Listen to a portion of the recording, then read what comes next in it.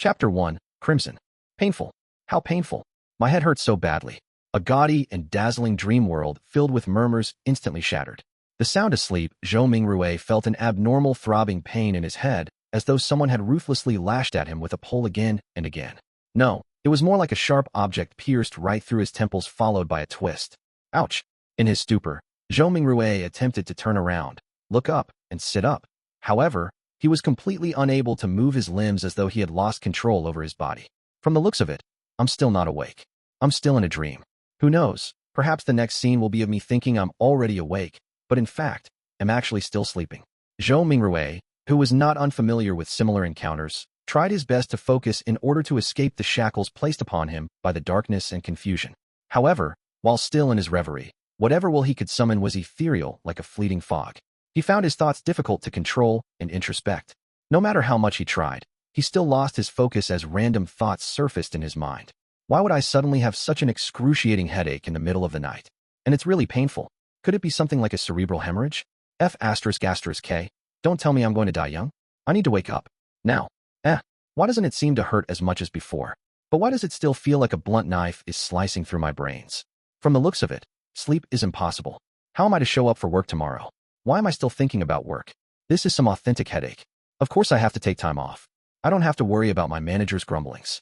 Hey, putting it that way, it doesn't seem too bad. Hee, I can end up getting some spare time for myself. Throbbing pain inundated Zhou Mingrui, allowing him to slowly accumulate immaterial strength until he was finally able to move his back and open his eyes. He finally broke free from his reverie. His vision first blurred before it was screened by a faint crimson red. All he could see was a study desk made of burly wood in front of him. Right in the middle was an open notebook with coarse, yellow pages. The title was eye-catchingly written with strange, deep black lettering. To the left of the notebook was a stack of neatly arranged books, numbering about 8. The wall on their right was inset with grayish-white pipes with wall lamps connected to them. The lamp had a classical Western style to it. It was about half the size of an adult's head with an inner layer of transparent glass and an exterior grid with black metal. Diagonally beneath the lamp was a black ink bottle shrouded in a pale red glow. Its embossed surface formed a blurry angel pattern. In front of the ink bottle and to the right of the notebook sat a dark-colored pen with a fully circular body. Its tip shimmered with a faint glint while its cap rested right beside a brass revolver. A gun? A revolver? Zhou Mingrui was completely taken aback. The things laid before him were alien to him. It looked nothing like his room. While feeling shocked and confused, he discovered that the desk, notebook, ink bottle, and revolver were covered in a layer of crimson veil, a result of the light shining from the window. Subconsciously, he looked up and shifted his gaze up bit by bit. In midair, a crimson moon hung high above the backdrop of a black velvet curtain, glowing in silence. Zhou Mingrui felt inexplicably horrified as he stood up abruptly. However, before his feet fully straightened, his brain protested with throbbing pain. It made him temporarily lose his strength as he fell uncontrollably. His buttocks slammed heavily onto the burly wood chair.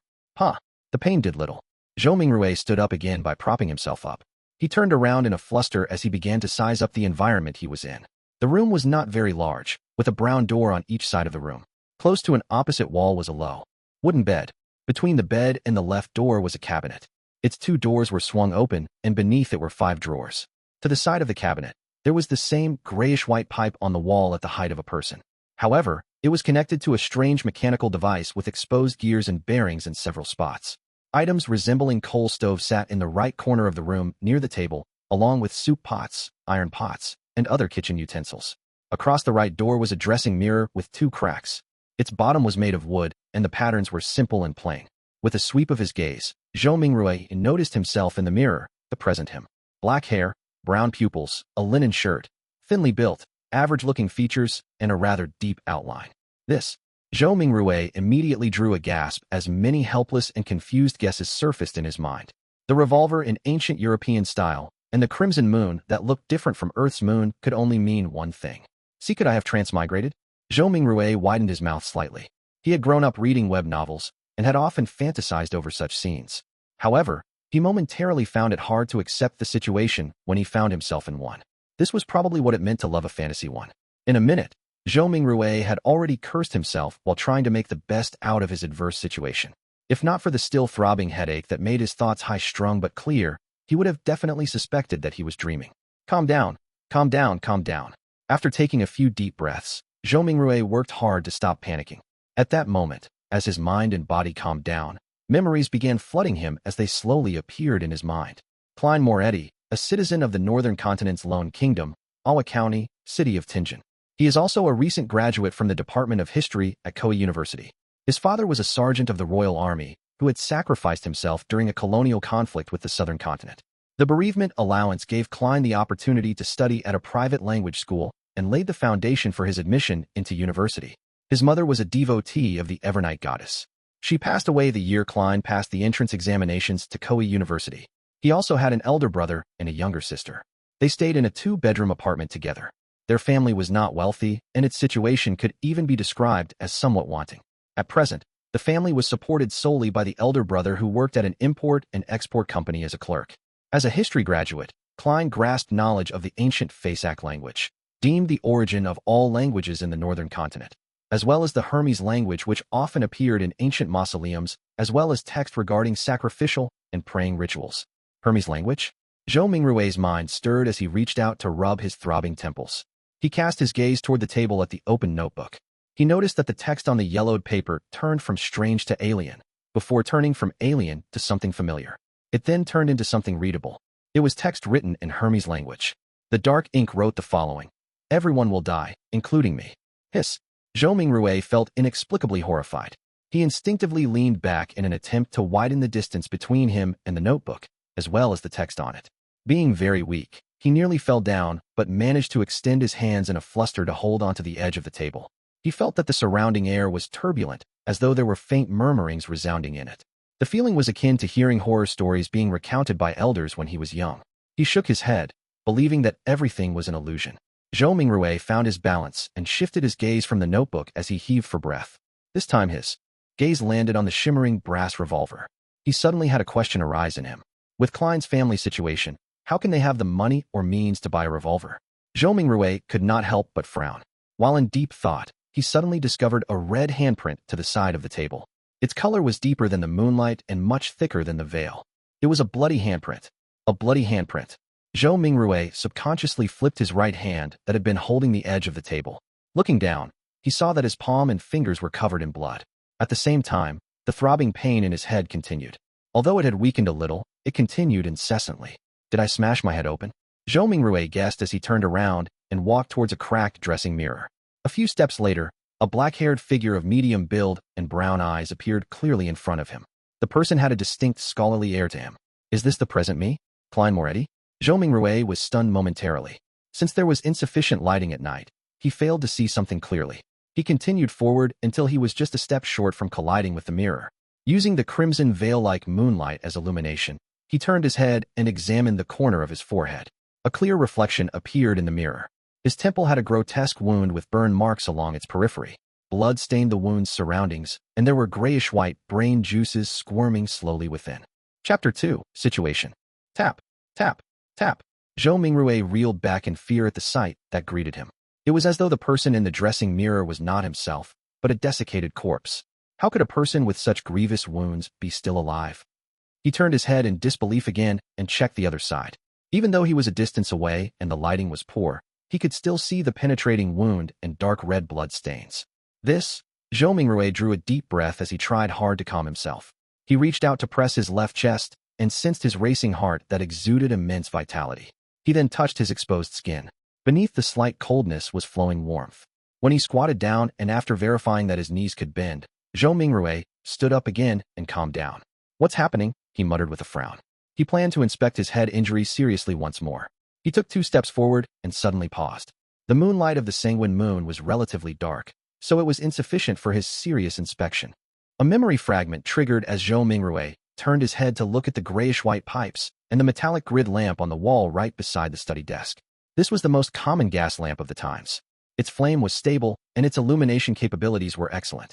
With Klein Moretti's family situation, even a kerosene lamp was a dream, much less a gas lamp. Using candles was most apt for their standing and stature. However, back when he burned the midnight oil 4 years ago to be admitted into Koei University, his elder brother, Benson, felt that it was an important matter which their family's future depended upon. Therefore, he insisted on creating conducive studying conditions for Klein even if it meant taking on debt. Of course, Benson, who was literate and had worked for several years, was not a rash person who did not think of the consequences. He had quite some tricks up his sleeve. He reasoned with the landlord to raise the apartment's standards by installing gas pipes to improve the likelihood of rentals in the future. The landlord was convinced and provided the money to complete the basic modifications. Then, using the convenience of working at an import and export company, he purchased a brand new gas lamp, which was nearly at cost price. In the end, all he needed was to use his savings and did not need to borrow money. After the memory fragment flashed past his mind, Zhou Mingrui came to the desk, where he turned the pipe's valve and began twisting the gas lamp switch. With a sputtering sound, a spark sounded from friction. Light did not descend upon Zhou Mingrui as he had expected. He twisted the switch a few more times, but all the gas lamp did was sputter and remain dark. Retracting his hand and pressing on his left temple, Zhou Mingrui sought for the reason by rummaging through his memory fragments. A few seconds later, he turned around and walked toward the door. He arrived at the machine installation, which was similarly inset into the wall and had grayish-white pipes connected to it. This was a gas meter. After seeing the exposed gears and bearings, Zhou Mingrui took out a coin from his trousers pocket. It was dark yellow in color and had a bronze shimmer to it. The front of the coin was engraved with a portrait of a crown-wearing man, and there was a 1 on a clump of weed on the back. Zhou Mingrui knew that this was the most basic currency of the Lone Kingdom. It was called a copper penny. 1 penny's purchasing power was roughly 3 to 4 yuan before his transmigration. Such coins had other denominations such as the 5 pence, a half-pence, and a quarter-pence. Despite the 3 types, the denominations were not in small enough units. In everyday life, one had to buy several different things just to spend a single coin from time to time.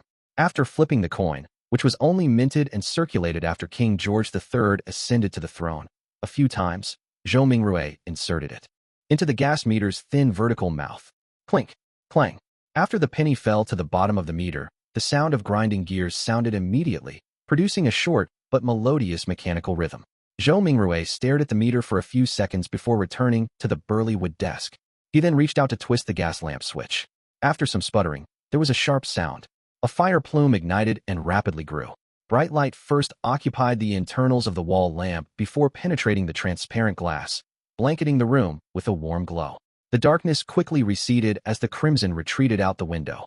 Zhou Mingrui felt at ease for a baffling reason as he quickly came in front of the dressing mirror. This time, he seriously inspected his temple and did not miss a single detail. After a few rounds of inspection, he realized that apart from the original blood stain, liquid was no longer flowing out of the grotesque wound. It appeared like it had received the best hemostasis and bandaging. As for the slowly squirming grayish-white brain and the discernible growth of flesh and blood around the wound, it meant that the wound might take 30 to 40 minutes, or maybe even 2 to 3 hours before it would only leave a light scar. The restorative effects that transmigration brings. Zhou Mingrui curled up the right corner of his mouth as he muttered silently. Following that, he let out a long sigh. Regardless, he was still alive. After settling his mind, he pulled open a drawer and took out a tiny piece of soap. He took one of the old and tattered towels hanging by the side of the cupboard and opened the door. He then walked to the public bathroom, which was shared by the tenants on the second floor. Yes, I should clean up the bloodstains on my head, or I'll keep looking like a crime scene. It's fine scaring myself, but if I were to scare my sister, Melissa, when she gets up early in the morning tomorrow, it would be quite problematic. The corridor outside was pitch black. Silhouettes were barely accentuated by the crimson moonlight from the window at the end of the corridor. They looked like a pair of monster eyes that silently observed the living late into the night. Zhou Mingrui lightened his footsteps as he walked towards the communal bathroom with a shuddering fear.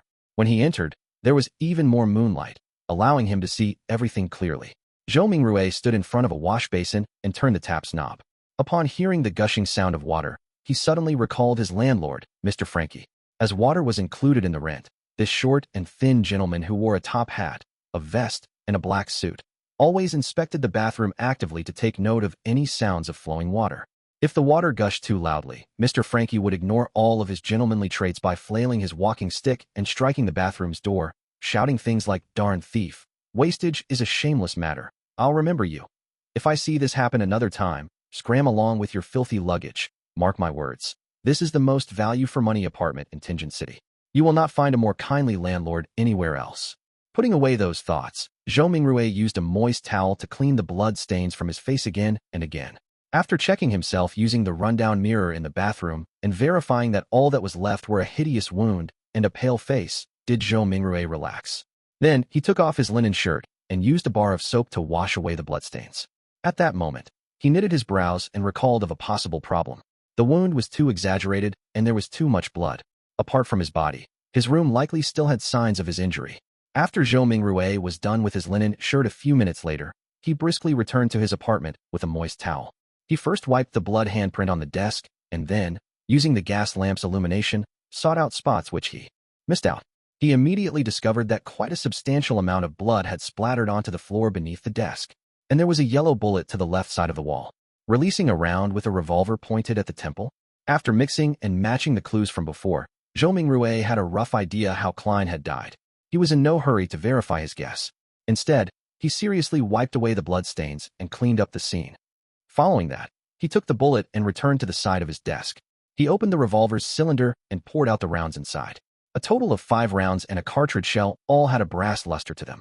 Indeed, Zhou Mingrui looked at the empty cartridge shell in front of him and stuffed the rounds back into the cylinder while nodding. He shifted his gaze to the left, and it landed on the notebook's words, "Everyone will die, including me." Following that, even more questions arose in him. Where did the gun come from? Was it suicide or a fake suicide? What kind of trouble could a history graduate of humble origins get himself into? Why would such a suicide method only leave behind so little blood? Was it because I transmigrated in a timely manner and it came with healing benefits? After pondering for a moment, Zhou Mingrui changed into another linen shirt. He sat on the chair and began pondering over more important matters. Klein's experience was still not something he needed to concern himself with. The true problem was to figure out the reason for his transmigration and if he could return. His parents, relatives, best buddies, and friends. The fascinating world of the internet, and all sorts of delicious delicacies. These were reasons that prompted his desire to return. Click, click, click. Zhou Mingrui's right hand was subconsciously pulling out the revolver's cylinder and slamming it back into place, again and again. Yeah, there has not been much difference for me between this period of time and the past. I was just a little unlucky, but why would I transmigrate for no baffling reason? Bad luck. Yes, I tried a luck enhancement ritual before dinner today. A thought flashed in Zhou Mingrui's mind, illuminating the memories which were concealed by a fog of confusion.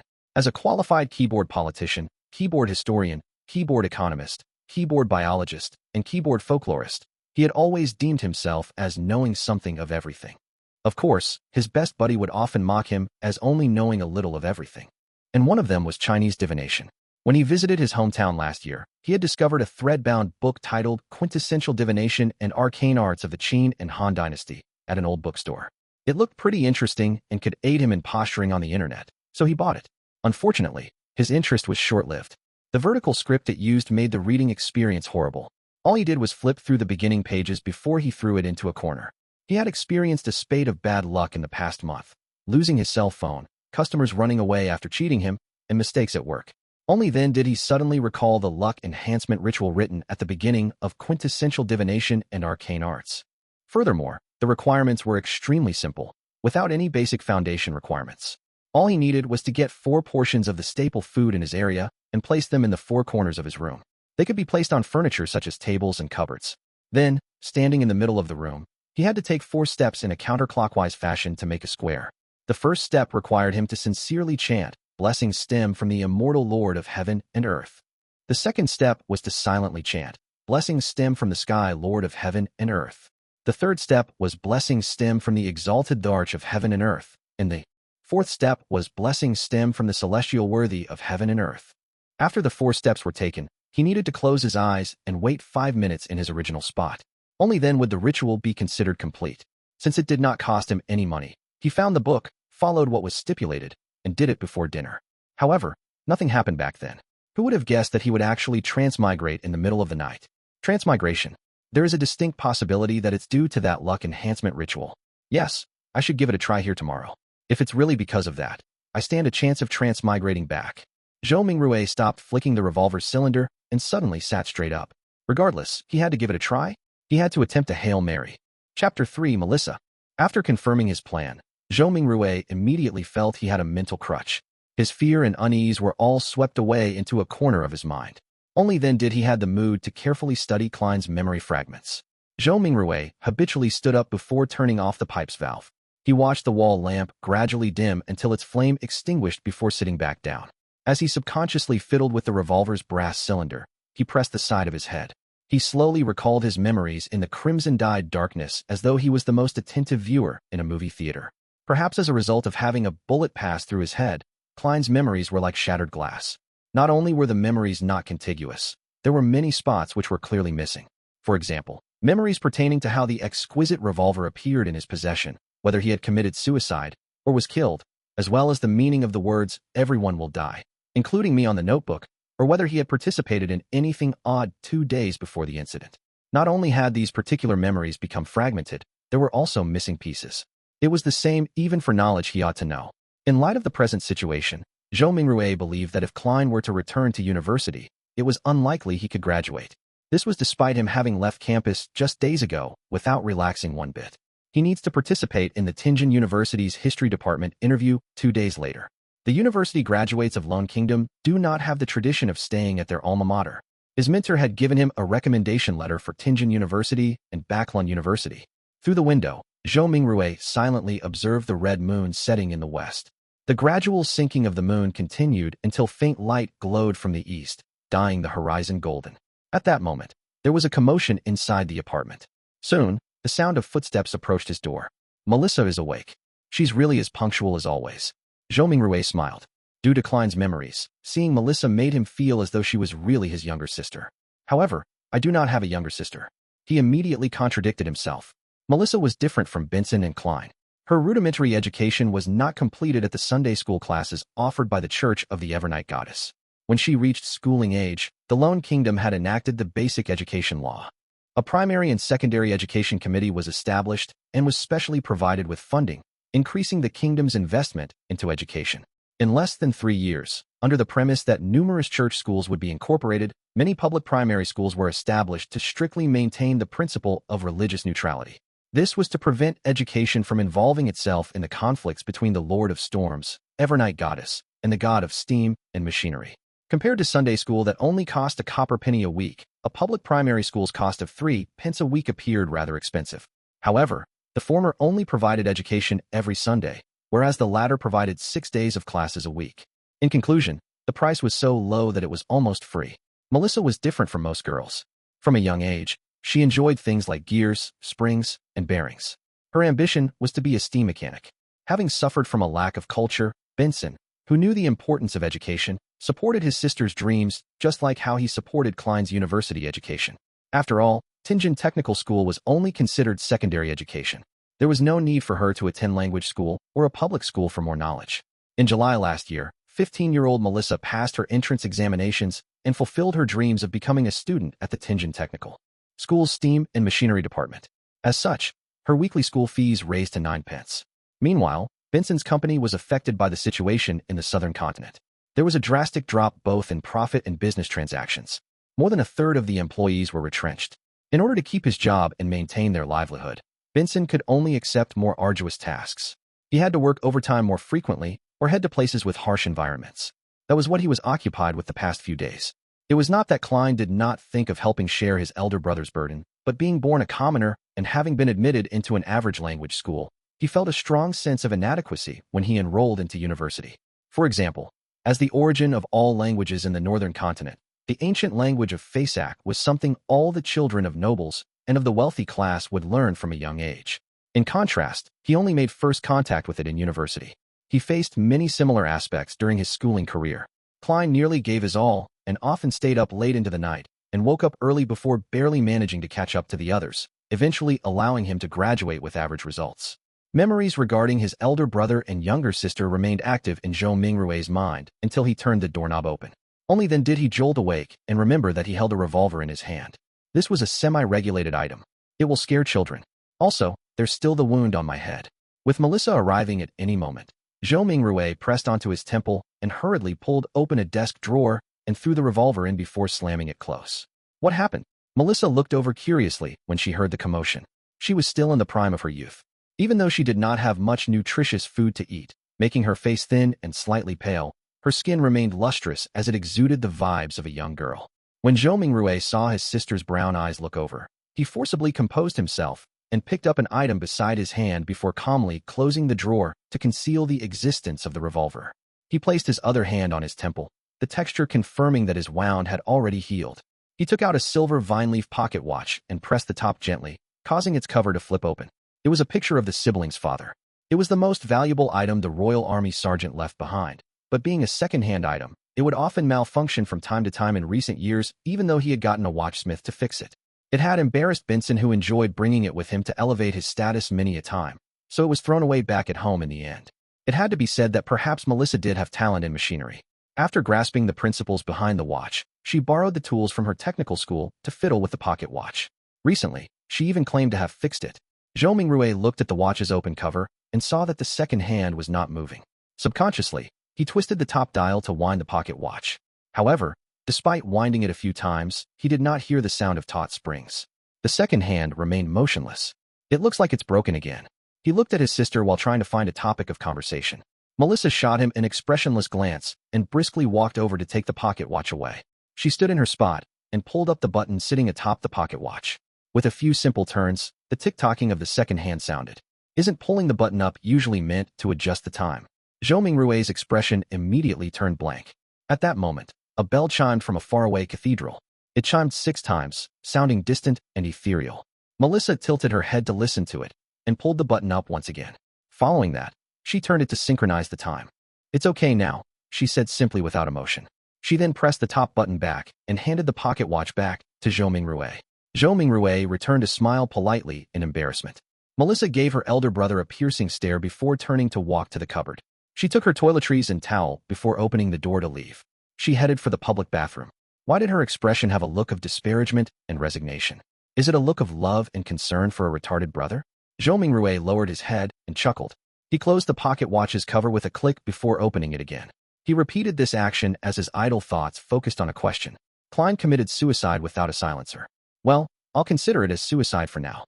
His suicide should have caused quite a commotion. Yet, Melissa, who was just a wall away, did not notice it at all. Was she sleeping too soundly? Or is Klein's suicide shrouded in mystery to begin with? Click. The pocket watch opened. Clack. The pocket watch closed. Melissa returned from washing up and saw her brother's subconscious act of constantly opening and closing the pocket watch. Her gaze was once again glazed with exasperation as she said with a sweet voice, "Klein, take out all the remaining bread. Remember to buy fresh ones today. There's meat and peas too. Your interview is soon. I'll make you mutton stewed with peas." As she spoke, she moved a stove out from a corner. With some charcoal, she boiled a pot of hot water. Before the water boiled, she opened the cupboard's lowest drawer and took out what seemed like a treasure, a can of inferior tea leaves. She threw about 10 leaves into the pot and pretended that it was real tea. Melissa poured 2 big cups of tea as she shared 2 pieces of rye bread with Zhou Mingrui over tea. There is no sawdust or excessive gluten mixed in, but it is unappetizing. Zhou Mingrui still felt weak and was starving. He forced himself to swallow the bread with the tea while complaining inwardly. Melissa finished eating a few minutes later. After she adjusted her black hair that reached down to her vest, she looked at Zhou Mingrui and said, "Remember to buy fresh bread. All we need is 8 pounds. The weather is hot, so the bread will easily spoil. Also, buy the mutton and peas. Remember to buy them." Indeed, she was showing concern for her dull brother. She even had to repeat to emphasize it another time. Zhou Mingrui nodded with a smile. "All right." Regarding the Lone Kingdom's pound, Zhou Mingrui matched Klein's muscle memory with his. He believed it was close to half a kilogram of what he was accustomed to. Melissa did not say anything further. She stood up and tidied the area. After packing away the last bit of bread for lunch, she put on a tattered veil cap that their mother left behind, picked up a self-sewn bag used to carry her books and stationery, and prepared to leave. It was not Sunday, so she had an entire day of classes to attend. Walking from their apartment to Tianjin Technical School took about 50 minutes. There were public horse carriages that cost a penny a kilometer with a limit of 4 pence in the city and 6 pence in the city outskirts. In order to save money, Melissa would leave ahead of time and walk to school. Moments after she opened the main door, she paused in her footsteps and turned her body halfway, saying, "Klein, don't buy too much mutton or peas. Benson might come back on Sunday. Oh, and remember we only need 8 pounds of bread." "All right, sure thing," answered Zhou Mingrui exasperatedly. Simultaneously, he repeated the word Sunday a few times in his head. In the northern continent, a year was similarly split into 12 months. Every year, there was 365 or 366 days. A week was similarly split into 7 days. The splitting of months was a result of astronomical observations. It made Zhou Mingrui suspect whether he was in a parallel world. As for the splitting of days, it was a result of religion. This was because northern continent had 7 orthodox gods: the eternal blazing sun, the Lord of storms, the god of knowledge and wisdom, the evernight goddess, Mother Earth, the god of war, and the god of steam and machinery. Watching his sister close the door and leave, Zhou Mingrui suddenly sighed. Soon, his thoughts focused onto the luck enhancement ritual. Sorry, I really wish to return home. Chapter 4, Divination. Returning to his chair again, he heard the faraway cathedral's bells chime again. It continued 7 times before Zhou Mingrui slowly stood up. He went up front to the cupboard and took out his clothes. A black vest with a matching suit, trousers that clung tightly to his legs, a half-top hat, and his faint scholarly air made Zhou Mingrui feel like he was watching an English drama set in the Victorian era. He suddenly muttered softly as he shook his head with a wry smile. I'm not going for an interview. All I'm doing is buying some ingredients to prepare for my luck enhancement ritual. Klein was so concerned about his impending interview that it became instinct. When he was not focused enough, he habitually wore his only decent set of clothing. After taking a breath, Zhou Mingrui took off his suit and vest, switching to a brownish-yellow coat. He also changed to a felt hat with a rounded edge of the same color. With his outfit done, he walked to the side of the bed and lifted a square cushion. He reached his hand into an inconspicuous hole beneath and rummaged around before finding an intermediate layer. When he retracted his right hand, there was a roll of notes in his palm. There were about 8 notes with faded dark green colors. These were all the savings Benson had at the moment. It even included the living expenses for the next 3 days. 2 of them were 5 soldi notes, and the remaining were 1 soldi notes. In the Lone Kingdom's currency system, soldi was ranked second. It originated from ancient silver coins. 1 soldi was equivalent to 12 copper pence. They had denominations of 1 and 5 soldi. At the top of the currency system was the gold pound. They were also paper-based, but were guaranteed by gold and pegged directly. A gold pound was equivalent to 20 soldi. They had denominations of 1, 5, and 10 gold pounds. Zhou Mingrui spread a note and caught a whiff of the faint unique ink. This was the smell of money. Perhaps a result of Klein's memory fragments or his constant desire for money. Zhou Mingrui felt like he had instantly fallen in love with these notes. Look, their designs are so beautiful. It makes the stern and old-fashioned George III and his 2 mustaches appear especially adorable. Look, the watermark that can be seen when the note is placed against sunlight is so alluring. The exquisite design for the anti-counterfeit label makes it completely different from those fake fancy schlocks. Zhou Mingrui admired it for nearly a minute before pulling out 2 1 soldi notes. He then rolled up the remaining notes and stuffed them back into the cushion's concealed layer. After arranging and flattening the cloth around the hole, Zhou Mingrui folded the 2 notes he had taken out neatly and placed them into the left pocket of his brownish-yellow jacket. He separated the notes from the few pence he had in his trouser pocket. With all of this done, he placed a key into his right pocket and brought a dark brownish paper bag along with him and quickly walked toward the door. His shuffling footsteps slowed down from a brisk pace until it eventually stopped. Zhou Mingrui stood by the door and was unsure when he had already begun to frown. Klein's suicide was fraught with peculiarities.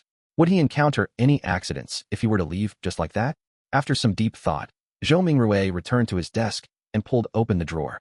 He then took out the shimmering brass revolver. This was the only defensive weapon he could think of, and it was the only weapon with sufficient power. Although he had never practicing shooting, just pulling such a revolver out would definitely daunt anyone. He caressed the revolver's cold metal before stuffing his revolver into the pocket where his notes were. He clasped the money in his palm as his fingers pressed onto the gun's handle. It was perfectly concealed. Feeling secure, he who knew a little of everything suddenly had a worry. Would I end up misfiring? Being deluged with such a thought, Zhou Mingrui quickly thought of a solution. He drew the revolver and released the cylinder. He then aligned the empty chamber, which was a result of the suicide, along the gun's hammer before closing it. This way, even if there was a misfire, he would discharge an empty round. After stuffing his revolver back into his pocket, Zhou Mingrui kept his left hand in there. He pressed down on his hat with his right hand and pulled open the door before leaving. The corridor during the day remained dim as limited sunlight shone in from the window situated at the end of the corridor. Zhou Mingrui quickly went down the stairs and left the apartment before taking in the brilliance and warmth of the sun. Although it was almost July, it was still considered the middle of summer. However, Tianjin was situated north of the Lone Kingdom, so it had unique climate characteristics. The highest annual temperature was not even 30 degrees Celsius on Earth, with even cooler mornings. However, the streets were awash with filthy water and strewn junk. From Klein's memories, this was not a rare sight in low-income communities, even if there were sewers. After all, there were just too many people, and people needed to survive. Come and try our delicious roasted fish. Hot and fresh oyster soup. Drink a bowl in the morning and feel invigorated all day. Fresh fish from the port for just 5 pence apiece. Muffins and eel soup make the perfect combination. Conch, conch, conch. Vegetables freshly plucked from the farms outside the city. Cheap and fresh. The mobile hawkers who sold vegetables, fruits, and hot food shouted along the streets as they beckoned the rushing pedestrians. Some of them would stop and carefully compare before purchasing. Others would impatiently wave their hands as they had yet to find work for the day. Zhou Mingrui took in a whiff of the air that mixed both noxious and fragrant aromas. As he clenched the revolver tightly in his left hand, he held the notes tight. He pressed down on his hat with his right hand while passing through the busy street, slouching a little. There was bound to be thieves in populated areas. Furthermore, this street had no lack of poor citizens who were working part-time after losing their previous jobs.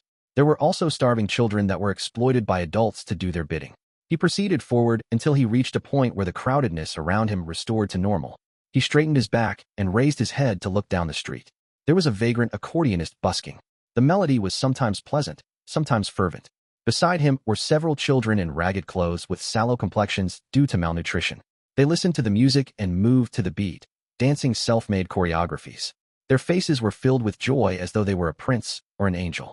A deadpan woman passed by. Her skirt was dirty and her skin was dull. Her gaze appeared dull and sluggish. Only when she looked at the bunch of children did a faint glow flash. It was as though she had seen herself from 3 decades ago. Zhou Mingrui overtook her and turned into another street before stopping at Smyron Bakery. The owner of the bakery was a 70-plus-year-old granny named Wendy Smyron. Her hair was completely grayish-white, and she always wore a genial smile. From the beginning of Klein's memories, she had been here selling bread and pastries. Oh, the Tianjin biscuits and lemon cakes she bakes are very delicious. Zhou Mingrui gulped a mouthful of saliva and smiled. Mrs. Smyron, 8 pounds of rye bread. Oh, dear Klein, where's Benson? Is he not back? Wendy asked smilingly. In a few more days, answered Zhou Mingrui vaguely. As Wendy took the rye bread, she sighed. He sure is a hard-working lad. He will have a good wife. Upon saying this, the corners of her lips curled up as she said playfully, all is good now. You have already graduated. You are a history graduate of our Koei University. Oh, you will soon be able to earn money. You should not be staying in the apartment you are currently living in. At the very least, you should have a bathroom you can call your own. Mrs. Smyron, you seem to be a young and energetic woman today. All Zhou Mingrui could do was respond with a dry smile. If Klein were to successfully pass his interview and become a lecturer at Tianjin University, it was true that his family would immediately be pushed up to a higher socioeconomic status. In his memory fragments, he had once fantasized about renting a bungalow in the suburbs. There would be 5 or 6 rooms, 2 bathrooms, a huge balcony upstairs, 2 rooms, a dining room, a living room, a kitchen, a bathroom, and an underground storage room on the first floor. This was not a wishful dream. Even a lecturer on probation at Tianjin University would have a weekly salary of 2 gold pounds. After the probationary period, the salary would be raised to 3 gold pounds and 10 soli.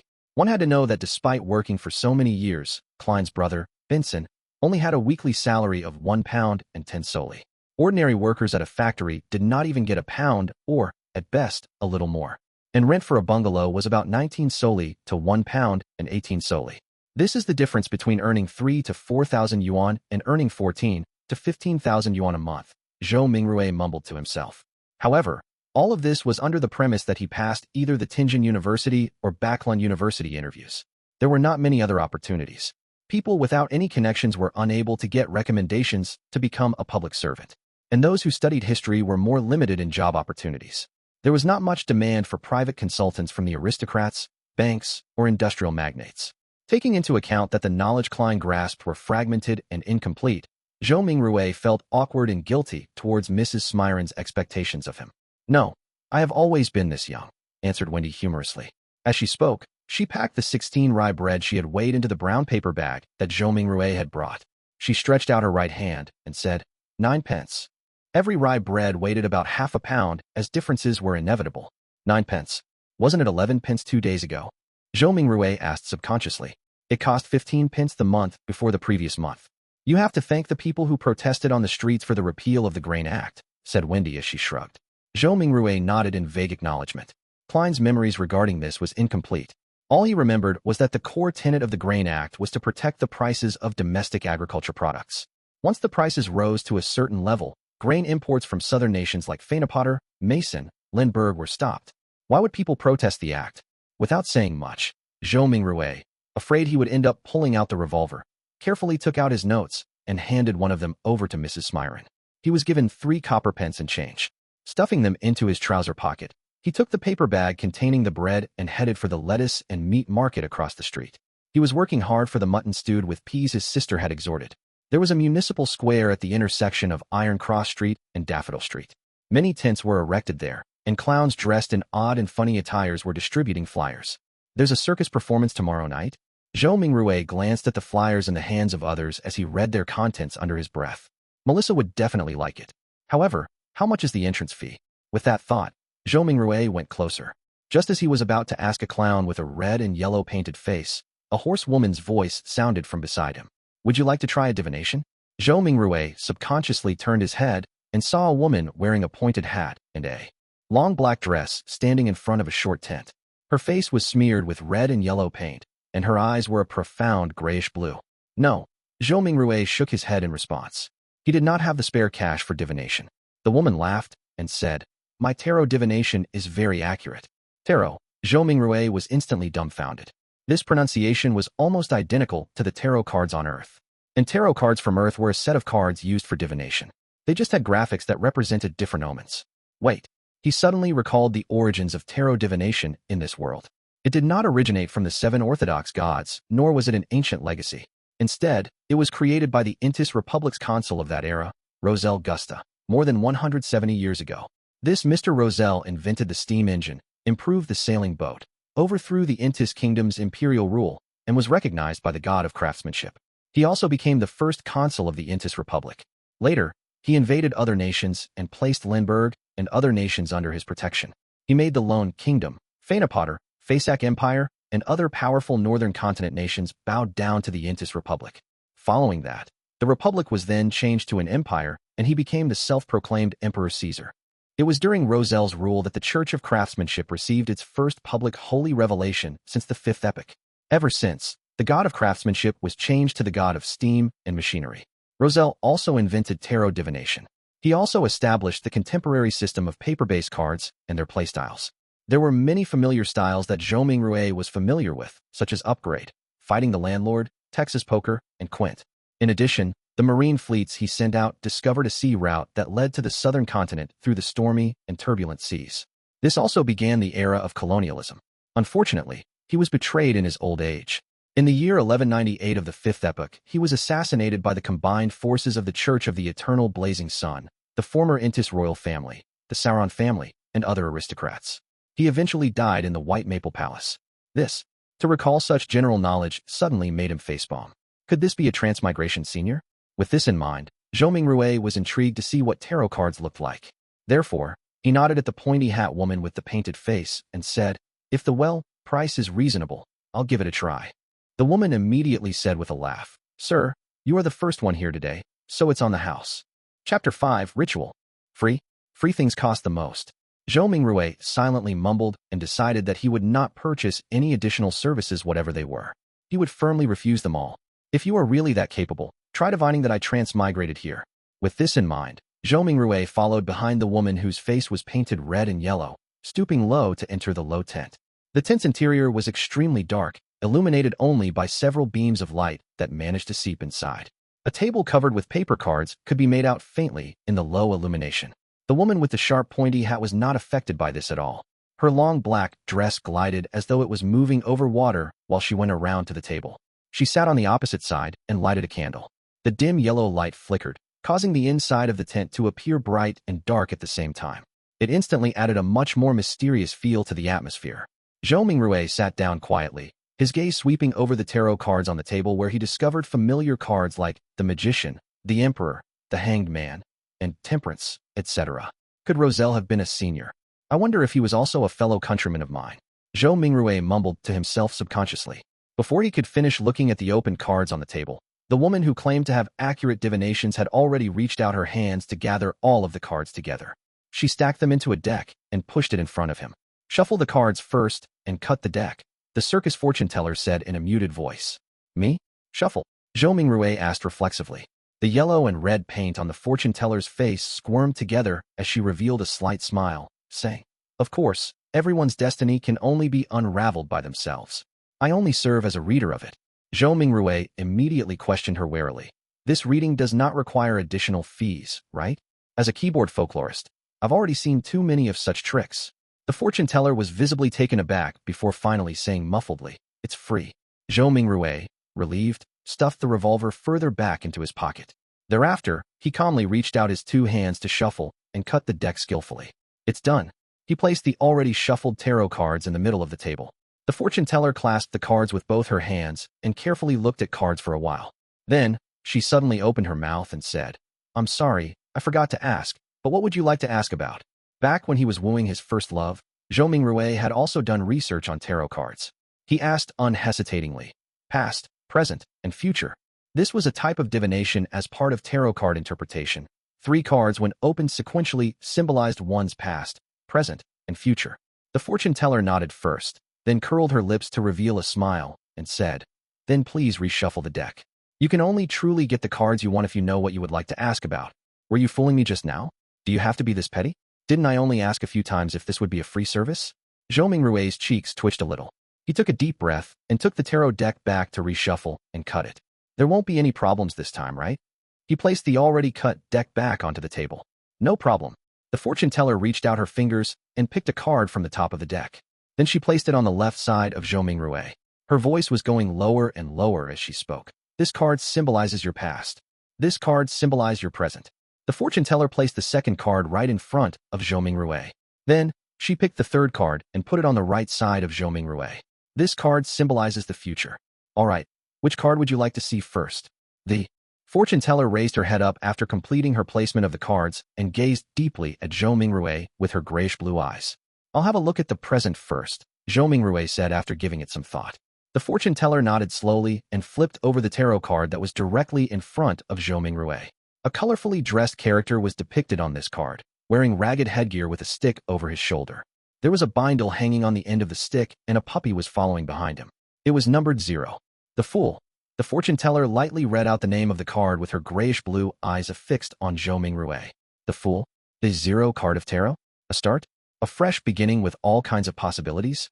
Zhou Mingrui was not even considered an amateur enthusiast of tarot, so he could only make a rough interpretation based on his own impressions of tarot. Just as the fortune teller was about to say something, the cloth curtains of the tent was suddenly lifted open. The ray of sunlight that shone in was so blinding that it caused the back-facing Zhou Mingrui to instinctively narrow his eyes. "Why are you impersonating me again?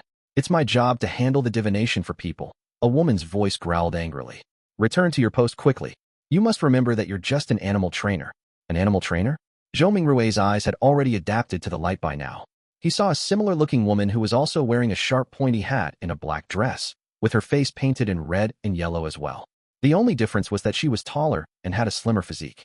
The woman who was seating in front of him immediately stood up and said disgruntledly, "Don't mind this. It's just that I like doing this. But I have to say, my divination and interpretation can be really accurate sometimes. I'm serious." She spoke and lifted up her dress to go around from the side of the table before quickly trotting away from the tent. "Sir, would you like me to interpret your cards for you?" The real fortune teller looked at Zhou Mingrui and asked with a smile. Zhou Mingrui's lips twitched and asked her sincerely, "Is it free?" "No," the real fortune teller answered. "Then forget it." Zhou Mingrui pulled his hands back and put them into his pockets. He clutched his revolver and money before stooping again to exit the tent. Damn, he actually got an animal trainer to be his fortune teller? Was an animal trainer who didn't want to be a fortune teller not a good clown? Zhou Mingrui very quickly put this matter behind him.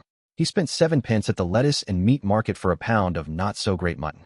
Then, he also bought some tender broad beans, cabbage, onions, potatoes, and other items. Together with the bread that he bought earlier, he spent a total of 25 copper pennies, which converted to 2 soldi and 1 pence. There is really not enough to go around for spending. Poor Benson. Not only had Zhou Mingrui spent the 2 notes that he had brought with him, but it was also necessary for him to top it up with the 1 penny he had in his pocket. He just sighed and did not think further about it as he hurried back home. With the staple food, he could now carry out the luck enhancement ritual. After the second-floor tenants gradually left, Zhou Mingrui was still in no hurry to carry out the ritual.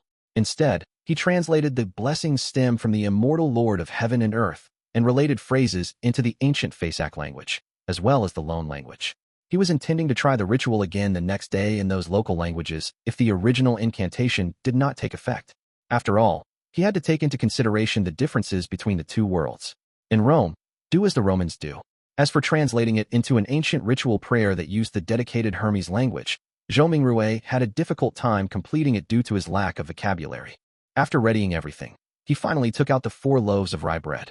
He placed one in the corner where the coal stove was originally, one at the bottom inner side of the dress mirror, one at the top of the cupboard where two walls met, and one at the right side of the study table where miscellaneous items were kept.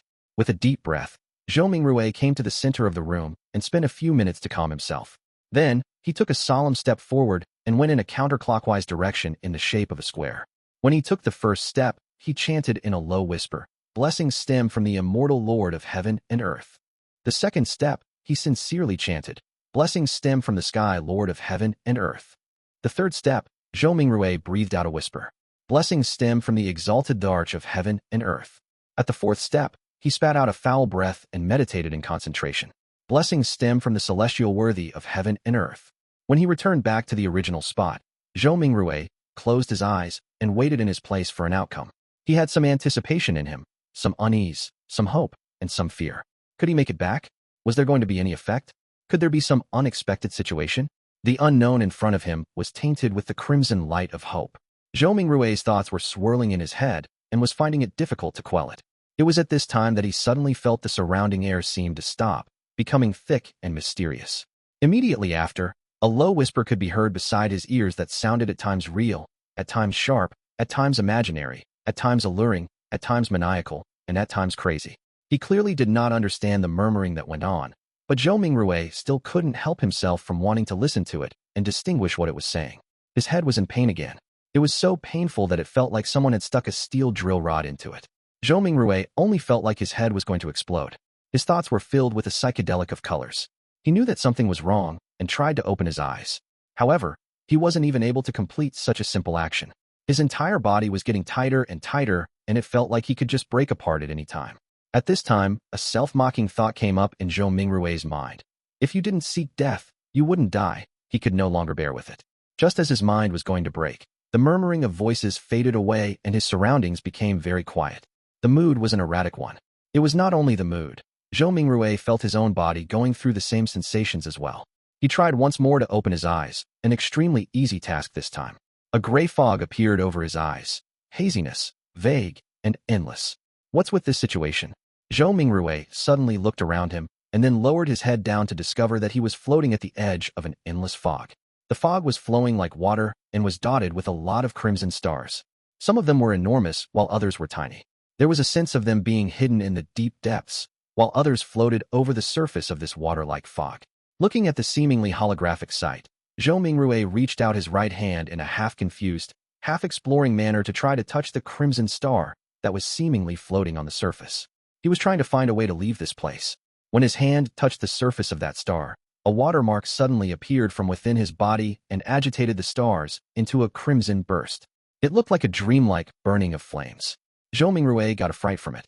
He retracted his right hand in a panic, but accidentally touched yet another crimson star. As a result, this star burst with splendid light as well. In turn, Zhou Mingrui felt his mind empty and his spirit dissipated. In the Lone Kingdom's capital, Backland, inside a luxurious-looking villa at the Royal District, Audrey Hall sat in front of a dresser. The markings on it were antiquated, and there was a cracked bronze mirror on the surface. "Mirror, mirror, awaken. In the name of the Hall family, I command you to awaken." She switched between many different sayings, but there was no reaction from the mirror at all. After more than 10 minutes, she finally chose to give up and pouted her lips in grievance.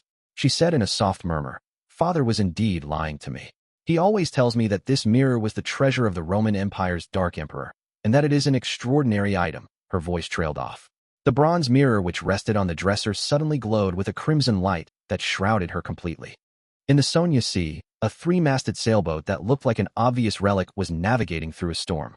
Alger Wilson stood on deck, his body undulating with the currents at sea, maintaining his balance easily. He wore a robe embroidered with lightning patterns, and in his hand was a quirky-shaped glass bottle. Bubbles billowed inside the bottle at times, frost turned into snow at times, and signs of gusting wind could be seen at times. "We're still short on the ghost shark's blood," Alger murmured. Then at this moment, a crimson burst appeared in the space between the glass bottle and the surface of his palm. In an instant, it enveloped the surroundings as well. In the fog of gray mist, Audrey Hall regained her sight. She started reckoning the situation in a state of horror and confusion when she noticed the blurry image of a man on the opposite side of her doing the same as well.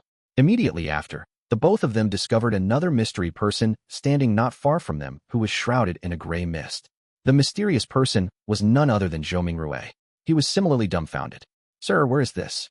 Audrey and Alger were startled at first, falling silent in the process. Then, they immediately started speaking in unison. "What are you planning on doing?" Chapter 6, Beyonder. Not only did they speak the same lone language, they also shared the same grim and tense vibes. "Where am I? What do I plan to do here? I would like to know too." Calming himself down, Zhou Mingrui silently repeated the questions posed by the two. What left the deepest impression on him were neither the sentences formed by words nor the meanings behind them, but the display of bewilderment, vigilance, panic, and reverence by the couple. For some baffling reason, two people had been mysteriously dragged into this world surrounded by gray fog. As the perpetrator, Zhou Mingrui was already feeling abnormally dumbfounded and startled, let alone the couple who was pulled into this mess completely passively. For them, such events and encounters might already be beyond their imaginations, right? Momentarily, Zhou Mingrui thought of two options. The first option was feigning victimhood to hide his true identity, and in turn gain a considerable amount of trust. He could then take a wait-and-see approach and take advantage of his circumstances where necessary. The other option was to maintain his mysterious identity in the eyes of the couple. He could then affect the subsequent development while gleaning valuable information from them. Without the luxury of time to deliberate over the situation, he grasped hold of the thought that flashed across his mind. He made an immediate decision to try out the second idea, exploit the psychological state of the others to gain the greatest advantage for himself. After a few seconds of silence in the fog, Zhou Mingrui chuckled. With a low but not heavy tone, he calmly spoke as though he was replying to the polite greetings from the visitors. An attempt. An attempt, an attempt? Audrey Hall looked at the mysterious guy veiled in the grayish-white fog, and the only thought was that whatever was happening was absurd, funny, horrifying, and weird. She was at the dressing table inside her bedroom only moments ago, but just by turning around, she had come into this place that was filled with gray fog. How inconceivable. Audrey took a breath, revealing an impeccable, courteous smile. She asked in a somewhat perturbed way, "Sir, is the attempt over? Might you permit our return?" Alger Wilson also had the intentions to probe Zhou Mingrui in a similar fashion, but his rich experience made him statelier. He held back his impulse and only took on the role of a silent onlooker. Zhou Mingrui looked at the questioner. Looking through the hazy mist, he could roughly see the silhouette of the person in question. It was a tall girl with smooth blonde hair, but her exact countenance could not be seen clearly. He did not rush to reply the girl's question, but turned around to look at the man. He had messy dark blue hair, as well as a medium stature that was not considered stout. Zhou Mingrui suddenly realized something. Once he became stronger or had a deeper understanding of the foggy world, perhaps it was possible for him to see through the fog and discern the girl and the man. In this situation, they are the visitors, and I'm the master. After changing his mindset, Zhou Mingrui instantly noticed details that he had neglected earlier on. The girl with a melodious voice and the mature, withdrawn man both looked considerably incorporeal. Tainted by a faint crimson red, they resembled a projected image of the two crimson-red stars beyond the gray fog. This projection was based on the connection between the crimson red and himself, an intangible connection that only he himself could realistically grasp hold of. The projection would disappear once the connection was cut, and the couple would then return. Zhou Mingrui nodded mildly and looked at the blonde, chuckling. "Of course, if you make a formal request, you can return this very moment." When she did not identify any ill intention from his tone, Audrey heaved a sigh of relief. She believed that since a gentleman who was capable of such miraculous things had given his word, he would definitely abide by it stringently. With her mind somewhat mollified, she surprisingly was in no hurry to request her leave. She rolled her virid eyes left and right, which sparkled with an abnormal radiance. She said in an anxious, anticipative, and tempted manner, "This is such a wonderful experience. Yes, I have always been hoping that something like this would happen. I mean, I like mysteries and supernatural miracles. No, my point is, what I mean is that, sir, what can I do to become a beyonder?" She got more excited as she spoke, so much so she was fumbling over her words.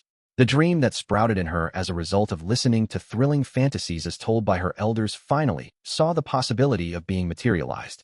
However, with just a few words, she had already forgotten all her previous fears and horrors. "Good question. I would also like to know the answer." Zhou Mingrui complained inwardly. He started to ponder on an answer to the question to maintain his unfathomable image. At the same time, he felt that it was quite unbecoming of him to talk while standing.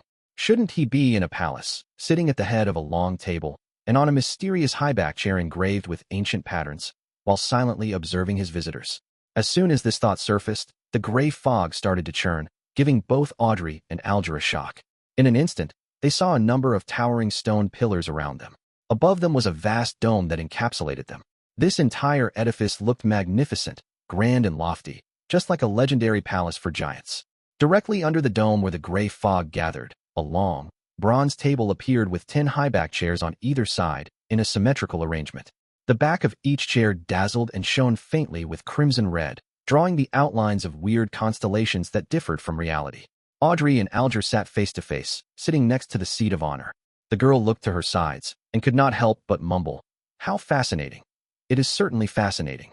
Zhou Mingrui extended his right hand and caressed the edge of the bronze table a little while maintaining an unperturbed expression.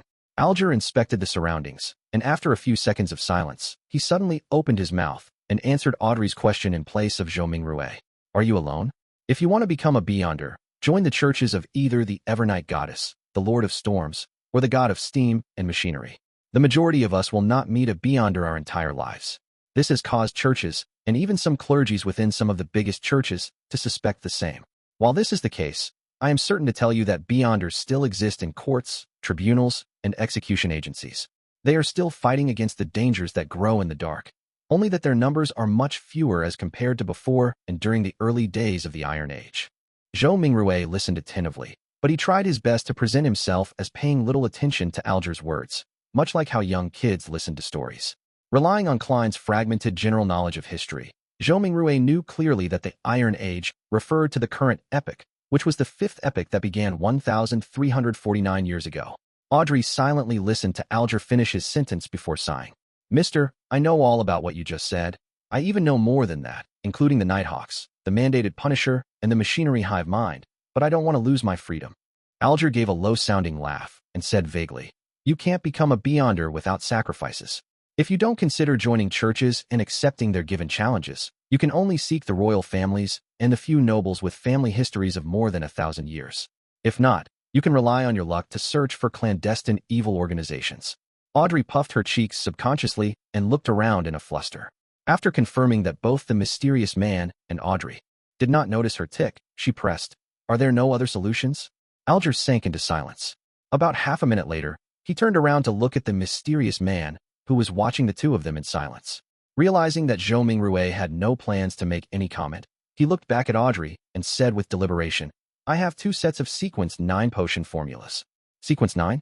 Zhou Mingrui muttered to himself. "Really? Which 2 sets?" Audrey clearly knew what the Sequence 9 potion formulas meant. Alger leaned back slightly and replied unhurriedly, "As you know, humanity can only depend on potions to become real Beyonders, while the names of potions come from the blasphemy slate. After constant translations into Jotun 1, Elvish, Ancient and Modern Hermes, and Ancient Faceac, they have undergone changes to match the day and age of that era. The essence is not in their names, but whether they portray the core characteristics of the potions. I have a Sequence 9 potion named Sailor. It enables you to have excellent balancing capabilities. Even if you were on a boat in a rainstorm, you will be able to walk about freely as though you were on land. You will also gain immense strength and illusory scales under your skin. They will enable you to swim like a fish and be difficult to catch. You will move agilely underwater just like marine animals. Even without any equipment, you will be able to easily submerge underwater for at least 10 minutes. Sounds great. The Keepers of the Seas from the Lord of Storms. It was called by that name in the past." Alger did not pause and continued. "The second set of Sequence 9 potions is called Spectator, although I am not sure what it was called in the past. This set of potions enables you to have an exceptionally sharp mind with acute observational abilities.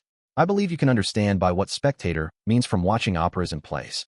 Just like an audience, spectators judge the actors in the secular world, catching a glimpse of the real thoughts of them through their emotions, conduct, and mantras." At this point, Alger emphasized, "You must remember, regardless of whether you are at an extravagant banquet or a crowded street, spectators can only be spectators forever." Audrey's eyes shone as she listened and spoke after a long while. "Why? All right, this is a follow-up question. I think I have fallen in love with this feeling of being a spectator. How can I get this potions formula? What can I use to trade with you for it?" Alger looked like he was already prepared as he said in a deep voice, "The blood of ghost sharks, at least 100 milliliters of it." Audrey nodded her head excitedly, but subsequently asked worriedly, "If I can get it, and I'm saying if, how do I hand it to you? How can you promise me that you can give the potions formula to me in return for the ghost shark's blood, as well as the authenticity of the formula?" Alger said calmly, "I'll give you an address. I'll mail the formula to you, or tell you directly here. once I receive the blood of the ghost shark. As for promises, I think that both you and I can feel rest assured under the witness of the mysterious Sir. As he said this, he swept his eyes towards Zhou Mingrui, who was sitting up straight at the seat of honor. Sir, the fact that you brought us here shows that you have tremendous strength unimaginable to us. Neither one of us would dare violate a promise with you as witness. That's right. Audrey's eyes sparkled and agreed with excitement. From her perspective, the mysterious gentleman who had unimaginable abilities was definitely an authoritative witness. How could I or the guy opposite me dare trick him? Audrey half turned her body and looked at Zhou Mingrui earnestly. Sir, please be the witness of our trade. At that moment, she then realized that she was all too impolite, having forgotten all along to ask a particular question. She asked hurriedly, Sir, how should we address you? Alger nodded slightly and echoed the same question in a serious manner. Sir, how should we address you? Zhou Mingrui was taken aback. He gently rapped his fingers on the bronze table. The contents of the earlier divination flashed across his mind suddenly. He leaned back, withdrew his right hand, and crossed his 10 fingers, placing them below his chin. He gave the duo a faint smile. You can address me as, upon saying this, he paused for a moment. He said amiably and calmly, the Fool. Chapter 7, Call Sign. You can address me as the Fool. The simple answer soon emanated through the grand hall and dissipated into the fog. However, the voice kept resonating in Audrey's and Alger's hearts, stirring up one ripple after another. They never expected such a designation, but they felt that he was deserving of it. The designation perfectly embodied his image as someone mysterious, powerful, and bizarre. After a few seconds of silence, Audrey stood up, held up her skirt slightly, and bent her knees, curtsying to Zhou Mingrui.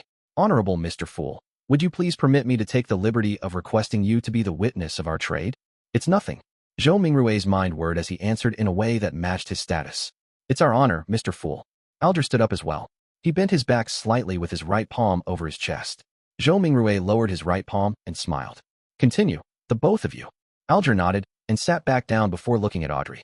If you can obtain the ghost shark's blood, get someone to send it to the Warrior and Sea Bar at Pelican Street, in the White Rose Borough of Pritz Harbor. Tell the boss, Williams, that it's what the captain wants. Once I acknowledge receipt, will you be giving me an address to mail the potion formula to, or do you want me to tell it to you here directly? Audrey thought for a moment before saying with a smile, I will choose the more secure method. Let's do it here, although it's a test of my memory. Since Mr. Fool had agreed to bear witness for the trade, it also represented that there would be a similar gathering the next time. With this in mind, she suddenly turned her head as she looked at Zhou Mingrui with sparkling eyes. With a tone of interest, she suggested, Mr. Fool, would you mind making a few more attempts like this?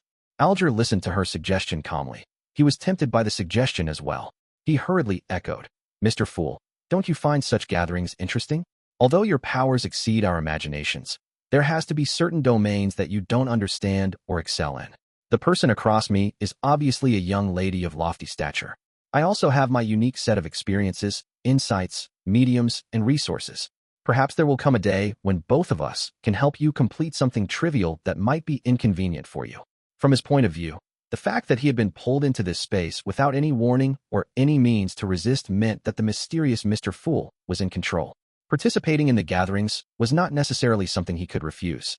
Therefore, it was better to reap the benefits of this encounter as much as he could to make up for his passive and disadvantaged state. The trio at the long table had different backgrounds, resources, information channels, and comprehension of the mystical domain. If they interacted and enjoyed some limited cooperation, they could produce unpredictable and immeasurable effects. The resource trade that had just been negotiated was one example. Another example would be if he wished to kill someone. He could easily request the gathering's members who did not appear to be related to him both on the surface and in reality for help. He could perfectly misdirect any investigators. A young lady of lofty stature. Was my behavior and accent that obvious? Audrey stared blankly, mouth slightly agape, but she soon jolted back to her senses and nodded her head without any hesitation. Mr. Fool, I think it's a very good suggestion. As long as this gathering becomes regular, you can totally leave certain things that are inconvenient for you to us. Of course, it has to be something within our capacities. From the moment he heard the suggestion, Zhou Mingrui was already weighing the pros and cons. More gatherings definitely allowed him to gain more knowledge of the secrets of the Beyonders or other mysteries, a boon for his transmigration back. For example, it was likely that the potion formula would appear at the next gathering because of the spectators. Similarly, the information he gained was bound to be helpful for his present life. However, more gatherings meant it was easier to expose himself. Indeed, regardless of the world, there is no such thing as a free lunch. Zhou Mingrui extended his right hand again as he rapped the side of the long table with his finger gently. Considering the fact that he was in control of the gathering's summoning and dismissal, any threat of exposure was within the confines of his control. The pros clearly exceeded the cons, so Zhou Mingrui rapidly made a decision. He stopped his rapping as he smiled at the anticipative and perturbed gazes of the duo. I'm a person who likes a fair and equal exchange. Your help will not go unrewarded. Every Monday at 3 in the afternoon, try your best to be alone. After I make a few more attempts and figure out certain things, perhaps you can apply for a leave of absence ahead of time. You will no longer need to worry about being in inappropriate situations. This was a form of agreement to Alger's and Audrey's suggestions. Audrey had just turned 17. Having been taken care of her entire life, she had the character of a young girl. Therefore, she could not help but clench her fist and gradually pump it in front of her chest when she heard the fool's reply. Without waiting for Alger to say a word, Audrey said in excitement, her eyes glowing. Then, shall we give ourselves call signs? After all, we can't use our real names for conversation. Although I might not be able to deceive Mr. Fool regarding my true identity, the person opposite me poses some danger. I must not let him know who I am. Good idea, answered Zhou Mingrui in a simple and relaxed manner. Audrey's mind immediately began whirring as she aired her thoughts as they came to her. You are Mr. Fool, which is derived from tarot cards. Then, as a fixed, long-term, and secretive gathering, we should be uniform in our designations. Yes, I'll also choose one from the tarot cards. Her tone slowly turned joyous. I've decided. My designation shall be Justice. It was one of the 22 major arcana tarot cards. What about you, mister? Audrey cheekily smiled at her partner sitting across her. Alger frowned slightly before relaxing it immediately. The Hanged Man. It was another major arcana card. All right, then we can be considered as the founding members of the Tarot Club. Audrey was the first to blurt it out happily, only to look fearfully at the fog-concealed Zhou Mingrui. Will that be all right, Mr. Fool? Zhou Mingrui shook his head in amusement.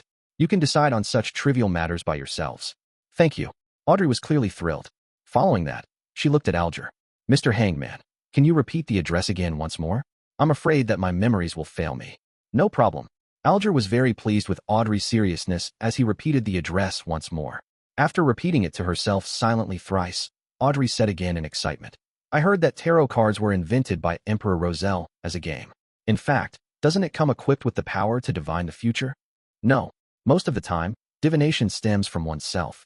Everyone has something spiritual about themselves, allowing them to attune to the spiritual world and connect to information about themselves at an even higher level. However, ordinary folks are unable to notice this, much less be able to interpret the signs they receive. This information will present itself with the help of divination tools. Let me raise a simple example: dreams and dream interpreters. Alger took a glance at Zhou Mingrui, and seeing no response from him, he refuted Audrey's claim. Tarot cards are, in fact, such a tool. It uses more symbolism and more logical elements to help us in conveniently and accurately interpreting the signs. Although Zhou Mingrui appeared indifferent, he was actually listening very carefully. It was only at this point that his empty mind slowly became heavy as his head began to feel a throbbing pain. Got it. Audrey nodded in agreement. Following that, she emphasized, that's not what I meant. I'm not doubting the tarot cards, but I heard that Emperor Roselle had actually created another set of cards, secret and mysterious ones. They were paper cards which symbolized a particular unknown power. There was a total of 22 cards that he completed. Later on in life, he referenced them to create the 22 major arcana tarot cards which are used as a gaming tool. Was what I said correct? She looked at Zhou Mingrui as though she was attempting to get an answer from the mysterious Mr. Fool. All Zhou Mingrui did was smile, without saying a word. He cast his gaze at the Hanged Man as though he was putting him to the test. Alger subconsciously straightened his back and said in a deep voice, that's right. It is said that Emperor Roselle had seen the blasphemy slate, and that set of paper cards contained the profound mysteries of the 22 paths of the divine. 22 paths of the divine, repeated Audrey with a longing tone. At that moment, Zhou Mingrui's headache intensified. He felt that his invisible connection with the crimson stars and grayish-white fog was beginning to falter. All right, that will be all for today's gathering, he said in a deep voice after making the decision immediately. By your will. Alger bowed his head respectfully. By your will. Audrey mimicked the Hanged Man. She still had many questions and thoughts. Thus, she was unwilling to have it end so soon. As Zhou Mingrui severed the connection, he said with a smile, let us look forward to the next gathering. The stars brightened once more as the crimson light receded like water. Just as Audrey and Alger heard Mr. Fool's words, their figures turned into a blur as they phased away. In a second, the projection shattered as the gray fog restored its silence. As for Zhou Mingrui, He felt himself turning heavy rapidly. His surroundings turned fleeting as his eyes met darkness before changing into dazzling sunlight. He was still standing in the middle of his apartment. It was like a dream. What the heck was that foggy world? Who or what sort of power created the changes that just happened? Zhou Mingrui sighed softly. He was completely puzzled as he walked towards the study desk, as though his legs were filled with lead. He picked up the pocket watch he placed outside to determine how much time had passed.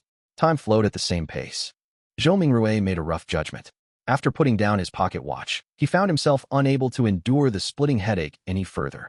He sat on the chair and lowered his head, using his left thumb and middle finger to massage his temples. After a long while, he suddenly let out a sigh and said in Mandarin, "From the looks of it, I won't be able to return any time soon. Only the clueless could be fearless." After witnessing such a fascinating event and learning the situation regarding Beyonders and the mysterious world, Zhou Mingrui no longer dared to rashly try the luck enhancement ritual using ancient faceac or loan language. Who knew what other kinds of situation would happen? Perhaps it would be more bizarre, horrifying, or even a living hell. At the very least, I should attempt only when I have a deep mastery of mysticism, thought Zhou Mingrui helplessly. Thankfully, the so-called gathering could provide him with help. After another bout of silence, he muttered to himself with a tone of dismay, disappointment, agony, and grief. From this moment forth, I'm Klein. Klein tried his best to refocus his solutions and plans so as to purge the negative emotions in him. Perhaps he could learn the potion formula for spectator from the side. The gathering that just happened sure is fascinating. People who reside in different places across the world can reduce hundreds of kilometers to just mere inches and discuss face-to-face while supplying each other's needs. Speaking of which, this does sound a little familiar. Klein was stunned for a few seconds before he burst out in laughter. Pressing against his temple, he jested under his breath. Wasn't that a social networking platform? Chapter 8, A New Era. Whoosh. Howling wind accompanied a downpour. The three-mast sailboat was tossed around by the crests and troughs of the incoming waves, as if it was being toyed by a giant. The crimson glow in Alger Wilson's eyes faded. He found himself still remaining on the deck, and nothing appeared to have changed. Almost immediately, the quirky-shaped glass bottle in his palm shattered, and the frost within melted into the rain. In seconds, there were no longer any traces left that suggested the existence of the wondrous antique. A hexagonal crystal-like snowflake emerged on Alger's palm. It then faded rapidly until it was seemingly absorbed by the flesh, vanishing completely in the process. Alger nodded his head in a hardly noticeable manner, as if he was thinking about something. He remained still and silent for a full 5 minutes. He turned around and headed for the cabin. As he was about to enter, a man who wore a similar robe embroidered with lightning patterns emerged from inside. This man, who had soft blonde hair, paused and looked at Alger. He held his right fist to his chest and said, "May the storm be with you." Alger replied with the same words and gesture. There were no emotions on his rough face, which had a well-defined structure. Alger entered the cabin after the greeting and proceeded to the captain's cabin situated at the far end of the corridor. Surprisingly, he did not encounter any sailors on the way. The whole place was as quiet as a graveyard. Behind the door to the captain's cabin, a soft brown carpet overlaid the floor. A bookshelf and a wine rack took the opposite side walls of the room. The books with their yellowish covers and wine bottles with their dark red color looked peculiar under the flickering candlelight. On the desk with the candle, there was a bottle of ink, a quill, a pair of black metallic telescope, and a sextant made of brass. Behind the desk sat a pale middle-aged man wearing a captain's hat which had a skull on it. As Alger approached him, he said menacingly, "I will not give in. I believe you can do it," Alger said calmly, so calm that it felt like he was commenting on the weather. "You?" The man seemed to be stunned by the unexpected answer. At this very moment, Alger leaned forward slightly and suddenly dashed across the room until they were only separated by the desk. "Huh." Alger tightened his shoulder and reached out his right hand to choke the man. Illusory fish scales appeared on the back of his hand as he crazily mustered more strength to choke the man, giving him no time to respond. Crack! Amid the crisp cracking sound, the man's eyes widened as his body was lifted up. His legs twitched furiously before they soon became motionless. His pupils began to widen as he stared aimlessly. There was a stench from between his legs as his pants gradually turned moist. While lifting the man, Alger lowered his back and strode toward the wall. Bang! He used the man as a shield and smashed forward at the wall. His extremely muscular arm was monstrous. A hole cracked open in the wooden wall, and rain poured in, accompanied by the scent of the ocean. Alger flung the man out of the cabin, straight into the giant waves that resembled mountains. The wind continued to howl in the dark as almighty nature devoured everything. Alger took out a white handkerchief and wiped his right hand carefully before throwing it into the sea as well. He stepped back and waited patiently for company. In less than 10 seconds, the blond man from before rushed in and asked, "What happened?" "The captain has escaped," Alger answered in an annoyed manner as he panted. "I didn't know he still had some of his beyonder powers." "Damn it," the blond man cursed softly. He went up to the opening and stared into the distance. However, nothing was visible except for the waves and the rain. "Forget it. He was just extra loot," the blond man said, waving his arm. "We will still be rewarded for finding this ghost ship from the Tudor era." Even if he was a keeper of the sea, he would not have hastily dived into the sea under this weather condition. "The captain will not be able to survive much longer if the storm continues," Alger said, as he nodded in approval. The wooden wall was repairing itself at a discernible rate. He gazed at the wall and turned his head subconsciously towards the rudder and the sail. He was perfectly aware of what was going on behind all the wooden planks. The chief mate, the second mate, the crew, and the sailors were not present. There was no living person on board. Amidst all the emptiness, the rudder and the sail moved eerily by themselves. Alger again pictured the fool, who was covered in grayish-white fog, and sighed. He turned back and looked outside at the mighty waves and spoke as though in a reverie, while filled with anticipation and awe. "A new era has begun. Empress Borough, Backland, capital of the Lone Kingdom." Audrey Hall pinched her cheeks in disbelief of her encounter a while ago. On the dressing table in front of her, the old bronze mirror had shattered into pieces. Audrey cast her gaze downwards and saw the swirling crimson on the back of her hand. It was like a tattoo depicting a star. The crimson gradually faded and disappeared into her skin. Only at this point in time was Audrey certain that it was not a dream. Her eyes twinkled as she grinned. She could not help but stand up before bending down to lift up the hem of her dress. She curtsied towards thin air and started dancing lively. It was the ancient elf dance, the most popular dance among royalty at the moment. She had a bright smile on her face as she moved about gracefully. Knock, knock. Someone suddenly knocked at her bedroom door. "Who is it?" Audrey immediately stopped her dance and asked as she tidied her dress to look more elegant. "My lady, may I come in? You should start to prepare for the ceremony," Audrey's maidservant asked from outside the door. Audrey looked into a mirror on the dressing table and quickly wiped the smile from her face, leaving only a tiny hint of a smile. She responded gently after she had ensured everything was presentable. "Come in." The doorknob turned and Annie, her maidservant, pushed in. "Oh, it cracked," Annie said as she instantly saw the outcome of the old bronze mirror. Audrey blinked and said slowly, Yes. Susie was here just now. I am sure you know she likes to wreak havoc." Susie was a golden retriever that was not so much of a purebred. It was a gift given to her father, Count Hall, when he bought a foxhound.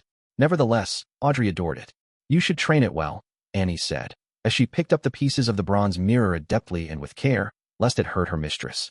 As she finished tidying up, she asked Audrey with a smile, "Which dress do you want to put on?"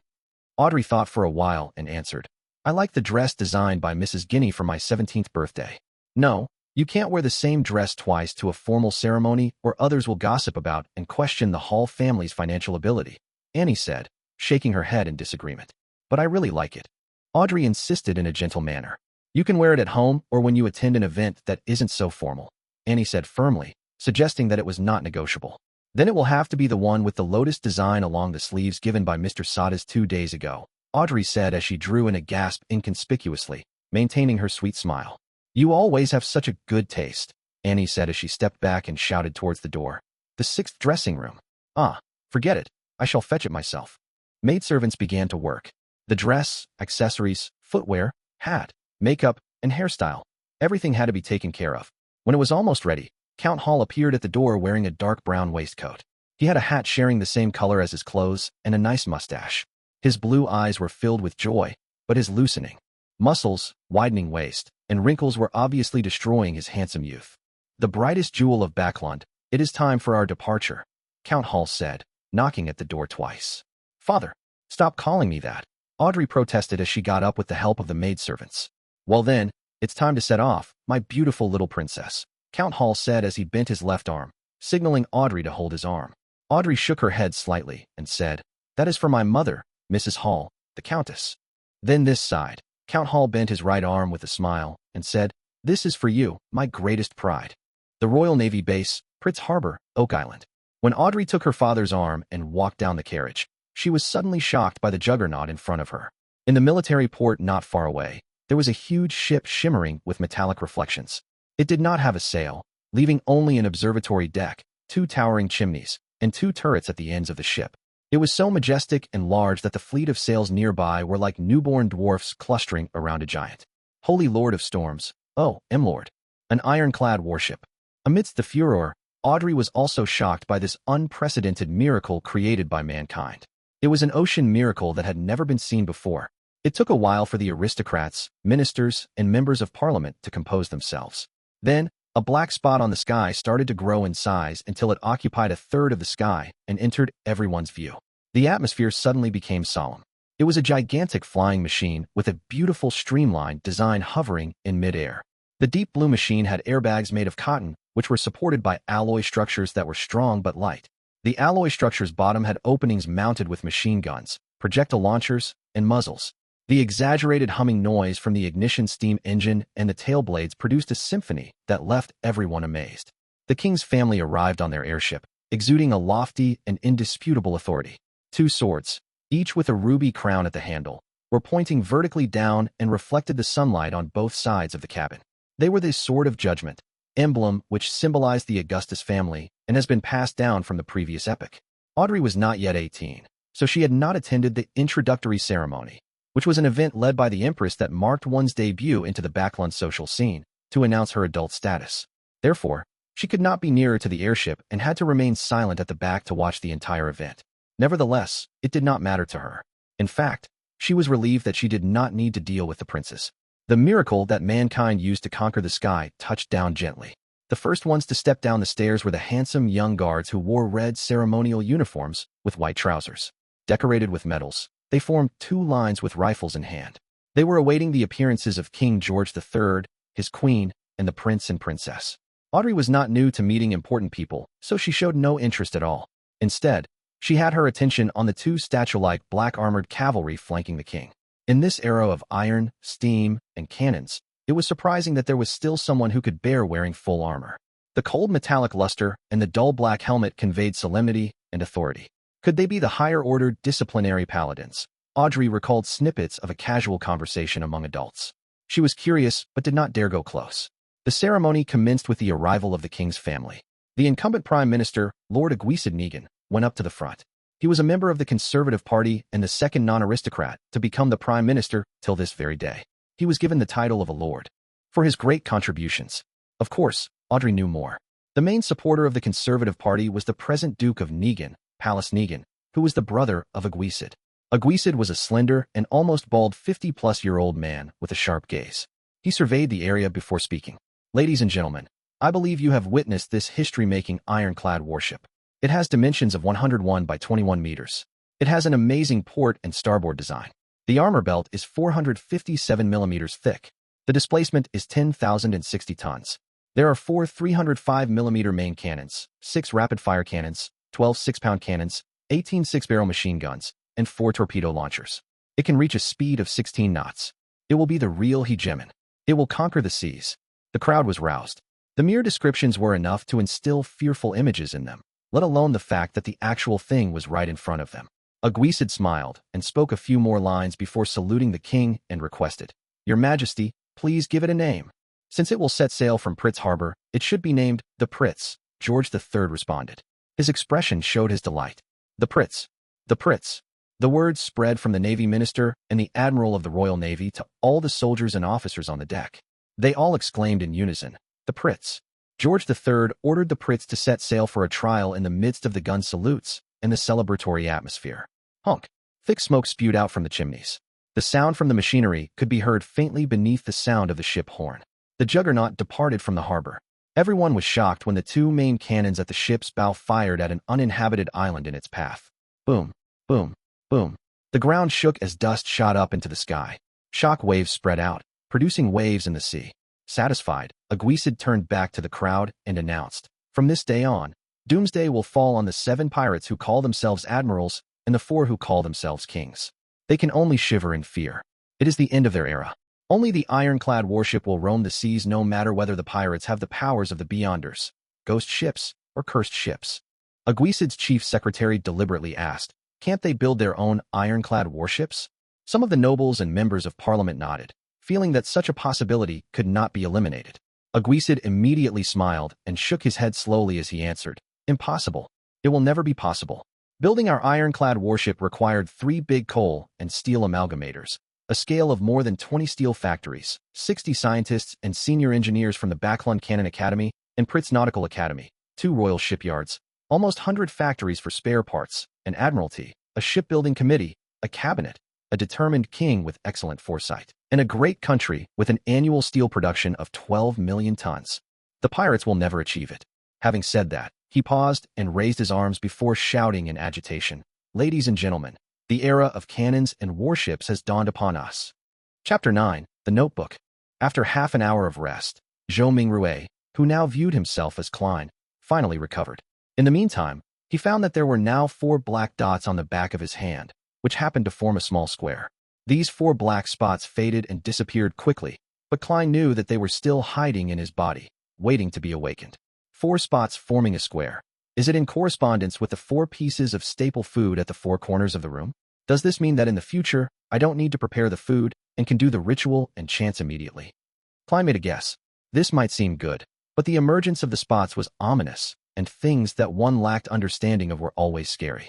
The fact that those inexplicable Chinese divinations from Earth could produce effects here, the strange transmigration in his sleep, the mysterious murmurings that almost drove him crazy during the ritual, and the mysterious and trippy gray world whose significance he had no idea of made Klein shiver in the hot weather of June.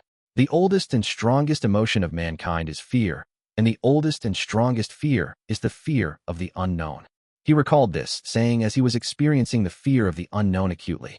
There was in him an unprecedented and irresistible urge to make contact with the mysterious domain, to learn more, and to explore the unknown. There was also a contradicting escape mentality within him, compelling him to pretend nothing had happened. Intense sunlight shone through the window onto the desk. It was as if there were grains of gold sprinkled on the desk. Klein gazed at the desk, feeling as though he had come into contact with warmth and hope. He relaxed slightly, and a strong sense of fatigue washed over him. His eyelids were as heavy as lead as they kept closing themselves. It must have been the combined effect of the sleepless night and the tiring encounter. Klein shook his head and pushed himself up with the aid of the desk. He stumbled towards the double-decked bed, completely disregarding the rye bread placed at the 4 corners of the room. He fell asleep immediately after he lay down. Groan, groan. Klein was woken up by hunger pangs. When he opened his eyes, he felt rejuvenated. There's still a slight headache. He rubbed his temples and sat up. He was so hungry that he could eat a horse. He returned to the desk while straightening his shirt. He picked up the silver vine-leaf pocket watch. The pocket watch's lid sprang open and the second hand was ticking. 12:30. I slept for 3 hours. Klein put the pocket watch back into his linen shirt pocket while swallowing. In the northern continent, there were 24 hours in a day, 60 minutes in an hour, and 60 seconds in a minute. Whether each second passed at the same rate here compared to Earth was unknown to Klein. At this moment, he could not even think of terms such as mysticism, rituals, or the grayish world. His mind was occupied by one thing: food. He would leave the thinking to after his meals. Only then could he work. Klein picked up the loaves of rye bread from the 4 corners and wiped off the minute specks of dust on it without any hesitation. He planned on making one of them his lunch. He decided to dig into the offerings because he only had 5 pence with him, and there was a tradition of eating the offerings back in his hometown. After all, there was not any observable change to the bread. It was better to be frugal. Of course, the memory and habits left behind by the original Klein had also played a role. It was a huge waste to use the expensive gas only to light up the room. So, Klein took out a furnace and boiled water with it after adding some coal. He paced around as he waited. Anyone would choke eating those loaves of rye bread without water. Yikes. Life with meat only for dinner is going to be dreadful. No, wait, this is already an exception. Melissa would only allow our meals to have meat twice a week if not for my upcoming interview, Klein thought, as he looked around, hungry. He had nothing better to do. His eyes seemed to turn avaricious when he set his eyes on the pound of mutton in the cupboard. No, I need to wait for Melissa to eat it together, Klein thought as he shook his head and rejected the idea of cooking half of it right now. Although he often ate outside, he had still developed some basic culinary skills, owing to his living in a big city alone. His dishes were not delicious, but they were at least edible. Klein turned his body around so that the mutton would not seduce him. Then, he suddenly realized that he had also bought peas and potatoes in the morning. Potatoes. Klein immediately had an idea. He quickly turned back to the cupboard and took out 2 potatoes from a tiny pile of them. He first cleaned the potatoes in the public bathroom and then added them into a pot so they were boiled together with the water. After a while, he sprinkled into the water some yellow coarse salt from the spices container he found inside the cupboard. He waited patiently for a few minutes before lifting the pot and pouring the soup into a few cups and a bowl. He took out the potatoes with a fork and placed them on the desk at the end. FFFFFFFF. He blew at the potato as he peeled it bit by bit. The fragrance of boiled potato diffused through the air. It smelled very appetizing. He salivated crazily. The heat could not deter him any longer. Klein took a bite despite having the potato only half peeled. How fragrant. It had a powdery texture and tasted sweet as he chewed. He was instantly filled with emotions, and he wolfed down the 2 potatoes. He even ate some of the skin. Then, he held up the bowl and enjoyed the soup. The pinch of salt and water proved to be thirst-quenching. I really enjoyed eating potatoes this way when I was young. A filled Klein exclaimed in his head. Meanwhile, he tore off a small piece of bread and dipped it into the soup to eat it softened. Perhaps the ritual was too tiring. Klein ate 2 loaves of bread which amounted to a whole pound. Klein felt he was finally rejuvenated. He enjoyed the joy of life after he drank the soup before tidying up. Then, he took in the lustrous sunshine happily. He sat back at the desk and began planning. I can't escape. I must think of a way to come into contact with mysticism and become a beyonder, as mentioned by Justice and the Hanged Man. I need to overcome the fear of the unknown. The only way now is to wait for the next gathering. I need to try listen for the formula of the spectator, potion, or other things related to mysticism. There are 4 more days before Monday. Before that, I need to first figure out the problem with Klein. Why did he commit suicide? What happened to him? Unable to transmigrate back and wash his hands of everything, Klein picked up the notebook that lay on the table. He wanted to find hints that could help him regain his lost memory fragments. The original Klein obviously had the habit of taking notes. He also liked to write diaries. Klein was fully aware that the cabinet that supported the desk on the right stored a whole stack of completed notebooks. The book he had began on the 10th of May. Matters regarding his school and mentor, as well as content pertaining to knowledge, were at the beginning. May 12th. Mr. Azek mentioned that the common language used by the Balam Empire in the southern continent also developed from ancient Fasak, a branch of Jotun. Why is this so? Does this mean that every sentient living being once spoke the same language? No, there has to be a mistake. According to the revelation of Evernight and the Book of Storms, giants were not the only hegemons of the world in primordial times. There were also elves, mutants, and dragons. Anyways, these are just myths and fantasies. May 16th. Senior Associate Professor Cohen and Mr. Azek discussed the inevitability of the Age of Steam. Mr. Azek opined that it was just a coincidence because if it wasn't for Emperor Roselle, the northern continent would still be wielding swords like the southern continent. Minter argued that Mr. Azek had placed too much emphasis on the contribution of an individual. He believes that with progress, even if there wasn't an Emperor Roselle, there would be an Emperor Robert. Therefore, the Age of Steam might come late, but eventually come nevertheless. I found little meaning in their discussion. I prefer discovering new things and unraveling the hidden past. Perhaps I am more suited to study archaeology than history. May 29th. Welch found me and told me that he had acquired a notebook from the 4th epoch. Oh my goddess. A notebook from the 4th epoch. He didn't want to ask the archaeology department students for help, so he came to Naya and me to help him decode the contents. How can I refuse? Of course, I can only do it after my graduation defense. I can't afford diverting my attention at this stage. This caught Klein's attention. Compared to the notes about history and viewpoint disagreements, the appearance of a notebook from the 4th epoch might have led to Klein's suicide. The 4th epoch was the epoch before the present Iron Age. Its history was mysterious and incomplete. Due to the fact that very few tombs, ancient cities, and records had been found, archaeologists and historians could only refer to the ambiguous records provided by the 7 major churches that centered around their religious teachings to roughly form the original picture. They knew the existence of the Solomon Empire, the Tudor dynasty, and the Trunsoist Empire. Having set his sights on solving the mystery and restoring history, Klein didn't have much interest in the first 3 eras, whose roots were closer to legends. He was more interested in the 4th epoch, also known as the Age of the Gods. So Klein was concerned for his future career and thus focused on the interview. But it was all futile. Klein could not resist exclaiming. Universities were still very scarce, and the majority of students were either from noble or wealthy families. As long as he did not have an extreme mindset, a commoner who had been admitted into university would have been able to build precious social connections through group discussions and networking events despite the prejudice and exclusion from the entrenched social circles. The very generous Welch McGovern was an example. He was the son of a banker from Constant City, Mid-Seashire, Lone Kingdom. He was used to asking Naya and Klein for help because they were always in the same group for work. Without thinking further, Klein continued reading the notebook. June 18th. I have graduated. Farewell, Koei University. June 19th. I have seen the notebook. By comparing sentence structures and root words, I discovered that it is a modified form of ancient Fasak. More precisely, over the course of its 1,000-year history, the Fasak language had changed constantly, a little at a time. June 20th. We have deciphered the contents of the first page. The author was a member of a family called Antigonus. June 21st. He mentioned the Dark Emperor. This is anachronistic with regards to the time this notebook is deduced to be written. Is Professor wrong? Is Dark Emperor a common title for every emperor of the Solomon Empire? June 22nd. The Antigonus family apparently had a very high standing in the Solomon Empire. The author mentions that he was making a secret transaction with a person named Tudor. Tudor? Is it related to the Tudor dynasty? June 23rd. I am trying to restrain myself from thinking about the notebook and going to Welch's place. I need to prepare for the interview. It's very important. June 24th. Naya tells me that they have found something new. I think I need to check it out. June 25th. From the new deciphered content, the author had accepted a mission to visit the nation of the Evernight, situated at the summit of the highest peak of the Hornacis mountain range. Oh my goddess! How can a nation exist at the summit of that peak, which is over 6,000 meters above sea level? How do they survive? June 26th. Are these strange things real? The record ended at this point. Zhou Mingrui transmigrated in the early hours of the 28th, which means to say that there was indeed an entry for June 27th. It's that line. Everyone will die, including me. Klein flipped to the page he first saw when he arrived, feeling goosebumps while he made the deduction. In order to solve the mystery of the original Klein's suicide, he thought that he should visit Welch and take a look at the ancient notebook.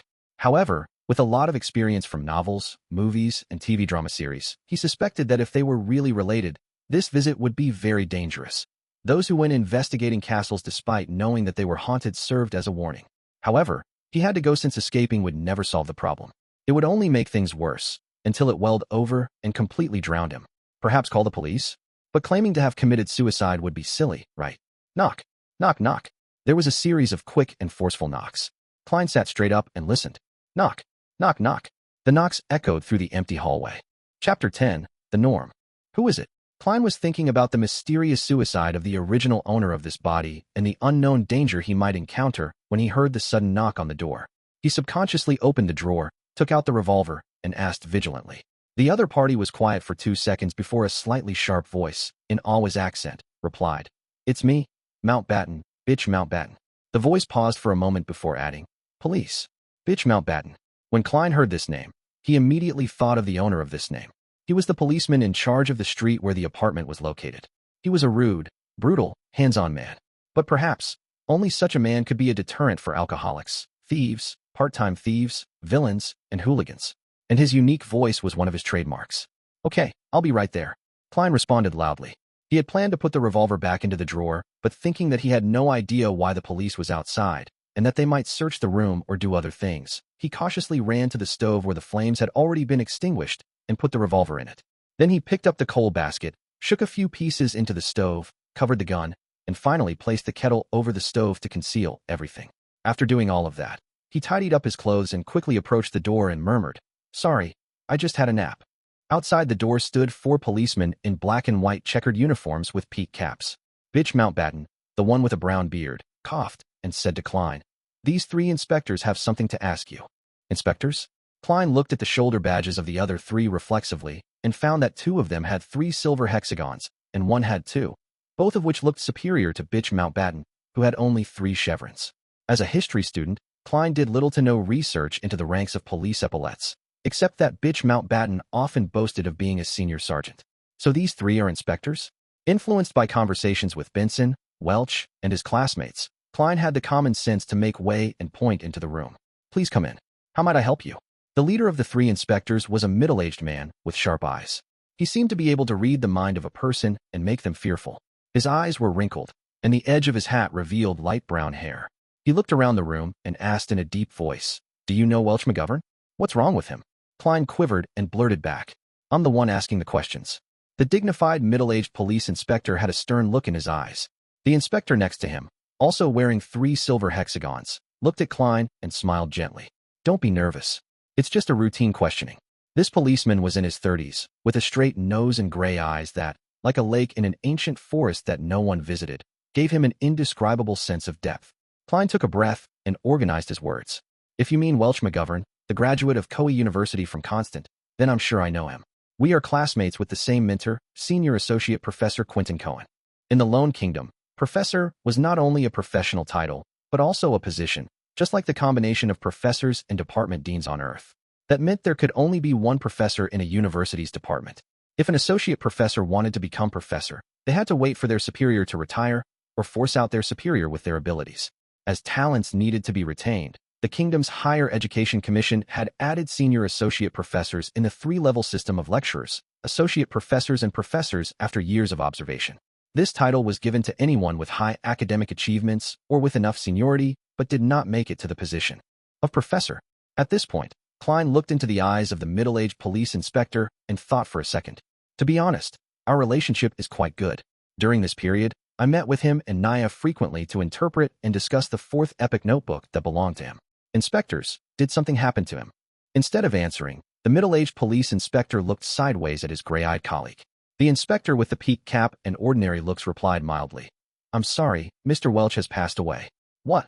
Despite having some hunches, Klein could not help but shout out in astonishment. Welch died, just like the original owner of this body. That is a little scary. What about Naya? Klein questioned hurriedly. Ms. Naya passed away too, the gray-eyed police inspector said quite calmly. Both of them died in Mr. Welch's house. Killed? Klein had a vague guess. Perhaps it was suicide. The gray-eyed inspector shook his head. No, the scene suggests that they committed suicide. Mr. Welch hit the wall with his head many times, covering the wall with blood. Ms. Naya drowned herself in a basin. Yes, the kind used to wash your face. That's impossible. Klein's hair stood on their ends as he seemed capable of imagining the strange scene. A girl kneeling on a chair and burying her face into a basin filled with water. Her soft brown hair swaying in the wind, but her entire person remaining motionless. Welch falling to the ground and staring at the ceiling intently, his forehead in a complete blood-mangled mess, while the traces of the impact on the wall were evident, though with dripping of blood. The gray-eyed inspector continued. We believe so too, but the autopsy results and the situation at the scene exclude factors such as drugs and external forces. They, being Mr. Welch and Ms. Naya, showed no signs of struggling. Before Klein could speak again, he stepped into the room and asked, pretending to be casual, "When was the last time you saw Mr. Welch or Ms. Naya?" As he spoke, he gestured with his eyes to his colleague with two silver hexagons. He was a young police inspector and looked about the same age as Klein. With black sideburns and green pupils, he was good-looking and had a poet's romantic temperament. When he heard the question, Klein thought about it and answered it thoughtfully. It should be June 26th. We were reading a new chapter in the notes. Then, I went home to prepare for my interview on June 30th. The interview was for the history department of Tianjin University. Tianjin was known as the city of universities. There were two universities, Tianjin and Koei, as well as technical schools, law colleges, and business colleges. It was second only to Backlund, the capital. As soon as he finished, he saw the young police inspector walk towards his desk in the corner of his eye and pick up the notes which resembled more of a diary. Damn, I forgot to hide it. Hey, Klein cried out. The young inspector smiled back at him, but did not stop flipping through his notes, while the gray-eyed inspector explained, "This is a necessary procedure." At this time, Bitch Mountbatten and the dignified middle-aged police inspectors were just watching without interrupting or assisting in the search. "Where are your search warrants?" Klein had intended to question them, but on second thought, the judicial system of the Lone Kingdom did not seem to have such a thing as search warrants. At least he did not know if there was one. After all, the police force had only been established for 15 or 16 years. When the original owner of this body was still a child, they were still called public security officers. Klein couldn't stop it. He watched the young inspector flip through his notes, but the gray-eyed inspector did not ask any questions. What is this strange thing? The young police inspector turned to the end of the notes and suddenly asked, "And what does this mean? Everyone will die, including me. Isn't it common sense that everyone dies except for deities?" Klein was prepared to quibble, but it suddenly occurred to him that he had planned to connect with the police in case of possible danger, but he had no reasons or excuses. He made a decision in less than a second. Putting his hand over his forehead, he answered painfully, "I have no idea. I really have no idea. When I woke up this morning, I felt I wasn't quite right, as if I had forgotten something. It's especially true for whatever happened recently. I don't even know why I had written such a sentence." Sometimes, being frank was the best way to solve a problem. Of course, it required skills. There were things that could be said and could not be said, and the order of what was said first mattered. As an expert keyboard warrior, Klein was also good at sophistry. "That is ridiculous. Do you think we are fools?" Bitch Mountbatten could not help but interject angrily. "This is such a bad lie that it insults the intelligence of his and his colleagues." It's better for you to pretend to be mentally ill than to pretend to be an amnesiac. I'm speaking the truth, Klein responded frankly, looking into the eyes of Mountbatten and middle-aged police inspectors. It really could not be more true. Maybe it is, the gray-eyed police inspector said slowly. What? He really believed it? Klein was surprised himself. The gray-eyed inspector smiled at him and said, an expert will come in 2 days and believe me, she should be able to help you to recall your lost memories. Expert? Help me remember my memories? In the field of psychology? Klein frowned. Hey, what if his memories of Earth were exposed? He suddenly felt like facepalming himself. The young police inspector put down his notes and searched his desk and room. Fortunately, he focused on books instead of lifting the kettle. Well, Mr. Klein, thank you for your cooperation. We advise that you'd better not leave Tingen for the coming days. If you have to, please notify Inspector Mountbatten, or you'll become a fugitive, the gray-eyed police inspector warned. That's it. That's it for today? No other questions with deeper investigations? Or taking me back to the police station to torture me for information? Klein was at a loss. Nevertheless, he wanted to solve the odd turn of events brought about by Welch too. So he nodded. That wouldn't be an issue. The inspectors exited the room one by one, and the young man at the end suddenly patted Klein on the shoulder. It's really nice. Very lucky. What? Klein's face was puzzled. The green-eyed police inspector with a poet's temperament smiled and said, generally speaking, the norm is for all the involved parties to die in such an event. We are very glad and fortunate to see you still alive. After that, he exited the room and closed the door behind him in well-mannered manner. The norm is for everyone to die together? Very glad that I'm still alive. Fortunate that I'm still alive. On this June afternoon, Klein was chilling all over. Chapter 11, Real Culinary Skills. The norm is for everyone to die together? Very glad that I'm still alive. Fortunate that I'm still alive. Klein shivered and quickly ran to the door, trying to catch up with the policeman and ask for protection. But as soon as he reached the handle, he suddenly stopped. That officer talked so horribly about it. Why didn't they protect me, an important witness or key lead? Isn't that too careless? Were they just probing me? Or maybe it's a bait. All kinds of thoughts rushed into Klein's mind. He suspected that the police were still secretly watching him, observing his reaction. He felt much calmer after thinking of this and was no longer so panicked. He slowly opened the door, deliberately shouting with a trembling voice at the staircase. You guys will protect me, right? Tap, tap, tap. There was no response from the police officers, and there was no change in the rhythm of the contact between the leather shoes and the wooden stairs. I know. You'll do that. Klein shouted again in a tone of feigned conviction, trying to act like a normal person that was in danger. The sound of footsteps gradually weakened and disappeared into the bottom floor of the apartment. Klein snorted and laughed. Isn't that response too fake? Their acting skills are not up to standard. He did not run after them. Instead, he turned back to the room and closed the door behind him. In the next few hours, Klein fully expressed what they called back in Foodaholic Empire, China. Restlessness, nervousness, agitation, inadvertence, and murmuring words that he did not understand. He did not slack just because there was no one around. This is called the self-cultivation of an actor. He laughed at himself in his heart. When the sun moved to the west, the clouds on the horizon appeared to be reddish-orange. Tenants in the apartment came home one after another. Klein shifted his focus elsewhere. Melissa is almost done with school. He looked at the stove, lifted the kettle, peeled off the coal, and took out the revolver. Without pause or delay, he reached to the back of the board under the double-decked bed where more than 10 wooden strips were staggered out. After clipping the left wall between a piece of wooden strip and board, Klein straightened up and waited uneasily, fearing that the police would burst open the door and rush into the room with guns in their hands. If it was an age of steam, he was certain he would not be seen by anyone when he did that. However, there were extraordinary powers here, ones that he had proven through his own experiences. After waiting for a few minutes, there was no movement at the door. There was only the chatter between two tenants who were heading for the heart of the Wild Bar on Iron Cross Street. Phew. Klein exhaled, feeling assured. All he needed to do was wait for Melissa's return and cook the stewed mutton with tender peas. When the idea came to Klein's mind, his mouth seemed to taste the rich flavor of the gravy. He remembered how Melissa cooked stewed mutton with tender peas. First, she boiled the water and stir-fried the meat. Then, she added onions, salt, a little pepper, and water. After a specific period of time, the peas and potatoes were added, and the stew was to be cooked for an additional 40 or 50 minutes with the lid on. It's indeed a simple and crude way to do it. Supported purely by the flavors of the meat itself. Klein shook his head, but there was no other way about it. It was hard for commoners to have many kinds of condiments and various cooking methods. They could only pursue simple, practical, and economical methods. As long as the meat was not burnt or spoiled, anything was good for people who could only eat meat once or twice a week. Klein was not a very good cook himself and ordered takeout food most of the time.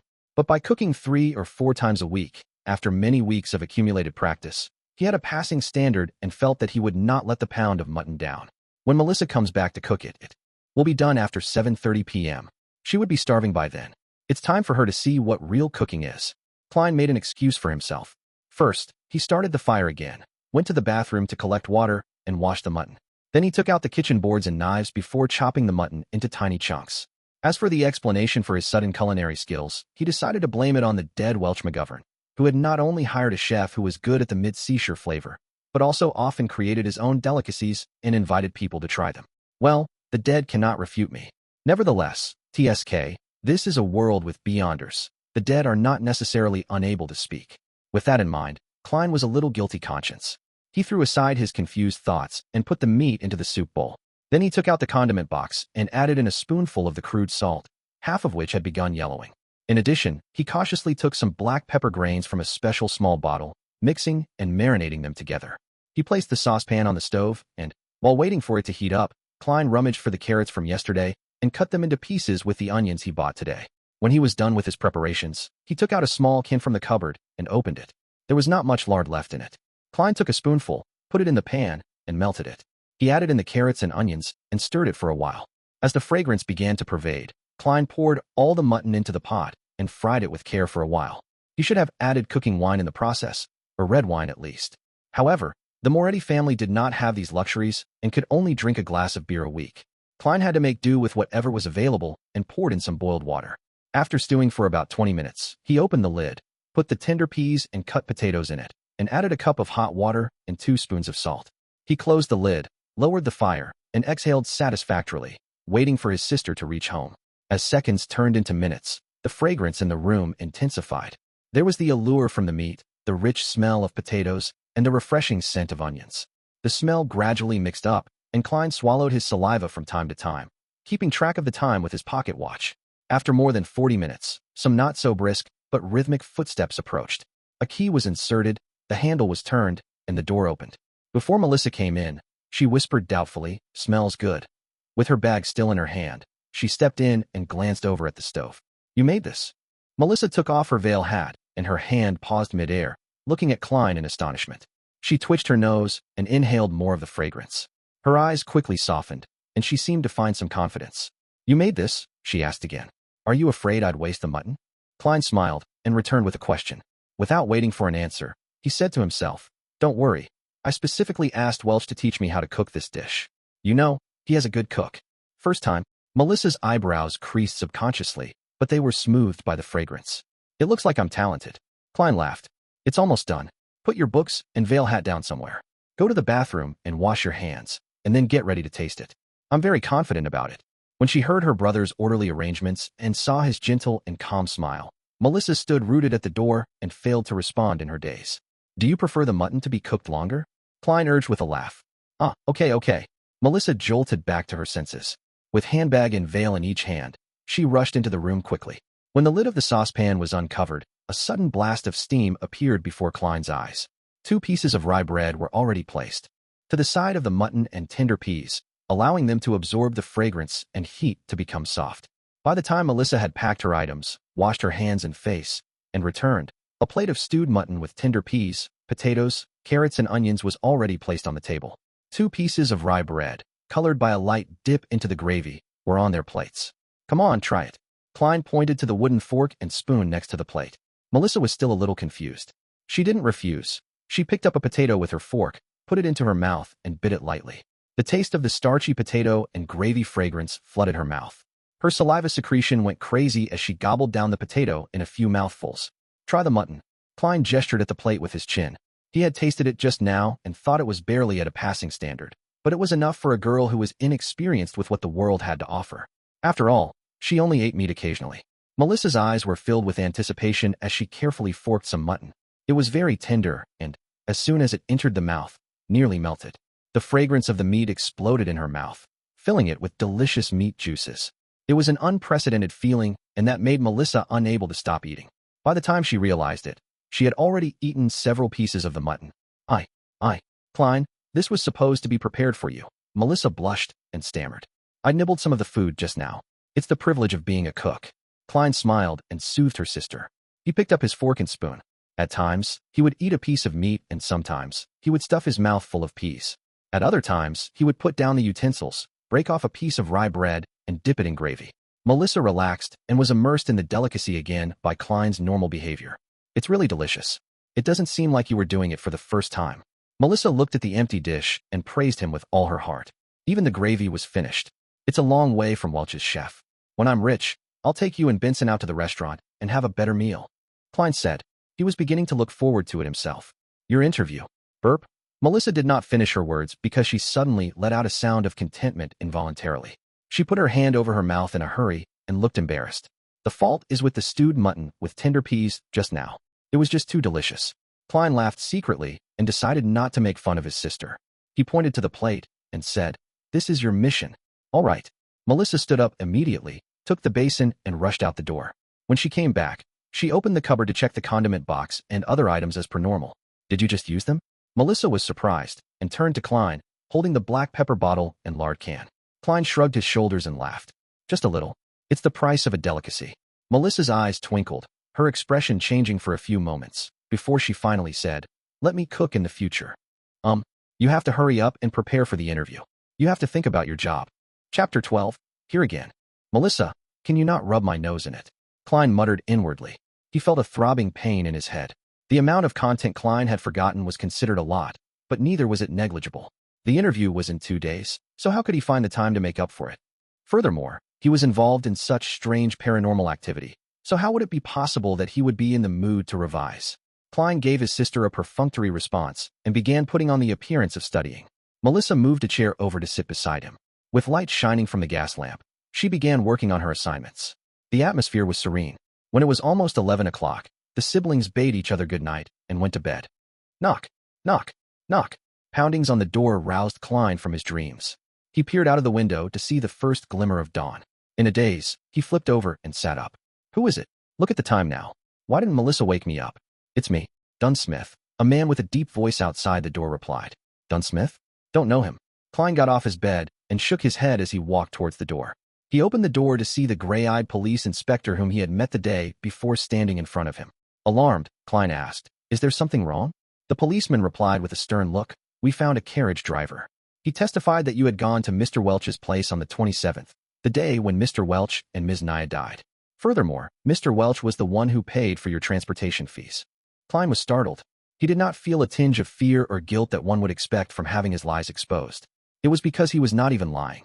In fact, he was surprised by the evidence provided by Dunn Smith. On the 27th of June, the former Klein had indeed gone to Mr. Welch's place. On the night that he returned, he killed himself, the exact same way as Welch and Naya did. Klein gave a forced smile and said, "This is insufficient evidence. It does not directly prove that I am associated with the death of Welch and Naya. Honestly speaking, I'm also very curious about the whole incident. I want to know what exactly happened to my two poor friends. But, I really can't remember. In fact, I have almost completely forgotten what I had done on the 27th. You may find it hard to believe, but I fully relied on the diaries I had written to roughly make a guess that I had gone to Welch's place on the 27th. You sure have great mental fortitude," Dunn Smith said while nodding.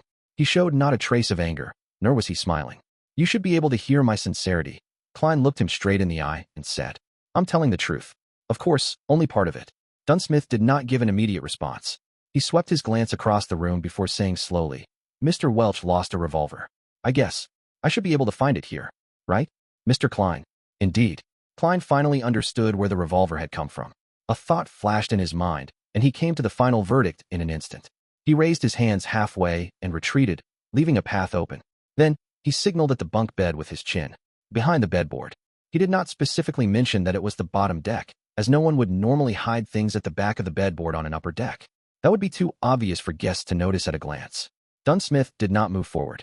The corners of his mouth twitched as he asked, "Nothing to add on?" Without hesitation, Klein replied, "There is. Yesterday, when I woke up in the middle of the night, I realized I was laying on my desk with a revolver beside me. There was a bullet at the corner of the room. It was as if I had committed suicide. But due to a lack of experience of never having used a gun, or maybe I was too scared at the final moment. Anyway, the bullet did not achieve the desired result. My head is still in its place. I am still alive now. And since then, I have lost some memories, including what I saw and did at Welch's place on the 27th. I'm not lying. I I really can't remember. For the sake of being eliminated as a suspect. For the sake of getting rid of all these strange events surrounding him, Klein explained almost everything that had happened, except the transmigration and gathering. Also, Klein was careful with his words, allowing every sentence to be amenable, such as not revealing the fact that the bullet had hit his brains, but only mentioning that it did not achieve the desired result, and that his head was still in its place. To others, these two statements might seem to convey the exact same ideas, but in reality, they were like chalk and cheese. Dunn Smith listened quietly, then said, "This corresponds with what I had surmised. It also corresponds with the hidden logic of similar incidents in the past. Of course, I have no idea how you managed to survive. I'm glad you believe in me. I don't know how I survived either." Klein heaved a small sigh of relief. "But," Dunn threw out a conjunction, "there is no use in me believing you. You are currently the prime suspect. You have to be confirmed by an expert that you have indeed forgotten what you went through, or that you indeed have nothing to do with the deaths of Mr. Welch and Miss Naya." He coughed, his expression becoming serious. "Mr. Klein, I seek your cooperation on coming with me to the police station for the investigation. This should take roughly 2 to 3 days if it is confirmed that there are no issues with you." "The expert is here?" Klein asked blankly in return. "Didn't they say it would take another 2 days?" "She came earlier than expected." Dunn turned sideways, signaling for Klein to leave. "Allow me to leave a note," Klein requested. Benson was still away and Melissa had gone to school. He could only leave a note to inform them that he was involved in an incident associated with Welch so that they would not worry about him. Dunn nodded, barely minding. "All right." Klein returned to the desk. As he searched for paper, he began thinking about what was about to occur. Honestly speaking, he did not wish to meet the expert. After all, he had a bigger secret. In a place where there were 7 major churches, under the premise that Emperor Roselle, who was suspected to be a transmigrated predecessor, was assassinated, a thing like transmigration usually meant having to go to court and enter arbitration. But, without weapons, combat skills, or superpowers, he was no match for a professional policeman. What's more, a few of Dunn's subordinates were standing in the dark outside. Once they draw their guns and shoot at me, I'd be finished. Ugh, I'll take one step at a time. Klein left the note, grabbed his keys, and followed Dunn out the room. Along the dark aisle, for policemen in black and white checkered uniforms split into pairs and guarded them on both sides. They were very alert. Tap, tap, tap. Klein followed alongside Dunn as they went down the wooden stairs which occasionally creaked in protest. Outside the apartment, there was a 4-wheeled carriage.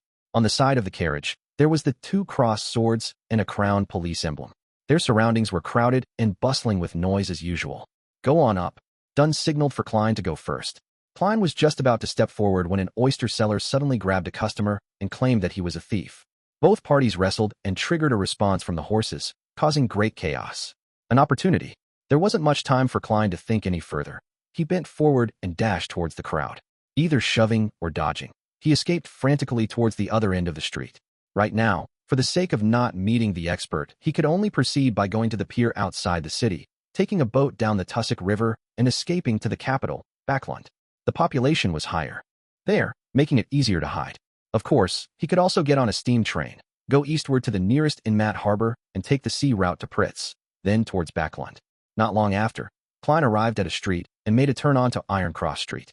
There were several carriages that could be hired. To the pier outside the city. Klein reached out his hand and hopped onto one of the carriages. He had thought through things clearly. Firstly, he had to mislead the police that were coming for him. Once the carriage was a suitable distance away from them, he would jump right off. Alrighty. The carriage driver tugged at the reins. Plop, plop, plop. The carriage left Iron Cross Street. Just as Klein was about to jump off the carriage, he noticed that it had turned into another road. It wasn't leading out of the city.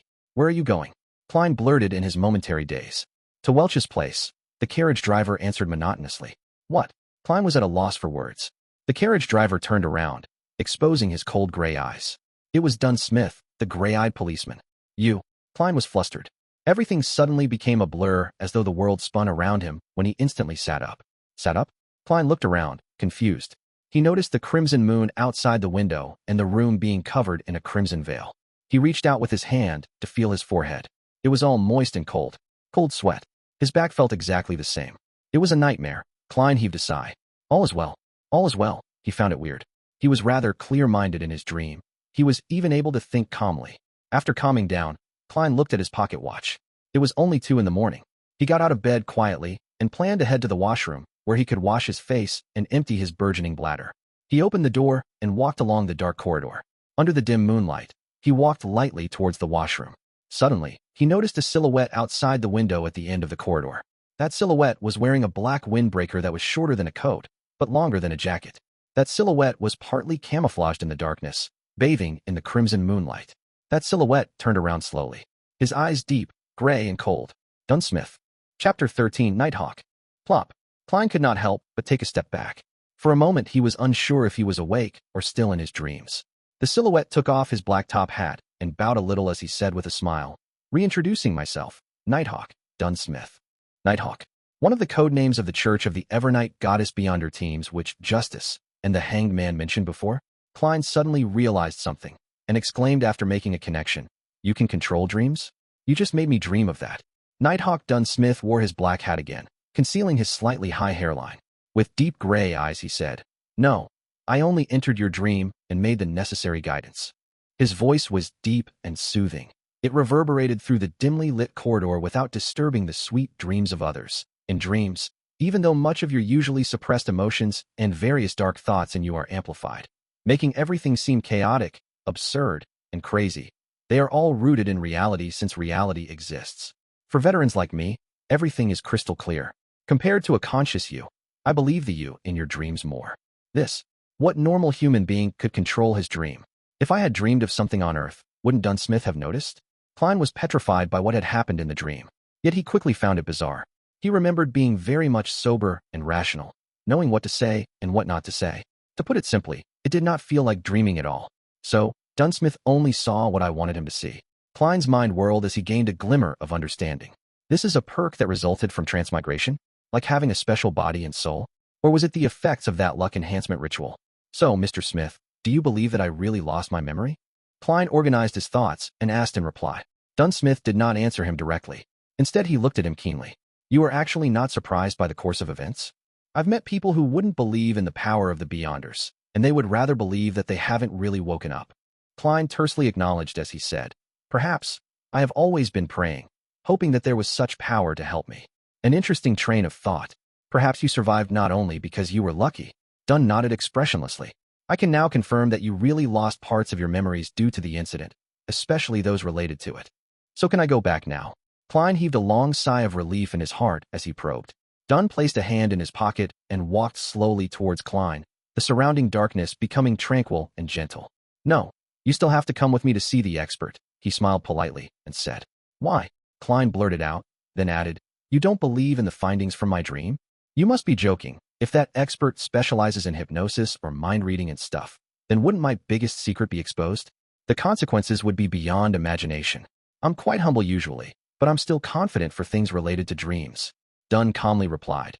However, for important key matters, there is no harm in confirming them again. Plus, our specialties lie in different areas. Perhaps, she can help you recover some of your memories. Not waiting for Klein to reply, his voice turned deeper. After all, you're connected to the whereabouts of that Antigonus family notebook. What? Klein froze. Dunn stopped in front of him, locking his gray eyes on Klein's eyes and said, At the scene of the suicide, there was not a single trace of that notebook from the fourth epoch. Welch is dead. Naya is dead. You are our only lead. All right then. Klein went silent for a moment before exhaling. A missing notebook? Now this is really peculiar. How did I not think about the whereabouts of that notebook from the fourth epoch? Dunn nodded slightly, walking past Klein and said, Lock your door and come with me to Welch's apartment. The expert is waiting for us there. Klein took in a silent breath. His heart was thumping wildly as he felt uneasy. He wanted to decline and even had the intention to run. However, he believed that with what had happened in his dreams, Dunn Smith would have definitely heightened his level of guard. And with the difference in strength between a normal human and a Beyonder, there was little chance of success by using force. He must have a revolver with him too. He must also have had practice using the revolver. Many thoughts flashed past his mind, and eventually Klein chose to accept the reality. All right, sigh. I can only take one step at a time and see how things unfold. Maybe that miraculous power in my dream will take effect again. Then let's go, Dunn said in an indifferent tone. Klein turned and followed. After taking 2 steps, he suddenly stopped and said, Mr. Smith, I would like to use the bathroom first. I came out originally for the bathroom. Dunn did not stop him. Instead, he gave him a keen look and said, No problem, Klein. Believe me, I am far more powerful than you can imagine in the dark night. In the dark night. Klein silently repeated this phrase. He did not make any reckless attempt to escape and honestly relieved himself. He then washed his face with cold water, completely calming himself down. Klein changed his outfit and closed the door to his apartment. With gentle steps, Klein followed Dunn down the stairs and walked towards the building's entrance. In such a tranquil setting, Dunn Smith opened his mouth and spoke suddenly. At the end of the dream, why did you try to escape? What were you afraid of? Klein immediately thought of an answer as he said, I do not remember what I did at Welch's place, nor do I remember if I was directly involved in Welch's and Naya's deaths. I was afraid that if it was really proven to be my doing, I would rather gamble and escape. I can then start anew in the southern continent. I would have done the same if I were you, Dunn said as he pushed open the door to the building, letting in the cool midnight breeze to disperse the sweltering heat inside. He was not afraid of Klein running away as he got on the carriage. It was exactly the one Klein had dreamed of, a four-wheeled carriage drawn by a single horse and the carriage driver. There was also the police emblem of double-crossed swords that clustered a crown carved onto the side of the carriage. Klein followed into the carriage. Inside, there was a thick carpet laid out, and the place was filled with a soothing fragrance. Having sat down, he looked for a topic to probe for more information. Mr. Smith, what if, and I mean if, the expert confirms that I have really forgotten a part of my memories? And that there is no other evidence which points to me being the perpetrator or a victim, would this be over? In theory, yes. We will try to search for the notebook through other means. As long as it exists, it can be found. Of course, before that, we will have to make sure you are not cursed or have any scent of cacodemons, and that there are no related psychological problems lingering. We must ensure that you can embrace the rest of your life peacefully and healthily. Dunn Smith had a smile on his face, a rather unusual smile. Klein caught on to this point keenly and promptly inquired, in theory? Yes, only in theory. In this field of work, there are always twisted, unorthodox, and inexplicable things happening. Dunn looked Klein in the eye and said, their continuation or end are not what we can foresee or control at times. For example, Klein actually felt frightened for a moment. The carriage sped through an almost empty street.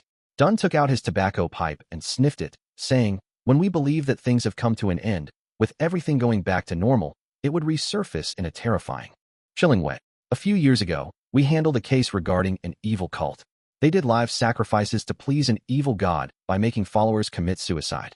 When one of the followers was chosen, his survival instincts triumphed over his foolishness, twisted beliefs, and psychedelic drugs. He secretly escaped and reported to the police. The case was handed over to us. It was a very small mission, since there were no beyonders in that cult. The deity they worshipped was actually randomly thought up by their leader merely for the sake of money and satisfaction. Humanity was lost there. We only used 2 members, coupled with the support from the police, to suppress this cult. No one was off the hook. For that whistleblower, we also confirmed that he had no lingering demonic scent left on him. He was not cursed and did not suffer any mental disorders. He didn't have any personality problems or any other irregularities, nothing. Later, he got a decent advancement in his career, got married to a very good wife, had a son and a daughter. His dark past seemed far away from him. The horror and bloodshed seemed to have completely vanished. At this point, Dunn Smith gave out a laugh and said, yet in March this year, despite being in good financial health and having a loving wife and adorable kids, he strangled himself to death in his own office. The crimson moonlight outside the carriage window shone upon Dunn Smith. At that instance, his seemingly self-derisive smile made Klein feel unspeakably horrified. Strangled himself to death, Klein drew in a gasp of cool air silently, as if seeing his own tragic end. Even if I escaped it once, it might just be temporary? Is there any way to resolve this completely? Become a beyonder to fight it? The carriage returned to silence. Countless thoughts welled in Klein's mind. Under an awkward silence, the carriage traveled for a long time at high speeds. Just as Klein made up his mind to consult Dunn Smith for any solutions, the carriage came to a halt. Mr. Smith, we have reached Welch's apartment. The carriage driver's voice was heard. Let's get down. Dunn straightened out his black coat that reached his knees. Oh, let me introduce beforehand. The official disguise of the expert is the most renowned spirit medium of Awa County. Klein suppressed his other thoughts and asked curiously, then what is her actual identity? Dunn half turned his body and turned his head back. With his abstruse gray eyes, he said, a true spirit medium. Chapter 14, The Medium. A true medium. Klein repeated this description inwardly and did not speak again. He followed Dunn Smith down the carriage. Welch's place in Tingen was a detached house with a garden. The road outside the hollowed metal gates allowed 4 carriages to pass through at once. Street lamps lined the sides of the road every 50 meters. They looked different from the ones Klein had seen in his previous life. They were gas lamps, and the height of every lamp was about that of an adult male, so that it was convenient to light the lamps. The black metal was closely pressed to the glass, forming a checkered pattern, casting out classical paper lantern-like artworks. Coldness and warmth were intertwined while darkness and light coexisted. Walking along the pathway blanketed by rays from the sunset, Klein and Dunn Smith entered Welch's rented place through the ajar metal gate. Facing the main entrance was a cemented road that led straight to a two-floored bungalow. 2 carriages could go at once. There was a garden on the left and a lawn to the right. The pleasantly faint fragrance from the flowers mixed with the cool scent of the fresh grass made one feel happy and relaxed. As soon as he stepped in, Klein shivered and peered around. He felt that in the garden, somewhere in the lawn, on the roof, behind the swing, somewhere in a dark corner, pairs of eyes were observing him. There was clearly no one here. Yet, Klein felt as if he was on a crowded street. This strange contrast, this peculiar feeling, tensed him up. A chill ran up his spine. Something's wrong, he couldn't help but exclaim to Dunn. Dunn's expression remained unchanged as he walked beside him and replied calmly, "Just ignore them." Since the Nighthawk had said so, Klein tolerated the chilling feeling of not being able to notice the perpetrator despite being followed, spied, and observed. Step by step, he arrived at the main entrance of the bungalow. "If this goes on any longer, I will go crazy." As Dunn reached out his hand to knock on the door, Klein quickly turned around. Flowers swayed in the wind, without a person in sight. "Come in, gentlemen." A seemingly ethereal voice came from inside the house. Dunn turned the doorknob, pushed the door open, and said to a woman on the sofa, "Daily, any results?" The chandelier in the living room was unlit. A set of 2 leather couches surrounded a marble coffee table. On the table was a lit candle, but the light emitted a cobalt blue glow. It covered the half-enclosed living room, dining room, and kitchen in a strange, eerie hue. On the middle of the sofa sat a lady in a hooded black robe who wore blue eyeshadow and blush. An exposed silver bracelet with a hanging white crystal pendant was worn around her wrist. At the first sight of her, Klein had an inexplicable feeling. She was dressed just like a real medium. Was she stereotyping herself? Daily, the medium, with uncanny beauty, took a quick glance at Klein with her twinkling emerald eyes. She looked at Dunn Smith and said, "The original spirits have all disappeared, including that of Welch's and Naya's. Right now, all these little rascals know nothing at all." Spirits? Spirit medium. All the invisible things that were spying on him previously were spirits? There were so many of them. Klein removed his hat and placed it across his chest, bowing slightly as he said, "Good evening, madam." Dunn Smith sighed. "That's tricky. Daily, this is Klein Moretti. See if you can get anything out of him." The medium, Daily, shifted her gaze onto Klein immediately. She pointed at a single armchair and said, "Please, take a seat." "Thank you." Klein nodded, took a few steps over, and sat down obediently. His heart raced uncontrollably. "Whether I survive, whether I get through this successfully, or have my secrets exposed will all depend on whatever happens next." And the thing that made him feel the most helpless was that he had nothing to rely on. He could only place his hopes on his inherent specialness. This feeling really sucks, Klein thought bitterly. Next, Dunn sat on the 2-seater sofa opposite of Klein. Daly took out 2 thumb-sized glass bottles from her waist pouch. Her emerald eyes smiled at Klein as she said, "I need a bit of help here. After all, you are not an enemy. I can't treat you harshly. That might make you uncomfortable or put you in pain. It might even leave some serious after effects on you. I will give you some fragrances, making you feel tender and smooth, which will allow you to let loose bit by bit so that you can truly indulge in those feelings." That sounded wrong. Klein gaped as his eyes were filled with shock. Seated across him, Dunn laughed and said, "Don't be weirded out. We are different from the fellows from the Church of the Lord of Storms. Here, the ladies can also verbally tease men. In this regard, you should be able to understand. Your mother was a devout believer of the goddess. You and your brother used to attend Sunday school at church. I understand. It's just that I never thought that she would be such a, Klein gestured, as he could not find the right words. He almost blurted out the direct translation for a veteran driver one. Dunn curved the corners of his mouth up and said, "Don't worry. Actually, Daly seldom does this. She just wants to use these methods to calm you down. She prefers corpses over men." "You make me sound perverted," Daly interjected with a smile. She opened one of the little bottles and dripped a few drops onto the bright blue candle flame. Night vanilla, slumber flower, and chamomile, all distilled and extracted to form this aromatic floral essence. I call it amantha. It means tranquility in the Hermes language. It smells really amazing. As they chatted, the candle flame flickered, evaporating the floral essence and filling the room with its aroma. A beautifully enchanting aroma found its way into Klein's nostrils. He no longer felt tensed up. He was instantly calm, as if he was gazing into the darkness of the silent night. This bottle is called the Eye of the Spirit. Barks and leaves of drago and poplar trees are sun-dried for 7 days and decocted thrice. Then, they are immersed in landy wine. Of course, There would be several incantations while we're at it. As Daly described the liquid, the amber substance dripped onto the cobalt blue candle flame. Upon smelling the ethereal scent of the aromatic wine, Klein noticed that the candle flame was dancing wildly. The luster of Daly's blue eyeshadow and blush shone oddly, to the extent of him seeing double. It is a great helping hand for mediumship. It is also a floral essence that is sufficiently enchanting. As Daly explained continuously, Klein felt as if her voice was coming from all around. Bewildered, Klein looked around and realized that everything was swaying and in a blur. He felt like he was shrouded by layers and layers of fog. Even his body was swaying as it phased away before he began floating and then losing his balance. Colors blended like an impressionist painting. The reds were redder, the blues were bluer, and the blacks were blacker, appearing more defined than usual. It was dreamy and hazy. Distinct murmurs from the surroundings came through as if hundreds and thousands of people who could not be seen were debating. This feels similar to the luck enhancement ritual I did before, but without the kind of madness that makes your head feel like exploding. Klein looked around and thought questioningly.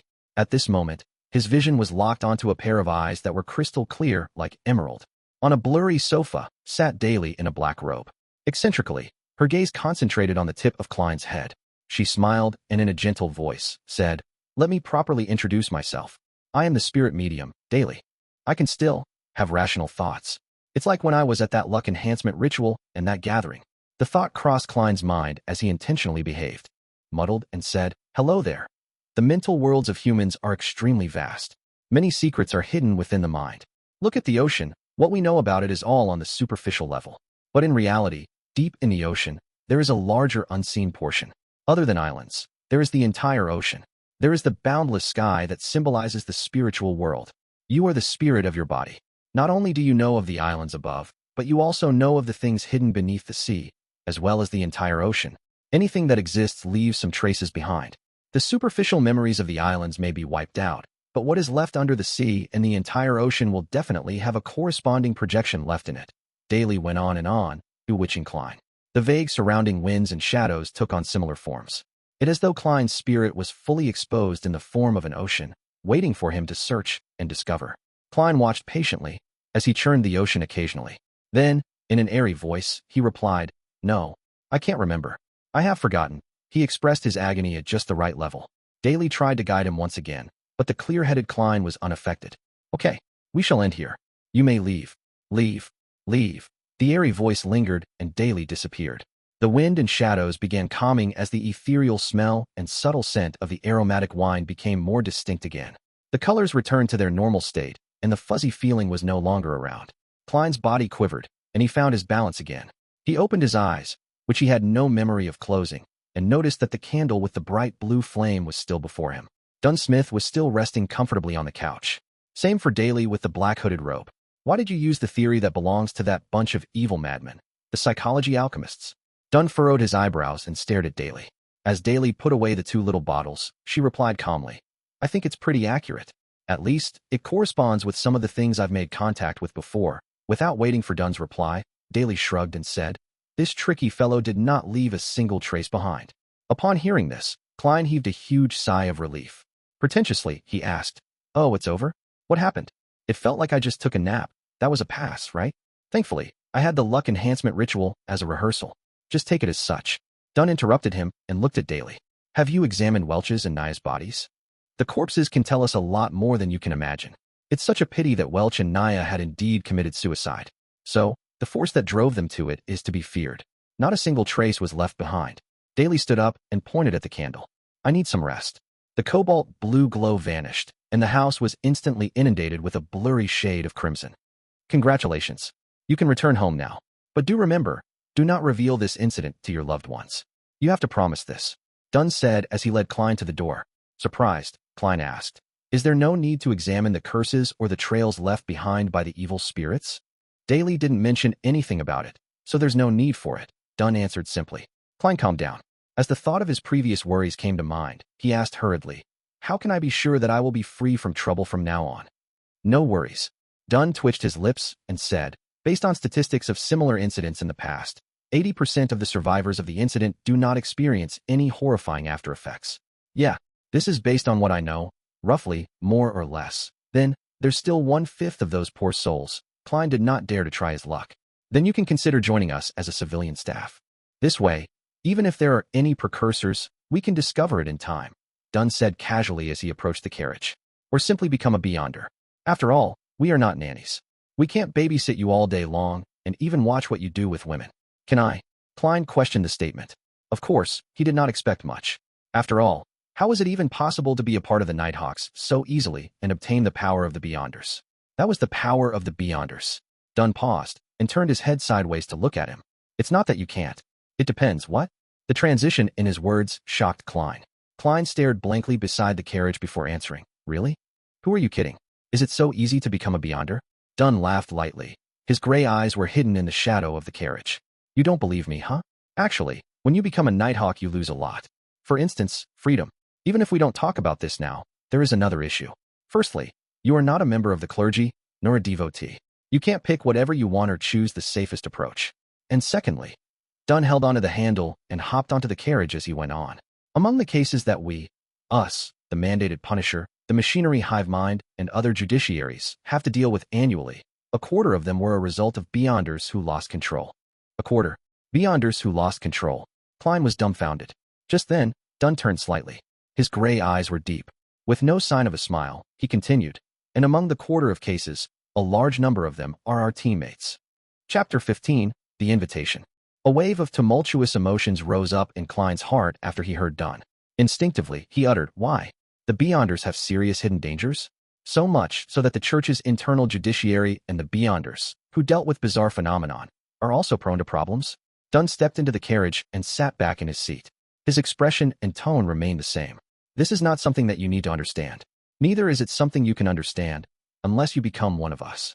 Klein was struck dumb for a moment, after which he sat down and questioned in a tone that was half dubious and half joking. If I don't come to understand, how is it possible for me to make a decision to join? And not joining would mean Klein could not understand. This would end in a deadlock. Dunn Smith took out the pipe once again, placed it against his nose, and took a whiff. You probably misunderstood. A civilian staff member is also one of us. In other words, as long as I become one of your civilian staff members, I will be able to understand the relevant secrets, figure out the hidden dangers that plague Beyonders, and the dangers that may be encountered, as well as consider whether I want to become a Beyonder later. Klein reorganized his thoughts and paraphrased what Dunn had shared. Dunn smiled and said, yes, that is the case, except for one point. You cannot simply become a Beyonder just because you want to, because every church will be equally strict in this aspect. It would be odd if the churches were not strict. Klein lampooned silently, as he added with a more intense tone coupled with stronger body language. What about civilian staff members? This should be quite strict as well, right? There shouldn't be any problems if it's you, said Dunn with half-closed eyelids as he whiffed the pipe with partially relaxed countenance. However, he did not ignite it. Why? Klein asked as he was once again grappled by doubt. At the same time, he jested inwardly. So my uniqueness and halo as a transmigrator are akin to the fireflies in the night, ever so bright and outstanding? Dunn opened his half-closed eyelids, his silver-colored eyes reflecting the same tranquility as before. First, you managed to survive without our help in such a situation. Certain exceptional qualities are not present in others. For instance, luck. Lucky people are often welcomed. Seeing that Klein's expression had turned blank, Dunn smiled slightly. All right, just treat this as a humorous statement. Second, you're a graduate of the history department from Koei University. This is something we urgently need. Although a believer of the Lord of the Storms, Lumi perceives women in a way that is loathsome, his views regarding society, humanities, economics, and politics remain incisive. He said before that talents are key to maintaining a competitive advantage and positive development, a point that I very much agree with. Noticing that Klein was slightly furrowing his eyebrows, Dunn casually explained, you should be able to imagine that we often encounter documents and objects from the Fourth Epoch or earlier. Many cults and heretics have tried to gain power from these things. Sometimes, they themselves can lead to strange and terrible things. Except for the Beyonders in special fields, most of us are not good with our studies, or have passed that age. Having said that, Dunn Smith pointed to his own head, and the corner of his mouth turned up slightly as if he was mocking himself. He then said, those dry, boring knowledge always puts us to sleep. Even the sleepless can't help it. In the past, we would cooperate with historians or archaeologists, but this posed the risk of exposing secrets, and mishaps might befall on these otherwise uninvolved professors and associate professors. Thus, the addition of a professional in our ranks is hard to refuse. Klein nodded lightly and accepted Dunn's explanation. With his thoughts all over the place, he asked, then why? Don't you directly? Groom one. Dunn continued. This brings me to the third point, which is also the final and most important point. You've already been through a similar ordeal, so inviting you doesn't violate the confidentiality clause. With regard to developing others, I will bear the responsibility of exposure if it fails. Most of our team members, our civilian staff members, come from within the church. After Klein finished listening silently, he asked curiously, why are you so strict about maintaining confidentiality? Wouldn't spreading the news publicly to more people and increasing awareness lessen the chances of a similar mistake from happening again? The greatest fear stems from the fear of the unknown. We can make the unknown become known. No, humanity's stupidity is beyond your imagination. It actually leads to more people emulating these acts, creating more chaos and more severe incidents. Dunn Smith shook his head and replied. Klein acknowledged as he replied in enlightenment. The only lesson that humans can learn from history is that humans do not gain any lessons from history, and they're always repeating the same tragedies. That famous quote from Emperor Roselle is indeed filled with much philosophical meaning, agreed Dunn. Emperor Roselle said that? This Transmigrated senior really did not give the latecomers any chance to posture. Klein did not know how to follow up on Dunn's words. Dunn turned his head and gazed out of the horse carriage. The dim yellowish light of the street lamps intertwined to display the splendor of civilization. There is a similar discourse within the judiciary of the major churches. This may be the main reason for the strict confidentiality and the prohibition of ordinary people from knowing. What is it? Klein asked as his interest was piqued, pleasured that he seemed to be spying on secrets. Dunn turned his head. His facial muscles pulled themselves so slightly that it was hardly visible. Faith and fear bring troubles. More faith and more fear bring more troubles, until everything is destroyed.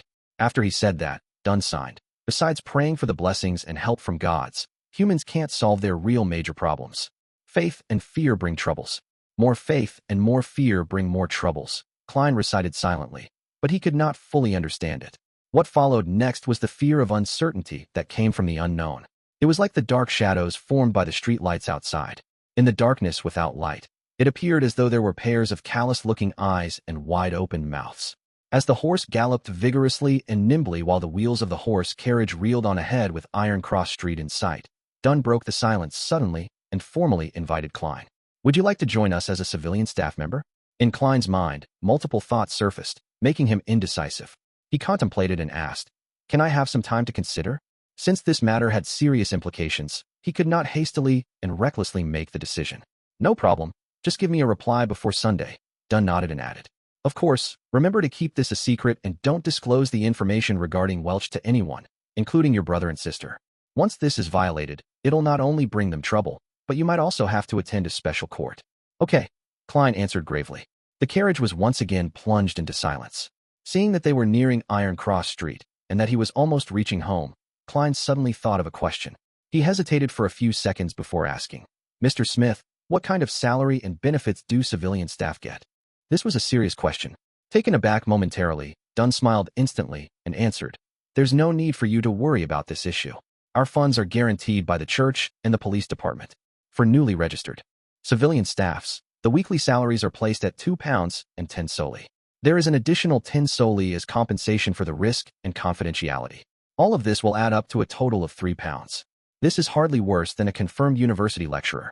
After which, your salary will gradually rise according to your experience and contributions. As for civilian staff members, the contract is generally 5 years. After 5 years, you can quit normally if you're no longer willing to stay. You only have to sign a lifetime confidentiality agreement, and you're not allowed to leave Tianjin until permission is given.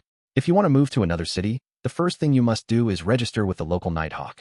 By the way, there are no weekends, and you can only work in shifts.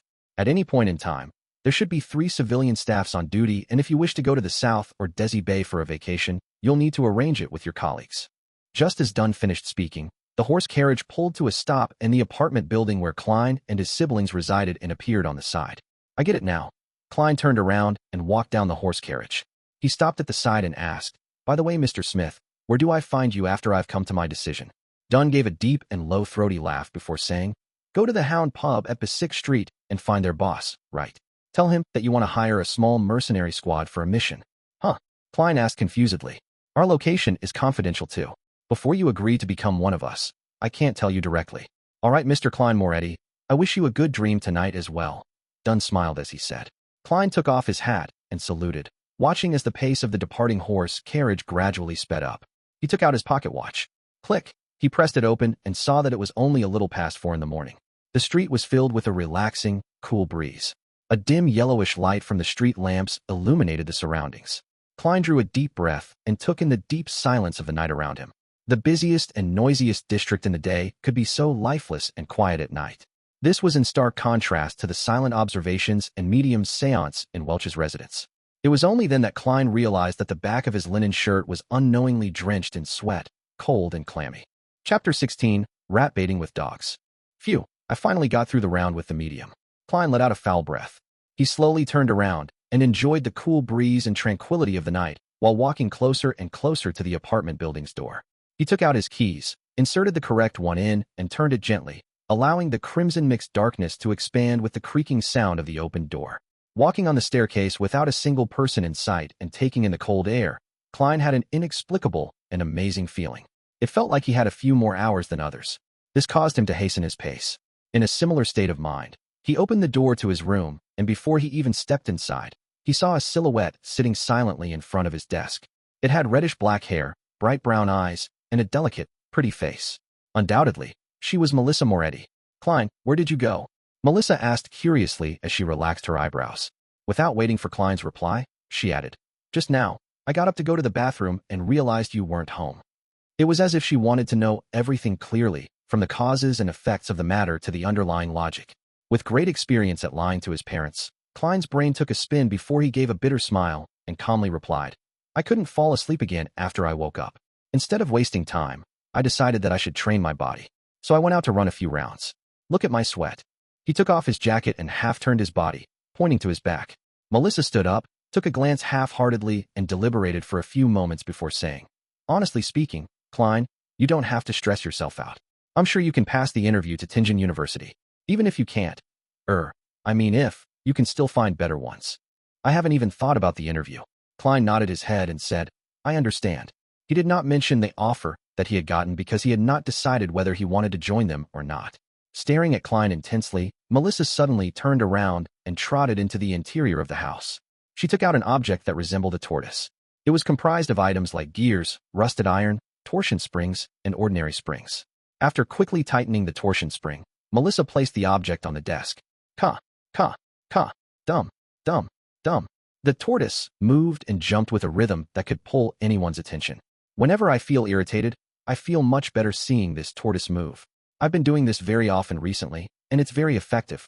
Klein, give it a try," invited Melissa as her eyes brightened. Klein did not turn down his sister's goodwill. He approached the tortoise and waited for it to stop before laughing. He said, "Simplicity and regularity can indeed help relaxation." Without waiting for Melissa's reply, Klein pointed to the tortoise and casually asked, "Did you make this yourself? When did you make this? Why wasn't I aware of it? I made use of unwanted materials from school and things picked up from the streets to make this." "It was only finished 2 days ago," Melissa said in her usual tone, the side of her lips upturned a few more degrees. "That's impressive," Klein praised sincerely. As a boy with poor skills in machine assembly, he encountered great difficulties even assembling a four-wheel toy car as a child. With her chin slightly raised and her eyes slightly bent, Melissa calmly replied, "It was okay." Being overly humble is a bad trait. Klein smiled slightly and continued, "This is a tortoise, right?" Instantly, the atmosphere in the room took a great plunge, leaving behind an air of graveness for a while. Then, Melissa faintly replied with a voice that seemed enigmatic like the crimson veil, "It's a puppet." "Puppet?" Klein gave an awkward smile and tried to forcefully explain. "The problem lies in the materials, there too. Rudimentary." Following that, he tried to change the topic and said, "Why would you go to the bathroom in the middle of the night? Isn't there a toilet here? Don't you always sleep till dawn?" Melissa was taken aback momentarily. It was only after a few seconds, before she opened her mouth, prepared to explain. At that moment, an intense sound of digestion sounded from her thoracoabdominal 1 area. "I'll go get some more sleep." Bang! She grabbed her tortoise-like puppet, trotted to the interior of the house, and closed the door to her room. Last night's dinner was too good. She ate too much, and now her stomach is having trouble digesting it. Klein shook his head as he smiled, slowly walking towards his desk.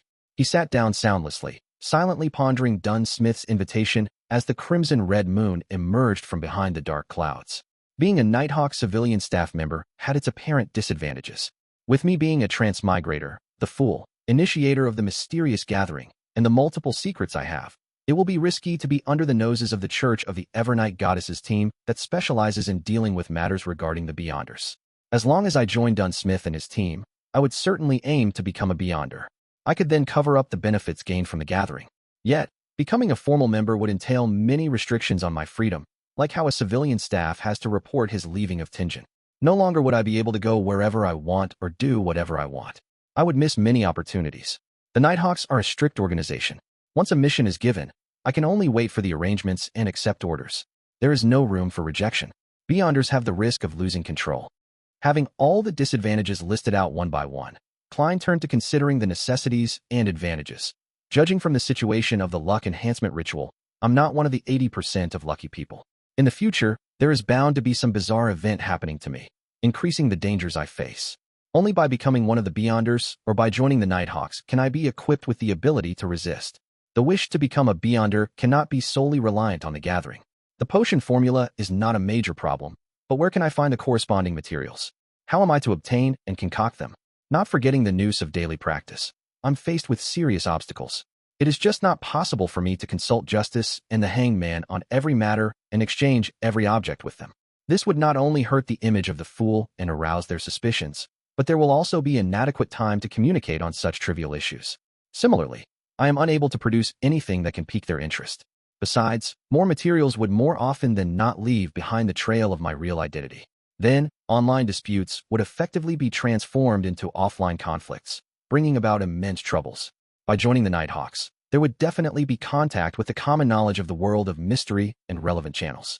This can sufficiently accumulate into a corresponding social circle and can be used as leverage. Only then can I initiate the gathering and in turn gain the greatest benefits from justice and the hanged man. In reality, the gains can feed back into reality, allowing me to obtain more resources and form a virtuous cycle.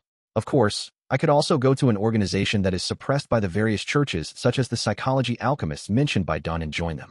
Yet I'll also lose my freedom and be in a constant state of fear and anxiety.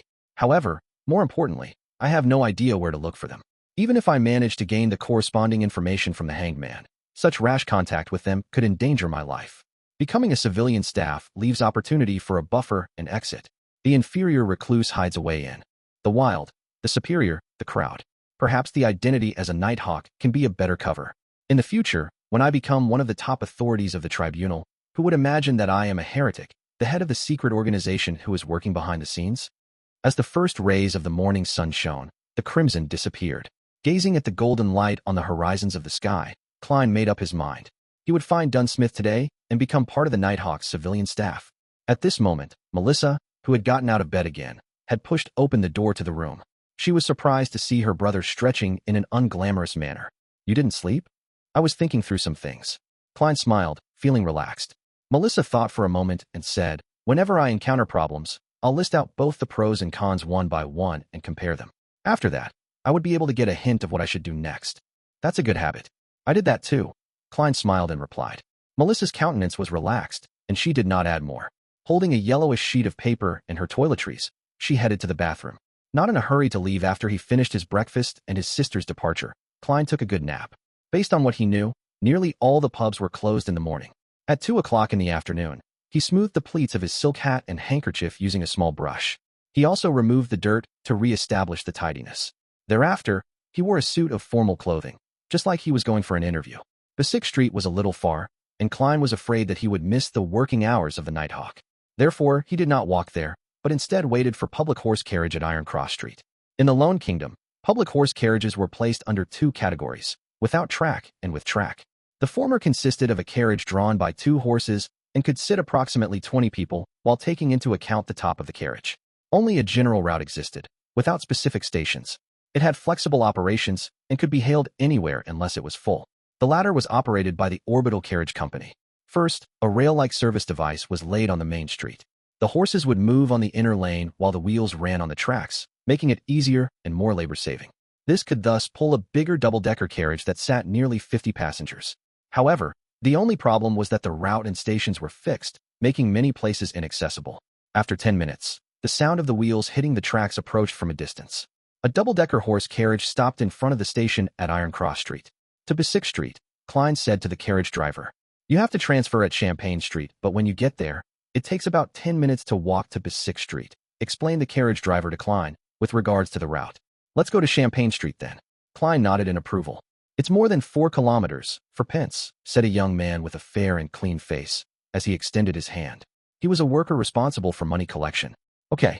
Klein fished out 4 copper coins from his pocket and handed it to the other party. He walked up to the carriage and found that there were not many passengers. Even on the first floor, there were a few empty seats. I only have 3 pence on me now, so I can only walk when I go back. Klein pressed his hat down and sat down firmly. On this floor, the men and women were mostly well-dressed, although there were a few clothed in their work clothes, leisurely reading newspapers. Almost no one spoke, and it was quite quiet. Klein shut his eyes and recharged his strength, oblivious to the coming and going of passengers around him. Station after station passed until he finally heard the few words, Champagne Street. After alighting the horse carriage, he inquired along the way and soon reached Basic Street, where he saw the pub with the brownish-yellow hound logo. Klein reached out his right hand and gave a forceful push. The heavy door gradually opened, inundating him with a wave of uproarious noises and an impetuous heat wave. Although it was still afternoon, there were already many customers in the pub. Some were temporary workers, looking for opportunities here, waiting to be hired. Others were simply idling around, numbing themselves with alcohol. The pub was dimly lit. In the center, there were 2 large iron cages with a third of its bottom sinking deep into the ground without any gaps. People held wooden wine cups and surrounded it, sometimes discussing loudly while laughing, sometimes cursing loudly. Giving a curious glance, Klein found 2 dogs caged inside. One was black and white, similar to the husky found on Earth. The other was wholly black, with shiny fur, making it look healthy and fierce. Do you want to bet? Doug has won 8 games in a row, said a little man wearing a brown beret, as he neared Klein and pointed to the black dog. Bet. Taken aback at first, Klein regained his senses immediately. Dog fighting. When he was at Koei University, those aristocratic and wealthy students would always ask him contemptuously and curiously if the boorish workers and unemployed hooligans enjoyed participating in boxing and gambling at the pubs. Besides being able to gamble on boxing and card games, didn't it also include cruel and bloody activities like cockfighting, dogfighting, and others? The short man smirked. Mister, we're civilized people. We don't engage in such unglamorous activities. Having said that, he whispered, besides, laws were introduced to ban these things last year. Then what are y'all betting on? Asked Klein curiously. The better hunter. Just as the short man finished his sentence, a resounding cacophony sounded. He turned his head, waved his hands excitedly, and said, You can't place a bet for this round as it has started. Wait for the next one then. Upon hearing that, Klein tipped his toes, lifted his head, and looked as far as he could. He saw 2 strong men, each dragging a sack, coming to the side of the iron cage and opening the prison door. They then dumped the contents of the sack into the cage. There were gray and disgusting animals. Klein tried to identify them carefully before realizing that they were rats. Hundreds of rats. As the iron cage was deep underground without any gaps, the rats moved in all directions but could not find a way out. Right then, just as the door of the cage was closed, the chain of the 2 dogs were untied. Woof! The black dog pounced ahead and killed a rat in one bite. The black and white dog was dazed at first before it started playing excitedly with the rats.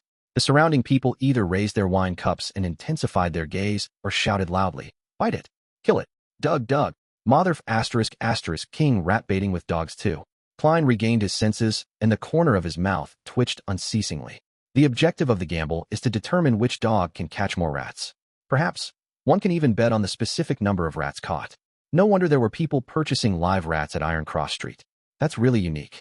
Klein shook his head, laughing as he backtracked, and circled along the edge of the alcoholic customers, and reached the front of the bar. New here, said the bartender as he spared Klein a glance while wiping the cups. He continued, 1 cup of rye beer is a penny. And that beer costs 2 pence. 4 pence for Southville beer. Or do you want a cup of purely brewed malt landy? I came here for Mr. Wright, said Klein directly and bluntly. The bartender whistled and shouted to the side. Old man, someone is looking for you. Oh, who? A vague voice sounded, and an intoxicated old man stood up from behind the bar. He rubbed his eyes, shifted his gaze to Klein and asked, Lad, were you looking for me? Mr. Wright, I would like to hire a small mercenary squad for a mission, replied Klein, according to what Dunn had instructed. A small mercenary squad? Are you living in an adventure story? This hasn't been around for a long time. The bartender interrupted and smiled. Wright went silent for a few seconds before saying, Who told you to look for it here? Dunn Smith, replied Klein in all honesty. Instantly, Wright broke out in a chuckle and replied, I see. Actually, the small mercenary squad still exists. It's just in another form, with a more contemporary name. You can find it on the second floor of number 36 Zutland Street. Thank you, thanked Klein sincerely before he turned and squeezed out of the pub. Before he went out the pub, the alcoholic customers who surrounded him suddenly quieted down as they murmured, "Doug was actually defeated." Klein smiled and shook his head. Then he left quickly and found his way to the nearby Zoeterland Street after asking around. 30, 32, 34. Here, he counted the house numbers and walked into the stairwell. Going around the corner and slowly climbing up the stairs, he saw the vertical sign with the current name of the so-called Small Mercenary Squad. Blackthorn Security Company. Chapter 17, Special Operations Department. Blackthorn Security Company. Upon seeing the signboard, Klein felt surprised yet found it reasonable. Man, what do I say about this? He shook his head and laughed before walking up the steps and knocking gently on the half-closed door with his right hand. Knock, knock, knock. The sound echoed slowly but rhythmically, but there was no response. Only a faint sputtering sound could be heard. Knock, knock, knock, Klein repeated, only to be met with the same outcome. He switched to pushing the door, making the gap larger as he stared inside. A classic sofa which might have been for serving guests, a soft fabric armchair, and a burly wood coffee table. There was a girl with brown hair behind a table right across with her head drooped. Even though security company is just a guise, isn't this just too unprofessional?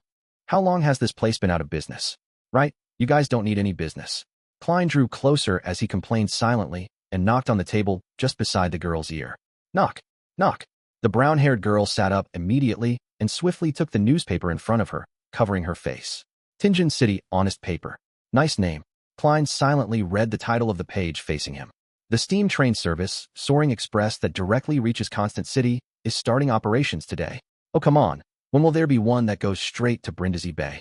I really don't want to take the ship there again. It's too awful, really awful. Hey, who are you? The girl with brown hair read pretentiously and gave her opinion.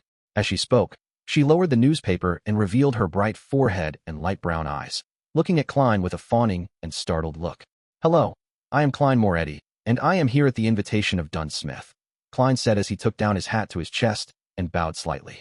The brown-haired girl looked to be in her early 20s. She wore a light green, Lone-style dress. She was set off with beautiful laces on her sleeves, collar, and chest. The captain.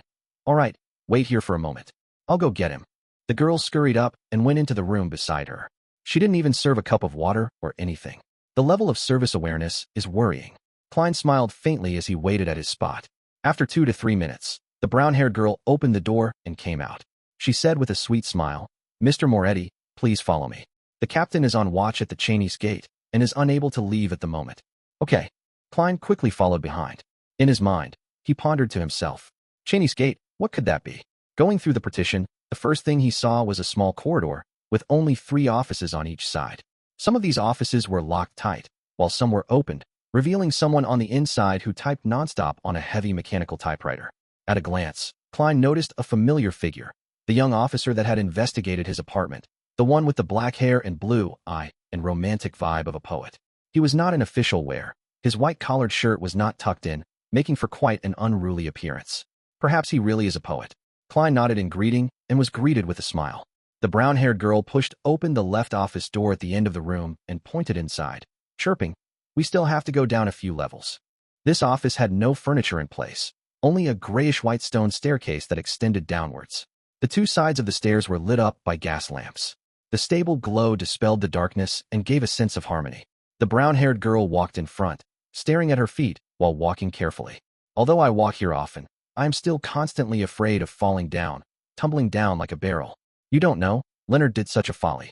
On the first day of becoming a sleepless, the first day where he had not mastered his new powers, he tried to rush down the flight of stairs, and he became a cartwheel. Haha, it was hilarious if you think about it. Oh yes, it was the guy that greeted you just now. This was about 3 years ago. Speaking of which, I have been with the Nighthawks for 5 years. I was only 17 when I joined. The girl watched her steps as she spoke. Suddenly, she smacked her forehead and said, I forgot to introduce myself. I'm Roseanne. My father was a member of the Nighthawks, who sacrificed himself in an accident 5 years ago.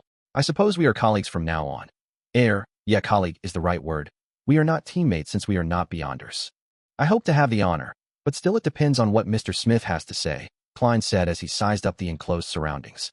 He felt that they were going underground. Dampness seeped out from the stone walls, dispelling the summer heat. Don't worry, The fact that you came so far means the captain has agreed. I've always been a little afraid of him. Even though he is amiable, a fatherly figure. I don't know why, but I'm still afraid. Roseanne spoke as though there was a piece of sweet in her throat. Klein answered humorously. Isn't being afraid of a father normal? True, Roseanne said as she held the wall around the bend. As they spoke, the two finished walking down the stairs and reached a stone-paved floor. It was a long aisle. Both sides of the walls were mounted with gas lamps surrounded by metal gratings. Klein and Roseanne's shadows were elongated under the illumination. Klein keenly noticed that there was a dark sacred emblem, every few meters, the symbol of the Evernight goddess. A deep black background dotted with sparkling embellishments, as they clustered precisely half the crimson moon. These emblems did not seem special, but walking between them gave Klein a sense of serenity. Roseanne also stopped talking, unlike her previous talkative state. Before long, an intersection appeared up front. Roseanne briefly introduced. The path to the left will lead to the St. Selena Cathedral. To the right are the armory, storeroom, and archives. And straight ahead is the Chinese Gate. St. Selena Cathedral? Then, Zutland Street is just behind Red Moonlight Street. Klein was a little stunned. St. Selena Cathedral of Red Moonlight Street was the headquarters of the Church of the Evernight Goddess in Tingen, a sacred ground where local followers yearned to visit. Along with Holy Numeric's Cathedral of the Church of the God of Steam and Machinery in the suburbs, and the River and Sea Cathedral of the Church of the Lord of Storms in North Tingen, they sustained the religious circles in Tingen City and its affiliated towns and villages. Aware that his status made it unsuitable for him to ask more, Klein only listened silently. They passed the intersection and moved straight ahead. In less than a minute, a black iron split gate carved with 7 sacred emblems were seen. It stood there, heavy, cold, and domineering, like a giant guarding in the darkness. Cheney's Gate. Roseanne reminded him and pointed at the room beside them, saying, Captain is inside. Go on in by yourself. All right, thank you. Klein replied politely. The room Roseanne was referring to was just in front of Cheney's Gate. The windows were opened, revealing the lit room inside. Klein took a deep breath to calm himself. Knock, knock, knock. Come in. He heard Dunn Smith's deep and amiable voice. Klein opened the unlatched door gently. There was only a table and 4 chairs inside. Dunn Smith, with his high hairline, who was wearing the black coat from the previous night, plus a gold watch chain around his chest, was reading the newspaper leisurely. Come and have a seat. Have you decided? Are you certain you want to join us? Dunn smiled and asked as he put down the newspaper. Klein removed his hat and bowed. Then he sat beside the table and said, Yes, I am certain. Then take a look at this deed. Heh. People like to call it a contract now. Dunn pulled out the table drawer and took out 2 contract copies. There were not many clauses, and most of them had been mentioned by Dunn Smith. The emphasis was on the confidential clause. Violators were tried in the tribunal courts of the Church of the Evernight Goddess instead of the kingdom's courts. It was akin to how soldiers and officers were sent to court-martial for trials. A 5-year contract. £2 and 10 soldi for weekly wages. 10 soldi as compensation for the risk and confidentiality. Klein read through it and answered resolutely, I've no problem with it. Then sign it. Dunn said as he pointed to the dark red fountain pen and ink.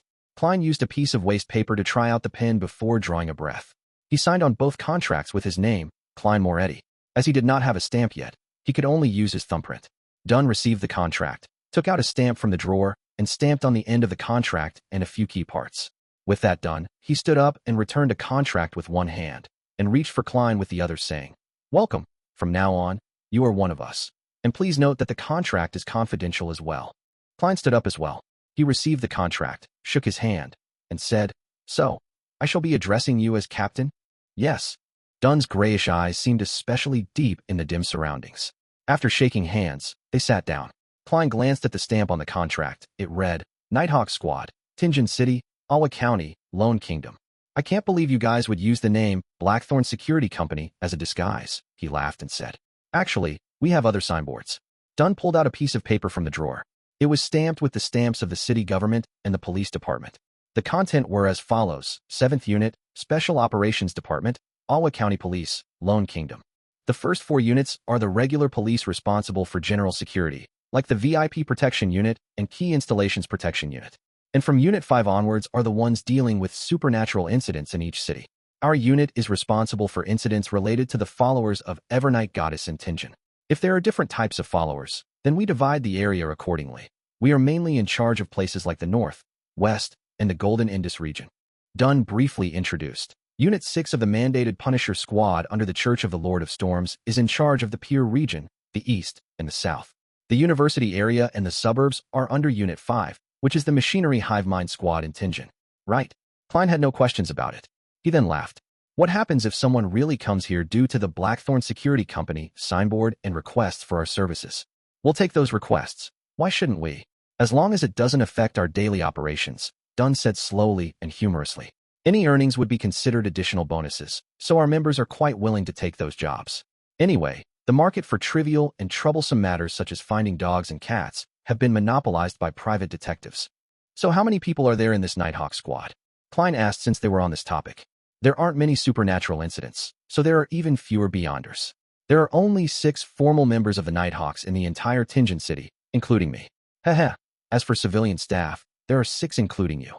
Klein nodded his head and eventually asked the question that he was most concerned about. So, Captain, what do you mean by beyonders losing control? Why does it happen? Chapter 18, Origin and Cause. Upon hearing Klein's question, Dunn looked out of the window toward the corridor that led to Cheney's gate. He took out his pipe, stuffed it with some tobacco and mint leaves, and held it to his nose. He took a deep whiff as his voice turned reflective and drifting. Only at home can I enjoy the beautiful flavors of tobacco mixed with mint leaves without any worries. Klein, do you know about the creation myth? Of course, when I received primary education during Sunday school, we learned to read using the revelation of Evernight. Among them, the Book of Wisdom and the letters from the saints mentioned the myth of creation. Klein attempted to recall via the memory fragments of the original Klein. He slowed down his tempo and said, the Creator awoke from chaos and shattered the darkness, creating the first ray of light. He then fused himself completely into the universe and made up all of existence. His body became the land and stars. One of his eyes became the sun, while the other became the crimson moon. Some of his blood rushed into the seas and rivers, nourishing and nurturing lives. Klein subconsciously paused when he said that. Partially, it was because the relevant memories were a blur and that the creation myth was very similar to the Chinese creation myth of Pangu. The imaginations of people from different worlds shared something in common on their myths and legends. Noticing that Klein was having trouble, Dunn smiled and added, his lungs turned into the elves, his heart turned into the giants, his liver turned into the treants, his brain turned into the dragons, his kidneys turned into the feather serpents, his hair turned into the phoenixes, his ears turned into the demonic wolves, his mouth and teeth turned into the mutants, and his remaining bodily fluids turned into the sea monsters, of which the essence was Naga. His stomach, his small and large intestines, and the evil parts of his body turned into devils, evil spirits, and various kinds of unknown maleficent existences. His spirit became the eternal blazing sun, the Lord of the storms, and the God of knowledge and wisdom. His wisdom gave birth to humanity. That was the first epic, the Chaos Epic. Klein finished the last sentence for Dunn, but he found it funny and ridiculous. As a keyboard folklorist, it was the first time he came into contact with a creation myth that was arranged in such great detail. It was so detailed that almost every prominent race corresponded to a particular body part of the creator. It's like a children's song with children sitting in a row and eating fruit. Furthermore, it was not only mentioned in the canon of the Evernight goddess.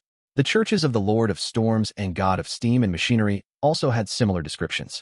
None of them alleviated themselves or devalued the other gods. This either means that the creation myth is real or hints that the few churches had undergone a long period of strife before compromising before the fifth epoch. With this in mind, Klein suddenly had another question. He asked with a frown. It feels problematic. Why are the eternal blazing sun, Lord of Storms, and God of knowledge and wisdom born directly from the Creator's spirit, while the goddess isn't?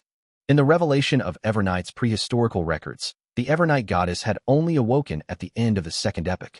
Together with the Lord of Storms, eternal blazing sun, and other gods, she blessed and helped humanity survive the cataclysm.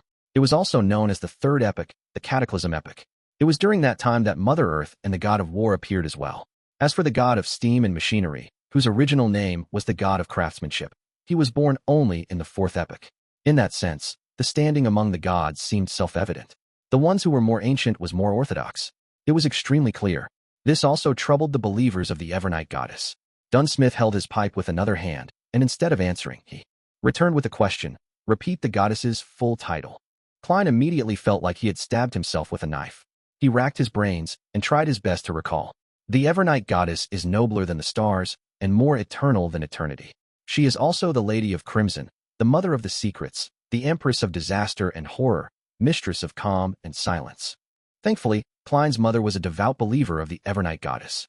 When she was still alive, She would recite this every evening at dinner. Even though the memories of the original Klein had fragmented, not all was lost. What does the Lady of Crimson symbolize? Dunn asked with a guiding tone. The red moon. The moment Klein answered, he immediately understood. Then which part of the Creator did the red moon come from? Asked Dunn with a smile. A single eye. Klein and Dunn smiled at each other. This was no way less impressive than the Lord of Storms, who was formed from a third of the Creator's spirit. As for the churches of Mother Earth and the God of War, they likely had similar explanations. However, the God of Steam and Machinery had been born too late to find a reason. Thus, their church had been weak in the past 1,000+ years. It was only with the invention of the steam engine that they seized the opportunity to truly be on par with the other gods. Dunn stroked his pipe gently. Humanity was born out of the wisdom of the Creator, so we have clever and extraordinary brains, but lack other magical powers. However, from the creation myth, we can form a simple but clear conclusion. Everything stems from the same origin. Stems from the same origin. Klein repeated the last few words. According to this conclusion, humans who were protected by the gods were able to resist the giants, devils, and the mutants. Gradually, they figured out means to obtain the power of the Beyonders. That is by using the corresponding parts of the evil spirits, dragons, monsters, magical trees, flowers, or crystals, and combining them with other materials to form potions. By consuming and absorbing the potion, one will gain different powers. This is common knowledge among mysticism studies. Dunn did not elaborate in detail and only gave a brief introduction. In this process, our ancestors relied on painful lessons to discover that if they were to consume high-grade or extraordinary potions, it would easily lead to tragic consequences. There are 3 possible outcomes. Which 3? Pressed Klein curiously. First, mental death and the complete breakdown of a body. Every piece of flesh would become a terrifying monster. Second, their personality will be changed by the powers contained in the potion. They will turn cold, sensitive, irascible, cruel, and indifferent. Third, well, Dunn put down his pipe and picked up a porcelain cup and took a sip. Fermo coffee from the Paz River Valley is bitter, but very fragrant. It leaves a splendid aftertaste. Do you want one? I prefer coffee from the Fainapotter Plateau. Of course, I have only drank it a few times at Welch's place. Klein politely declined. What's the third outcome? Mental disorder. Turning crazy on the spot. Becoming more devilish than the devil. This is what it means by losing control. Dunn emphasized the words, losing control. Without waiting for Klein to say a word, he put down his coffee cup and continued.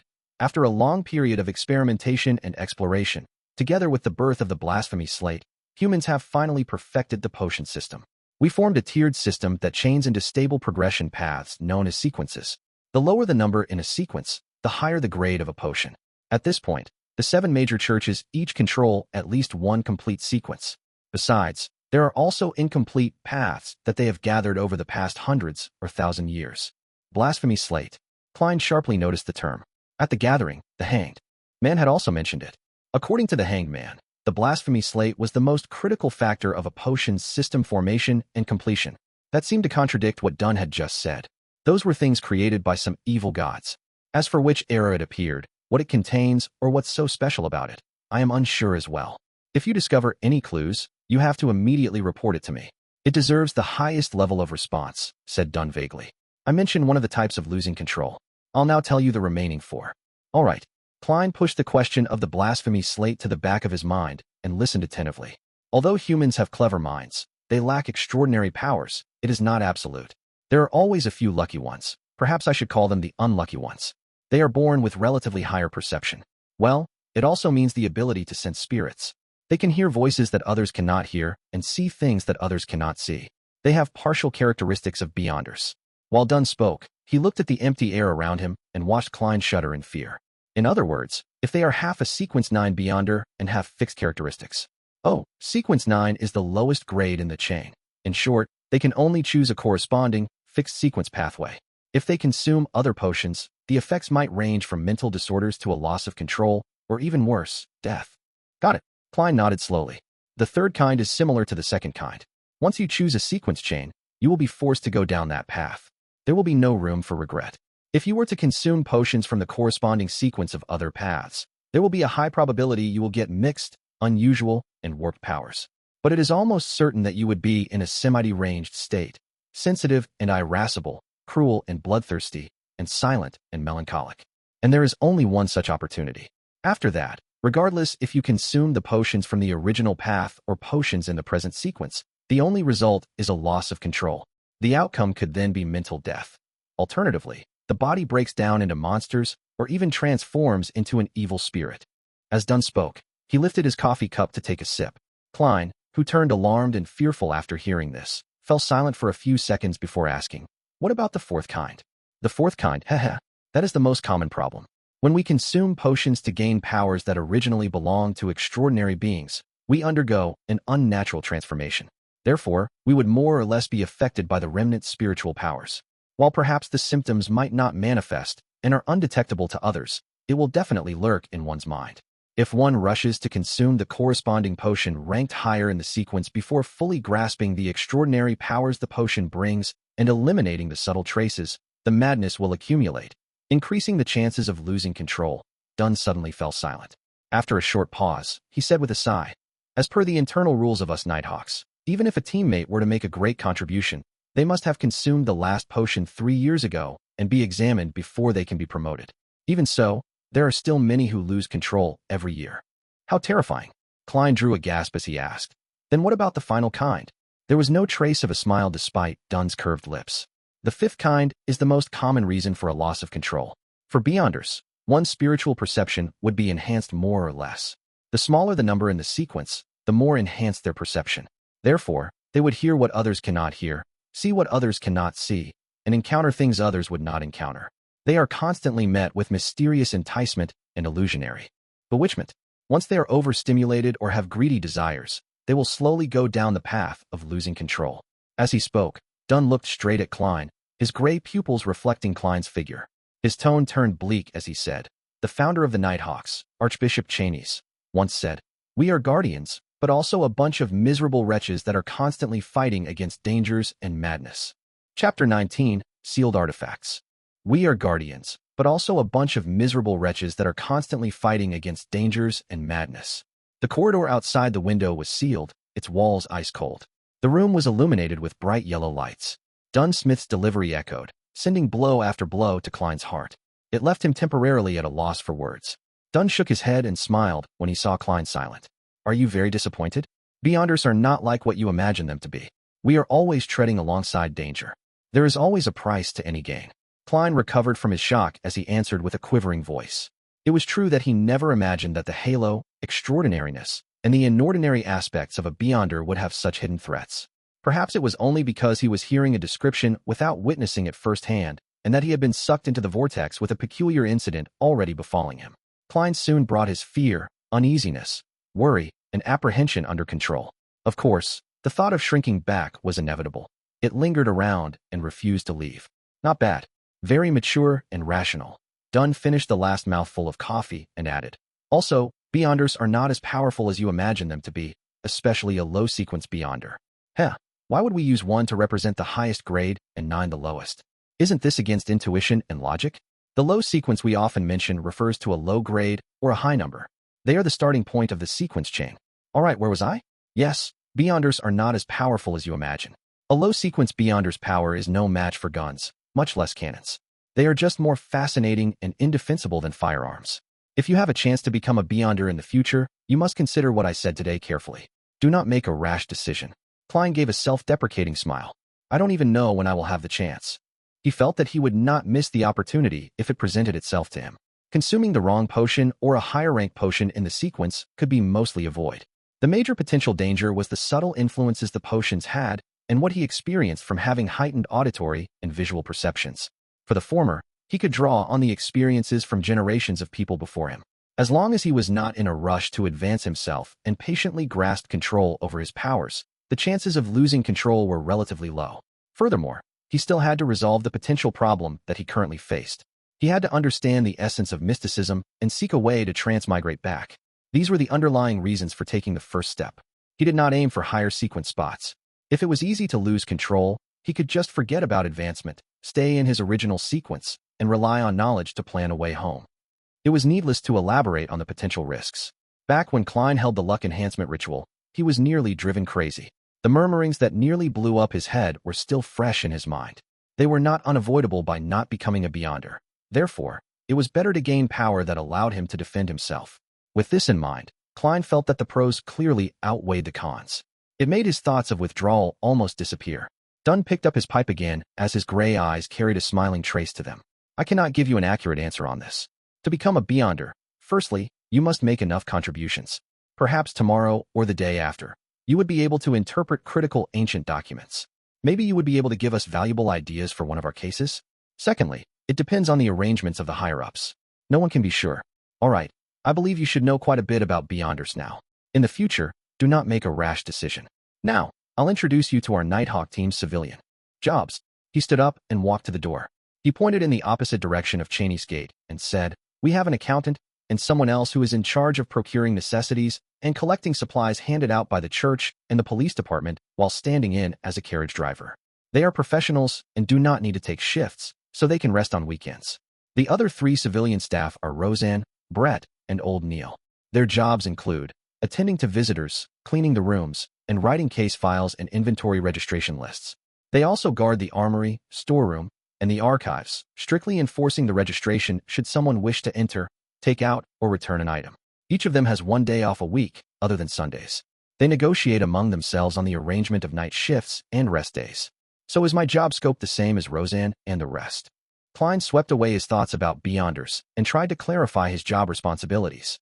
No, there's no need. You are a professional, said Dunn with a smile. You currently have 2 tasks. First, every morning or afternoon, go take a stroll outside. Focus on the various streets that lead from Welch's place to yours. What? Klein was dumbfounded. What kind of job is this? Is that very professional? Dunn inserted his hands into the pockets of his black windbreaker and said, after you confirm that you have lost your memories, we will close the case on Welch and Naya. Similarly, that diary of the Antigonus family has vanished completely. We suspect that you brought it with you. You might have hidden it on your way home, which might be why we did not find any clues at your place. This is also likely the reason why you were not there and chose to commit suicide at home. Although you were mysteriously influenced and have forgotten this piece of memory, the human spirit and brain is very fascinating, so there might be residual traces. Daly might not be able to obtain them through her means as a medium, but it does not mean that they do not exist. Perhaps you will feel a sense of déjà vu at a familiar and critical spot. That is what we wish to obtain. Got it. Klein was enlightened. The Nighthawk's deduction of the diary's location was indeed reasonable. He was the only one alive among the people involved. Only he had the time and motive to take the diary away and hide it on his way back. If you can find the diary this way, you will likely made enough of a contribution to become a beyonder, encouraged Dunn, indirectly revealing the importance of the diary. I hope. Klein nodded. Dunn changed the subject again. Secondly, you get a day off every week. You can decide which day it is for now. When you are not outside, go to our armory and read the literature and canon books. This is a job for a professional historian. When you finish them all, you will have to begin taking shifts with Old Neil and the rest. All right, no problem. Klein heaved a sigh of relief. This is not something too difficult. At this moment, Dunn turned his body halfway and pointed to the black outward-swinging gates that was engraved with 7 sacred emblems. This is Cheney's Gate. It is named after the creator of the modern Nighthawk system, Archbishop Cheney's. There is one under the central cathedral of every major city. It is guarded by formal Nighthawk members on rotation. Inside, there are at least 2 keepers who are sent by the church, as well as countless traps. You must not approach it under any circumstance. Otherwise, misfortune will befall you. That sounds scary. Klein expressed his feelings. The area inside is divided into a few zones. Stored within are certain potion formulas for certain sequences and other magical materials. It is also used to temporarily hold heretics, mutants, cultists, and members of secret organizations. Haha, they will eventually be sent to the Holy Cathedral, introduced Dunn in passing. Holy Cathedral? The headquarters of the Church of the Evernight Goddess located in the Winter County to the north of the kingdom. Cathedral of Serenity? Klein nodded slightly as though he was pondering over the matter. In addition, there are all sorts of classified documents and records inside. When you gain a higher clearance, you might have a chance of reading them. Dunn hesitated for a moment before adding, behind the Cheney's Gate, there are also sealed artifacts in the basement. Sealed artifacts? Klein ruminated on the terms. It sounded like a specialized term. Some of the extraordinary items we gather and retrieve are just too important and magical. If they fall into the wrong hands, it would cause immense destruction. Therefore, we have to keep it strictly confidential and watch them carefully. Even we can only use it under special circumstances. Besides, with that said, Dunn paused for a moment before continuing. Besides, there are some things inside that are very special. They had certain living characteristics which can entice the keepers. It would influence the surroundings, attempt escape, and cause catastrophic outcomes. They have to be strictly controlled. How fascinating. commented Klein wistfully. The Nighthawk headquarters have categorized these sealed artifacts into 4 grades. Grade 0 represents extremely dangerous. They are of the highest importance and of the highest confidentiality. They are not to be inquired, disseminated, described, or spied. They can only be sealed in the basement of the Holy Cathedral, described done in detail. Grade 1 is highly dangerous. They can be used in limited ways. Their security clearance is limited to diocesan bishops or Nighthawk deacons and above. The central cathedral of diocese headquarters like Backlund can store 1 to 2 artifacts. The rest will be handed over to the Holy Cathedral. Grade 2 is dangerous. They can be used with care and moderation. The security clearance requires 1 to be a bishop or a Nighthawk team's captain and above. The central cathedrals in the various cities can store 3 to 5 artifacts. The rest will be turned into the Holy Cathedral or the diocese headquarters. Grade 3 is considerably dangerous. They have to be used carefully. It can only be applied for operations that require 3 or more people. The security clearance requires 1 to be a formal member of the Nighthawks. In the future, you will see the corresponding documents. Through the numbers, you can understand what they represent. For instance, 2 to 125 means that it is a dangerous grade sealed artifact number 125. As Dunn went on, he suddenly turned around and returned to his room. He pulled out a piece of paper from the bottom of the drawer. By the way, take a look at this. 3 years ago, a newly appointed archbishop lost control. For some unknown reason, he stormed through the various levels of protection and vanished mysteriously with a grade 0 sealed artifact. Memorize this photo. If you discover him, do not alert or disturb him. Return to report it immediately, or the chance of you dying in the line of duty is 1,000%. What? Klein received the piece of paper. There was no title on it, just a black and white photo with a few lines of words. Ince Zangwill. Male. 40 years old. Former archbishop. A gatekeeper who failed in his promotion and was enticed by the devil and was corrupted. He escaped with sealed artifact 0-08. Particular traits are: the picture depicted Ince Zangwill as wearing an all-black clergyman robe with buttons on both sides and a soft cap.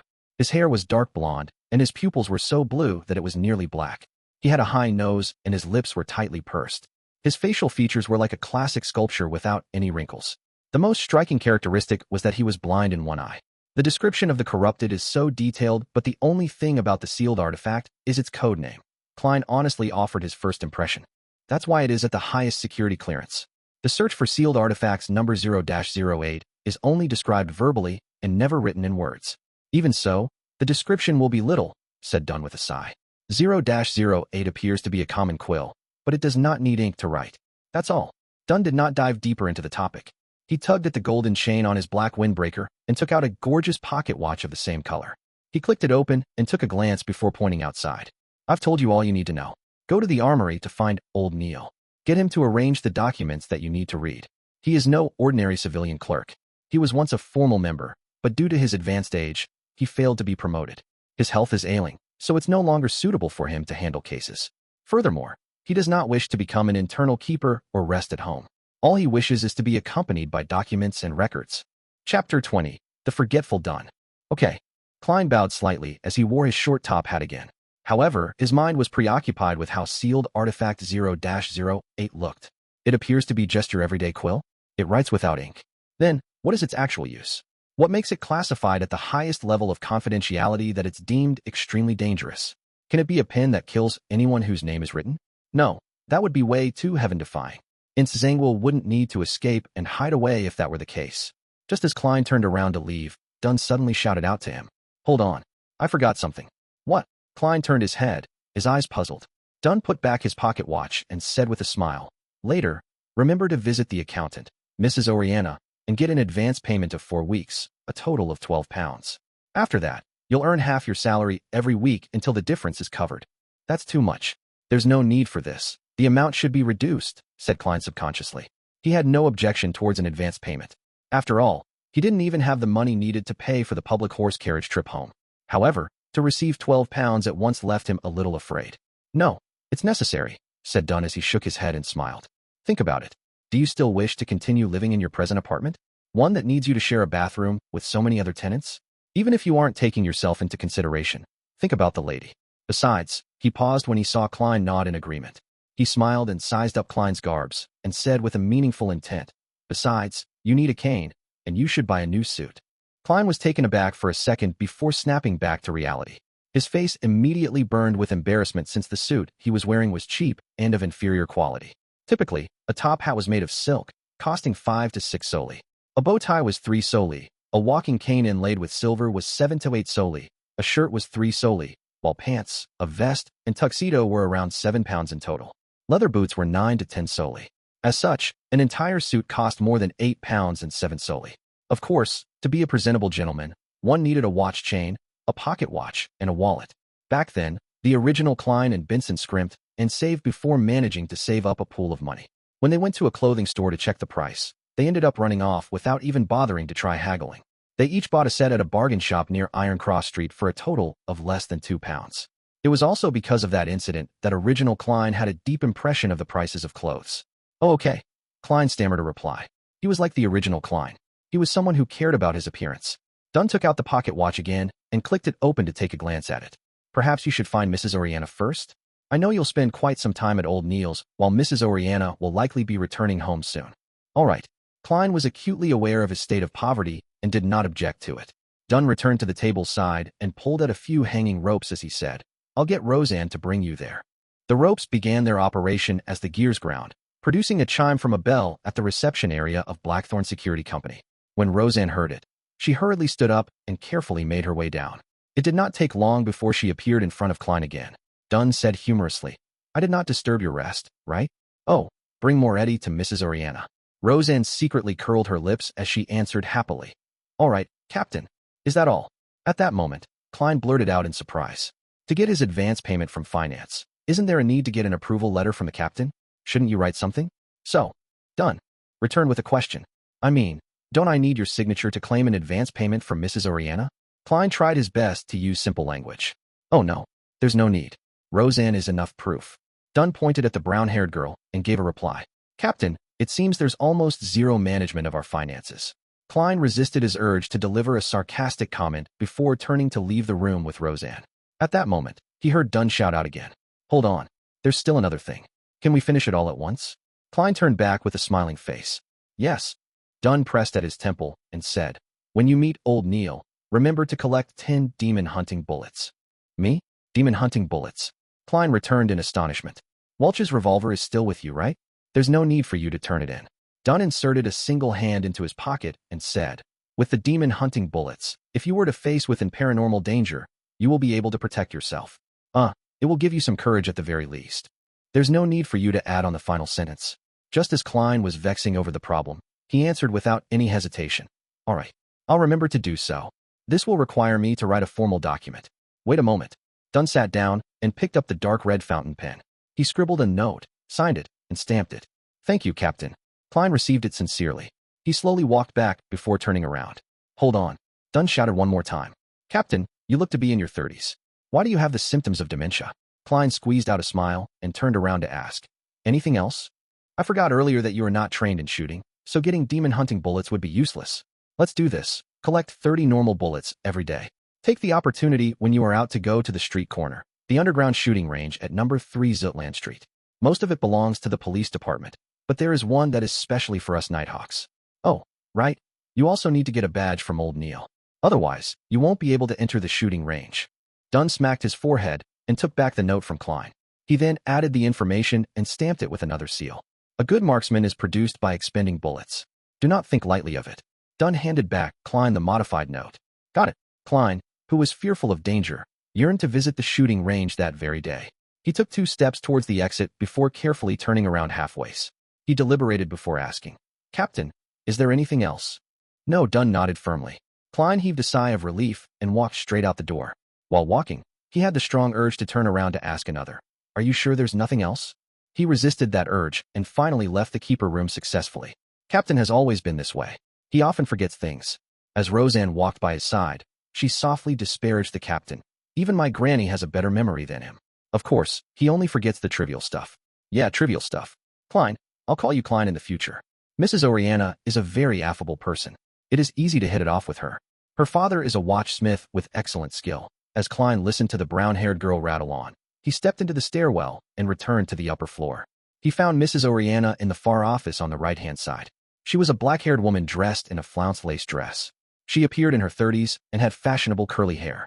Her pair of green eyes were clear and smiling, and she seemed refined and elegant. After Oriana heard Roseanne repeat Dunn Smith's instructions, she took out a note and wrote an advance slip. Sign here. Do you have a seal? If not, you can leave a thumbprint. All right. Now familiar with the procedures, Klein completed the formalities. Oriana took out a copper key and opened the safe in the room. As she counted the pounds, she said with a smile, "You are lucky. We have enough cash today. By the way, Klein, were you invited by Captain because you were involved in a paranormal activity and the fact that you have a specialty?" "Yes, you have an impeccable intuition." Klein was not stingy with his compliments. Oriana took out 4 notes with light gray backgrounds with deep black patterns printed on them. After locking the safe, she turned around and smiled. "That's because I had a similar experience too." "Really?" Klein showed an appropriate level of surprise. "Do you know about the serial killer that sent Tingen City into a frenzy 16 years ago?" Oriana handed over the 4 gold pounds to Klein. "Yes, it's the one which had 5 girls killed consecutively. Some had their hearts and stomachs removed by that bloody butcher. My mother often used that matter to scare my sister when we were young," said Klein as he thought about it. He received the notes and discovered that 2 of them were in 5-pound denominations and 2 of them were in 1-pound denominations. All of them had a gray background and were inked in black. The 4 corners had complicated patterns and special ink to prevent counterfeiting. The former notes were slightly bigger, and in the middle of them was Lone Kingdom's 5th king, George III's direct ancestor, Henry Augustus I. He wore a white hairband above his rotund face. His eyes were slender, and he had an abnormally serious expression. However, Klein felt an indescribably sense of closeness to him. This was a 5-pound note. It's almost equal to 4 weeks of Benson's salary. In the middle of the 1-pound note was George III's father, the former king, William Augustus VI. This mighty figure had a thick mustache and a firm gaze.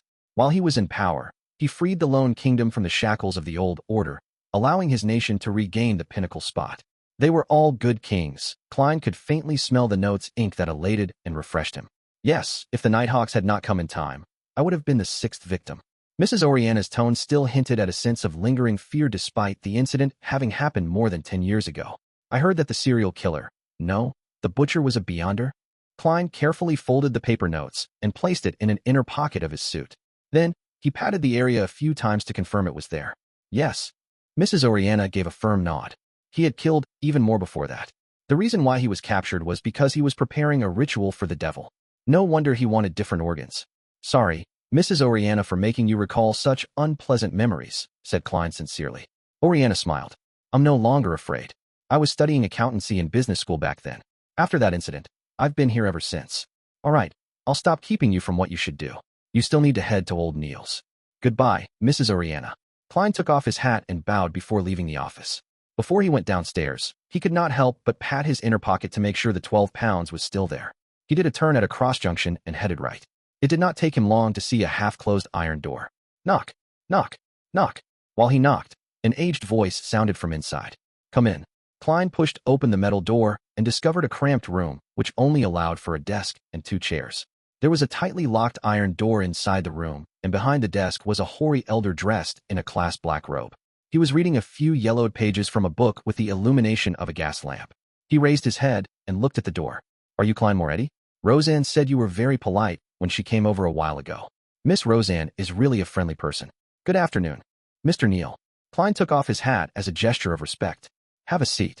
Neil pointed to the silver tin can with complex flowery patterns on the table. "Would you like a cup of hand-ground coffee?" The wrinkles at the edge of his eyes and mouth were deeply recessed. His dark red pupils appeared slightly turbid. "It doesn't seem like you drink coffee."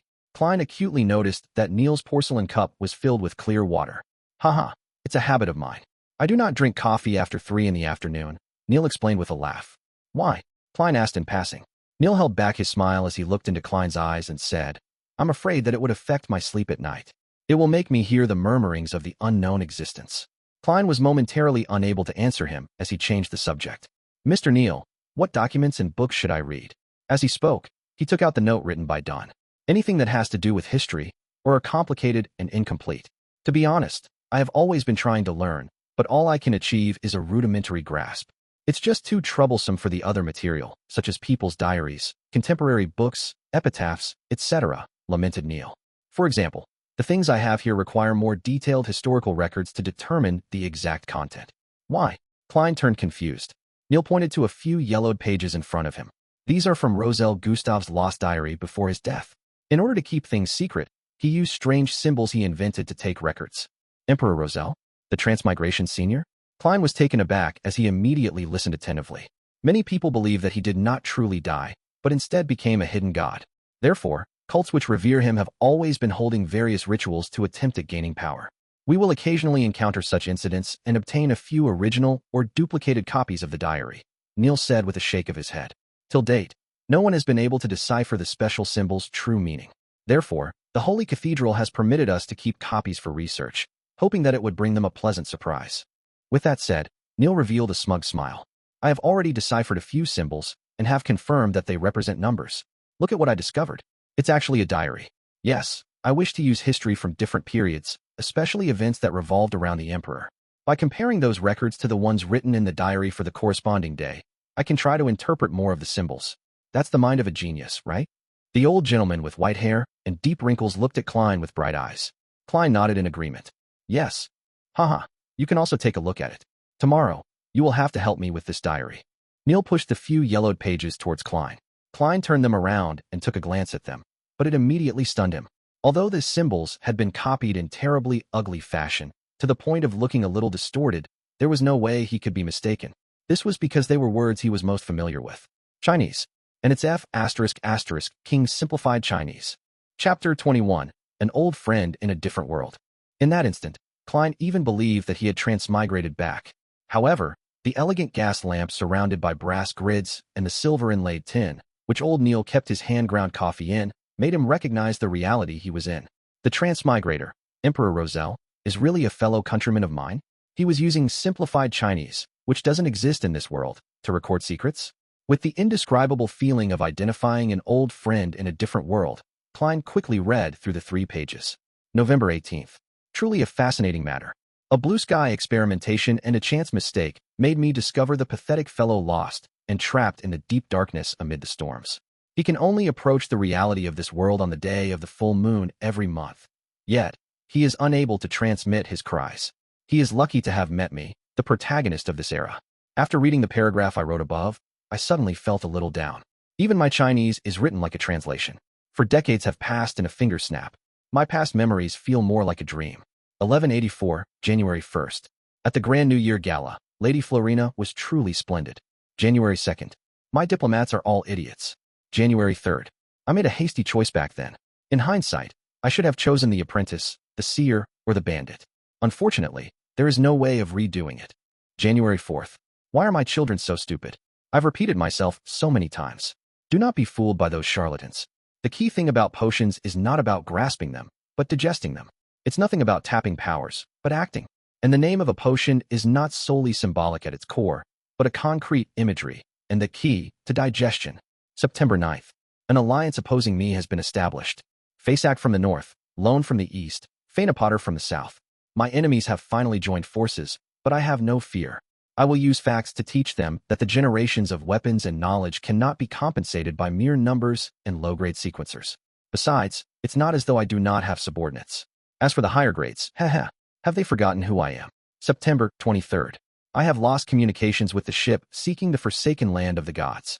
I should consider inventing wireless telegraphs. I hope it would not be affected by the storm. September 24th. Miss Ithaca is more mesmerizing than Lady Florina. Perhaps I'm just being nostalgic about my youth. Due to the complexity of characters in simplified Chinese, the font was slightly larger than normal, leading to less content on each page.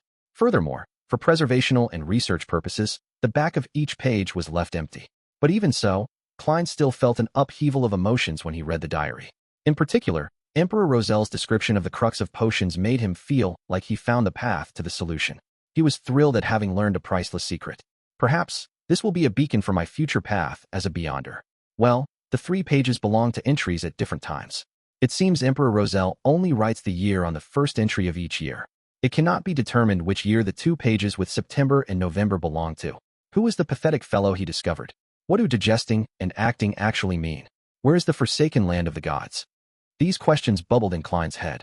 It made him eager to immediately gather all of Emperor Roselle's diary and read it from cover to cover. Klein. At that moment, old Neil asked puzzledly across him.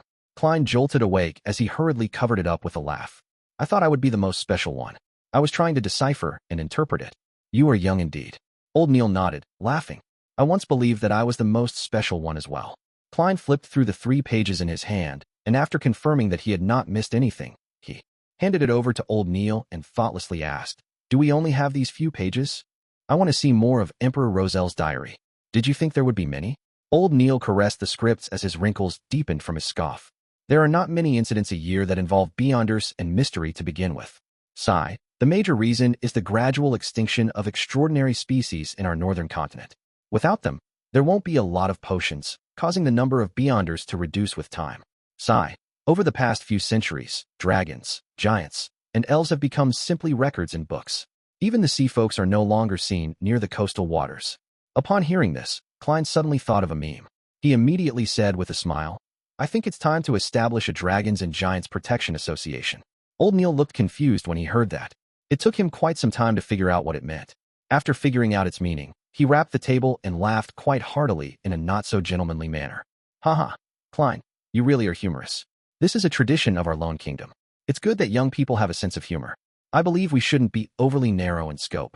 Why are we only protecting dragons and giants? It should be called Fantastic Beasts Protection Association. No, no, no. How can we forget those poor plants?" Klein shook his head. They exchanged looks and proclaimed in unison, "Fantastic Organisms Protection Association." Both of them laughed tacitly. The awkwardness and unfamiliarity of the atmosphere between them dissipated considerably.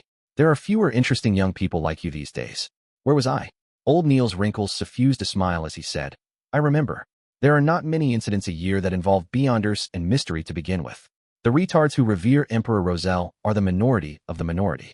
It's already pretty good that we can obtain 3 scripts. Well, the other larger cathedrals or dioceses might have some." After muttering a few words, he took the approval note which Klein had placed on the table earlier and took a look. "Are they pistol bullets, rifle bullets, or steam-pressured bullets?" "It's a revolver," answered Klein honestly. "All right, I'll go get them.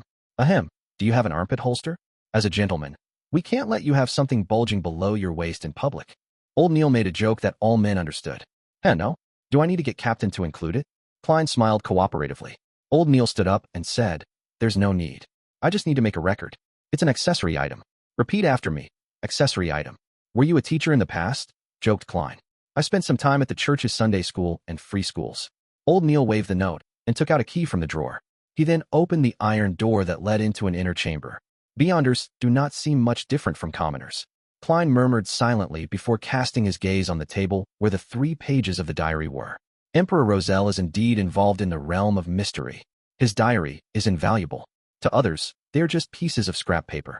It is unknown when they will be deciphered, but they are a valuable treasure to me. I wonder where the remaining parts of the diary are. I have to think of ways to get more. Klein's mind went through upheavals as he could hardly calm down. This continued until old Neil came out and closed the iron door. 10 demon hunting bullets, 30 revolver bullets, an oxhide armpit holster, and a 7th Unit Special Operations Department badge. Please count them and give them a try. Remember to sign the log book. Old Neil placed the items down on the table.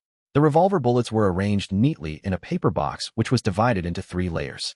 The bullets shimmered with a yellow sheen just like the bullets back home, but they appeared narrower. As for the demon hunting bullets, they were kept in a small iron box. The shape was identical to regular revolver bullets, but their surface was silver in color.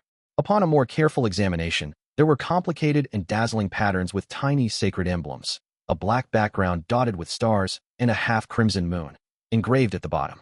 The oxhide holster felt solid, and it came with a belt and buckle. Beside it was a badge half the size of a palm.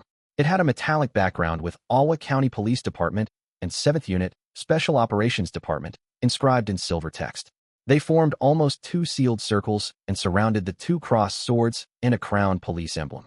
"Unfortunately, it's not a Nighthawk's badge," Klein said half wistfully and half probingly.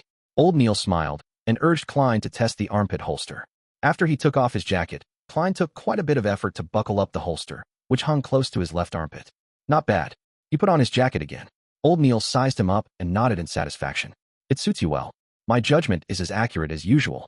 After putting away the other items into his pockets and signing the log book, Klein had a short, casual conversation with old Neil before leaving. Halfway, he slapped himself in the forehead. "I forgot to learn more about the sequences and potions. It's all the fault of Emperor Rosel's diary." At this point, he was still unaware of what the first sequence of the complete pathway the Church of the Evernight Goddess possessed. All he knew was that it started with sequence 9. Roseanne had apparently mentioned something. The sleepless? Just as Klein was slowly walking towards the stairs, a person came down. He wore tight trousers which made movement easy. His white shirt was not tucked in, and he had a clear romantic temperament of a poet. He was none other than the black-haired, green-eyed police inspector who had previously came to search Klein's place. They had met upstairs previously, but they had not exchanged words.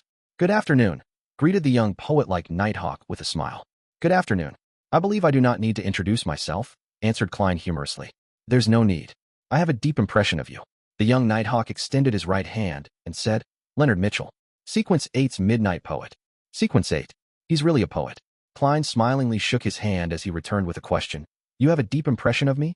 Leonard Mitchell's green eyes were deep as he replied with a very faint smile. "You have a special disposition." "He feels and sounds so gay." The corners of Klein's mouth moved slightly as he barely said with a smile, "I don't think so myself." "After encountering an accident like that, you remained alive despite not receiving our protection immediately. That makes you special enough." Leonard pointed ahead. "I have to replace Captain. See you tomorrow." "See you tomorrow." Klein turned to make way for the Nighthawk. As he walked to the ends of the stairwell, Leonard Mitchell suddenly turned around and stared at the stone-paved ground which was illuminated by the yellow sunset. He muttered into the air softly, "Did you manage to notice anything?" Indeed, there's nothing special about him. Chapter 22, Starting Sequence. After he went up the stairs and returned to the reception hall, Klein was about to bid Roseanne farewell when he heard the brown-haired girl mention briskly, "Captain says that you can come on Monday. He wants you to settle your household affairs first." All right. Klein never expected the Nighthawk's management to be so humane and accommodating. It made him feel a little grateful. He was planning on waking early the next morning and make use of the opportunity to wander around, to visit Tianjin University. He planned on informing the staff in charge of the interview that he was not participating in the follow-up interviews. After all, he had originally obtained the opportunity to make the interview because of his professor's recommendation letter. Regardless, it was basic courtesy to have formal closure. Even if it was not for himself, he had to respect his mentor's efforts. And in a world without telephones, where telegrams were charged by the character, and the fact that it would be too late to send a letter, he felt that taking the public carriage to the university was the most economical and suitable solution. Having received the captain's special approval, Klein did not need to tire himself out. He could wake up late and still make his way there on time. Klein was just about to take off his hat to bid Roseanne farewell when he suddenly thought of something. He looked around and suppressed his voice. "Roseanne, do you know what the starting point of the church's complete sequence is?" He had forgotten to ask old Neil. Roseanne's eyes widened as she looked at Klein in astonishment. "You wish to become a beyonder. Was I that obvious?" Klein's body language betrayed him as he answered in embarrassment. "Having learned that extraordinary and mysterious powers exist in the world, it's inevitable that I have some yearnings for it." "Oh my goddess, do you know how dangerous it is? Didn't Captain tell you? The enemies of beyonders are not just cultists or dark warlocks, but themselves. People lose control nearly every year. Some even end up sacrificing themselves. Aren't you going to consider how your family will feel?" Roseanne's hand gestures amplified her tone as her reaction appeared overly agitated. "Klein, I think the better choice is to be a civilian staff. There's nearly no danger, and our salary increases every year. After a few years of work, you will have saved up much money, allowing you to rent a bungalow in the North Borough or in the suburbs. You can then marry a rich and charming lady and have a wonderful family, having adorable and naughty little angels." "Roseanne, stop. Hold up." Klein hurriedly stopped her in exasperation when he realized that she was changing the subject. "I just wanted to, well, understand the basics for now." "All right." Roseanne fell silent for a few seconds as she lowered her gaze, feeling somewhat sorry. "Due to what happened to my father, whenever I face similar problems, I tend to be, well, you know, a little agitated. However, to be honest, I'm filled with respect towards any man or woman who willingly wishes to be a Nighthawk." I understand, echoed Klein. Roseanne blinked her light brown eyes and added, "My father once said that one should never think that they can resolve hidden risks or combat danger by simply becoming more powerful or a higher sequencer. In fact, it's the opposite. They will encounter more terrifying matters. When facing the unknown or a terrifying existence, death and insanity are the only two outcomes." Heh. He ended up sacrificing himself 2 weeks after saying that. "Klein, don't look at me with pity. My life is great now, really great. It's only right to feel fear towards these matters. I only want to know the basics." Klein repeated his previous reply, not sure whether he should laugh or cry. "Captain explained it more clearly than you. And even if I do not become a beyonder, I have already encountered something extraordinary." "All right," said Roseanne ruminatively. "I've heard Captain's and old Neil's conversation before. As extraordinary creatures are declining or going extinct, few high sequencers exist in this era. It's already very impressive to become a beyonder. Combining our Tianjin city and the suburbs, there are hundreds of thousands of people, or maybe even more. Yet, there are only about 30 plus beyonders. Well, it's just my guess. I'm not counting the cultists and dark warlocks who hide in the dark. Without waiting for Klein's reply, she seemed to regain her vibrancy as she clenched her fist and brought it to her chest. And among these 30 plus beyonders, most of them are at sequence 9. It seems I have gone off topic. It's okay. That was something I wanted to know as well. Klein wished that Roseanne could be like her usual self, revealing more information as she rambled on. Anyways, it's already very, very impressive to become a beyonder. Roseanne repeated herself. The starting sequence of our church's complete sequence is sleepless. Sequence 9, sleepless. Indeed. Klein nodded as he watched Roseanne, finding hard to stop herself from describing in detail. You should be able to guess from the name. A sleepless is someone who does not need to sleep at night. 3 to 4 hours of rest in the day would be sufficient. Man, I'm so envious. No, not at all. Sleep is a gift bestowed upon us by the goddess. It's the truest bliss. Where was I? All right. A sleepless can see through the darkness even without any lights. The deeper into the night, the more powerful they become. I mean more powerful in the aspects of their physical strength, their intuition, and their mental capabilities. However, although they can detect unknown dangers that lurk in the dark, they will still rely on demon-hunting bullets and other items to handle monsters they are unable to deal with via normal means. My father was once a sleepless. Without waiting for Klein to press on, Roseanne continued. After that, it's Sequence 8's Midnight Poet, and one level higher is Sequence 7's Nightmare. Nightmare? Klein instantly recalled that Dunn Smith had guided his dreams. He asked as a confirmation, Captain, you know about it? Roseanne's mouth nearly turned into an O shape. Captain once entered my dream. Klein glanced around as he lowered his voice once more. Got it. Roseanne was enlightened as she answered with a whisper. She picked up a coffee cup beside her and took a sip before saying wistfully, there are only 2 Sequence 7 Beyonders in our Tianjin city's church. It's likely that Captain is one of them. Even if he goes to a large diocese like Backlund, he is still an impressive figure. Some deacons might not even be stronger than he is. So Captain is that impressive? Klein echoed with a smile. Frankly, Dunn Smith's appearance last night had left a deep impression on him. He had basically believed that Dunn was an extremely powerful beyonder. Of course, Roseanne proudly straightened her back. In moments, the scatterbrained her said with a vexed expression, as for what's above Sequence 7, I have no idea. Among all the Nighthawks, perhaps only Captain will know. Then what about other starting sequences? The ones that aren't complete? Klein was satisfied as he changed the subject. It had to be said that Roseanne's description of sleepless did match his imaginations and expectations of beyonders. However, it was not the kind he wished to become. The perfect Sequence 9 was likely one that could study and grasp more knowledge of the mystery. By doing so, he could leverage on them to figure out the reason for his transmigration and lay the foundations of his future transmigration back. Roseanne thought for a moment before saying with a sigh, I'm not that interested in this aspect. I only know we have more than other churches. After all, the goddess is the mother of the secrets. Well, there should be 2 or 3. Some of our teammates are cold and distant, making me fear them. They also have a strange smell to them. Some members. Well, I mean you should talk to old Neil. He knows a lot, as well as quite a number of interesting magical rituals. Let me think. He once mentioned his Sequence 9 title, which is also the name of the potion formula. Ah, yes, it's called Mystery Prior. Quite a number of interesting magical rituals? Mystery Prior sounds very close to what I want. Klein was slightly delighted. In addition, I also know of the name of a Sequence 7, the kind that's incomplete. Roseanne said with a flaunting tone. She had just thought of it while recollecting. What is it? Klein was abnormally curious. In a world where high sequencers were scarce to the point of them possibly not existing, Sequence 7 was probably considered quite a potent force in the church. Roseanne revealed a sweet smile as she replied smugly. Spirit medium. Madame Daly? Asked Klein subconsciously. After his initial surprise, he realized that it was nothing unexpected. Only a Sequence 7 Beyonder could achieve such an impressive performance as a medium. Roseanne's eyes widened once again as she said in disbelief. How do you know of that too? I've met Madame Daly. Klein did not hide the matter. All right, said Roseanne with an envious tone. If I can become a spirit medium, one just like Madame Daly, then I'll be willing to be a beyonder. No, I'll consider it carefully for 10 minutes. Yes, Madame Daly fulfills all my imaginations as a beyonder, echoed Klein in a slightly exaggerated manner. Having fulfilled his goals, he chatted idly with Roseanne for a few minutes until he realized he was not getting any new information. He took off his hat and bowed before leaving.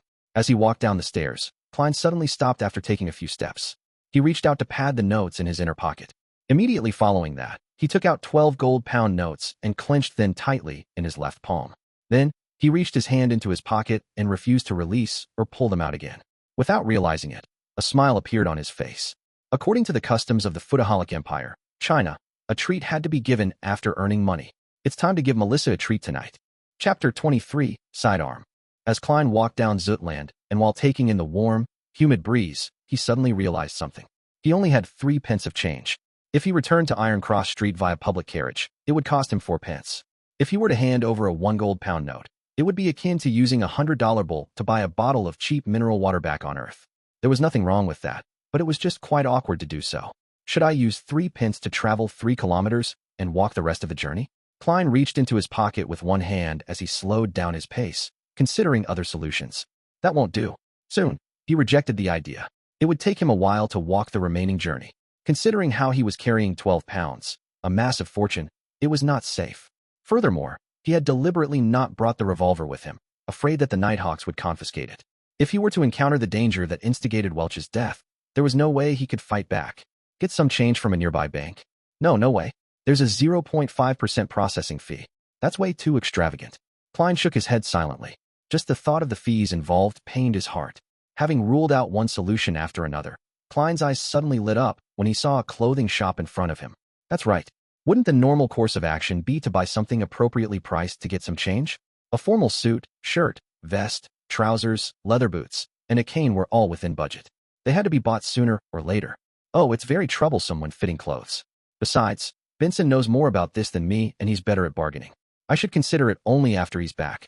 Then should I buy a cane? That's right. As the saying goes, a cane is a gentleman's best choice of defense. It is half as good as a crowbar. A gun in one hand and a cane in the other is the combat style of a civilized person. After debating internally, Klein made up his mind.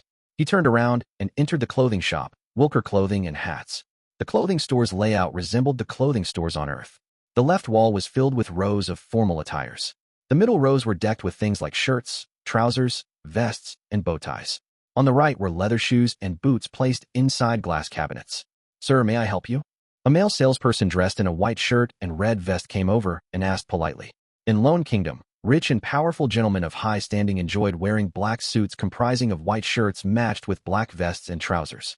Their colors were relatively monotonous, so they required their male servants, salespeople, and service attendants to dress more brightly and colorfully in order to distinguish themselves from their masters. In contrast, ladies and mistresses wore dresses of all kinds and glamorous fashions. As such, maidservants would wear black and white. Klein thought for a moment before answering the male salesperson's question. A cane. Something that's heavier and harder. The kind that can crack the skulls of others. The red-vested salesperson sized up Klein furtively before leading him into the store. He then pointed at a row of canes in the corner. That cane inlaid with gold is made of ironheart wood. It's both very heavy and hard, and costs 11 solely 7 pence. Do you want to give it a try? 11 solely 7 pence. Why don't you go rob a bank? Big deal with the gold inlay. Klein was shocked by the price. With an unperturbed expression, he nodded gently. All right.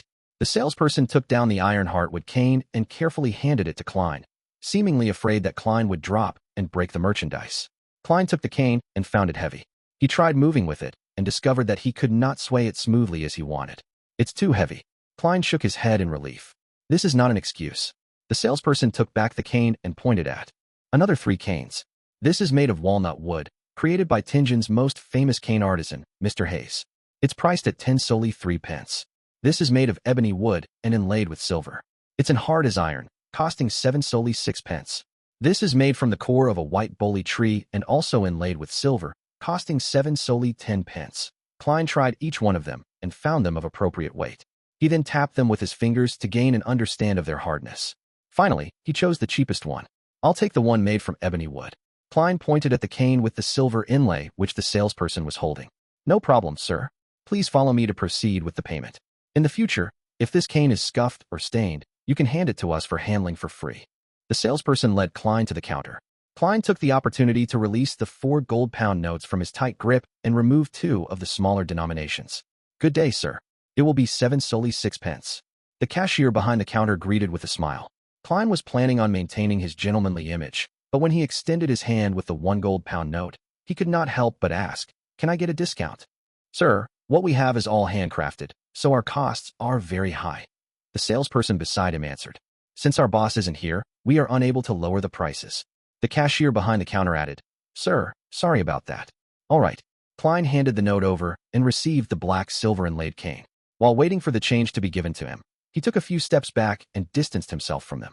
He swung around his sidearm as a test. Whoosh, whoosh, whoosh. The wind sounded heavy when the cane sliced through the air. Klein nodded in satisfaction.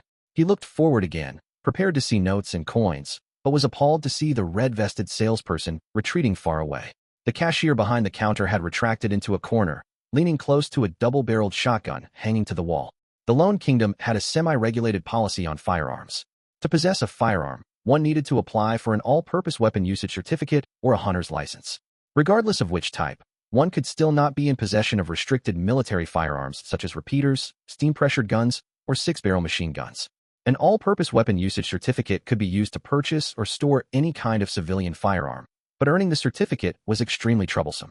Even merchants of substantial standing might not be approved. A hunter's license was relatively easy. Even farmers in the suburbs could receive approval. However, the license was limited to hunting guns with restricted numbers. People with sizable assets would tend to apply for one to use it for self-defense in emergency situations, such as now. Klein looked at the two wary salespeople as the corners of his mouth twitched. He chuckled dryly. Not bad. This cane is perfect for swinging. I'm very pleased. Realizing that he had no intention to assault them, the cashier behind the counter relaxed. He handed over the notes and coins he had taken out over with both hands. Klein took a look at what he received and saw 2 5-soldi notes, 2 1-soldi notes, a 5-pence coin, and a 1-penny coin. He could not help but nod inwardly. After a 2-second pause, he ignored the way the salespeople looked at him and unfurled the 4 notes towards the light to ensure that the anti-counterfeit watermarks were present. Klein put away the notes and coins when he was done. With the cane in hand, he tipped his hat and walked out of Wilker Clothing and Hats. He extravagantly spent 6 pence by taking a short-distance trackless carriage before transferring once before reaching home safe and sound. After closing the door, he counted the 11 pounds and 12 soldi notes thrice before placing them into the desk drawer. He then found the bronze revolver with the wooden grip. Clink, clang. 5 brass bullets fell onto the table when Klein inserted the silver demon hunting bullets, which had complicated patterns, and the dark sacred emblem into the revolver cylinder. Like before, he only inserted 5 rounds and left an empty spot to prevent any misfires. The remaining rounds were placed together with the 5 ordinary bullets in a small iron case. He snapped the cylinder in place, giving him a sense of security. He excitedly lodged the revolver into the holster at his armpit and buckled it securely. Then, he repeatedly practiced unbuckling and drawing the gun. He rested whenever his arms ached, and this continued until sunset when he heard the sounds of tenants walking along the corridor outside. Phew! Klein let out a foul breath before putting his revolver back into his armpit holster. Only then did he take off his formal suit and vest. He wore back his usual brownish-yellow coat and swung his arms to relax them. Tap, tap, tap. He heard the sound of nearing footsteps before the twisting sound of an inserted key. Melissa with her soft, black hair entered. Her nose twitched a little as she swept her gaze towards the unlit stove. The luster in her eyes dimmed slightly. Klein, I'll heat up the leftovers from last night. Benson will likely be home tomorrow. Melissa turned to look at her brother. Klein had his hands in his pocket as he leaned against the edge of the desk. He smiled and said, No, let's eat out. Eat out? Melissa questioned in surprise. How does Silver Crown Restaurant at Daffodil Street sound? I heard they serve delicious food, suggested Klein. But Melissa was still confused. Klein grinned and said, To celebrate my new job. You found a job? Melissa's voice rose unknowingly. But isn't the Tianjin University interview tomorrow? Another job.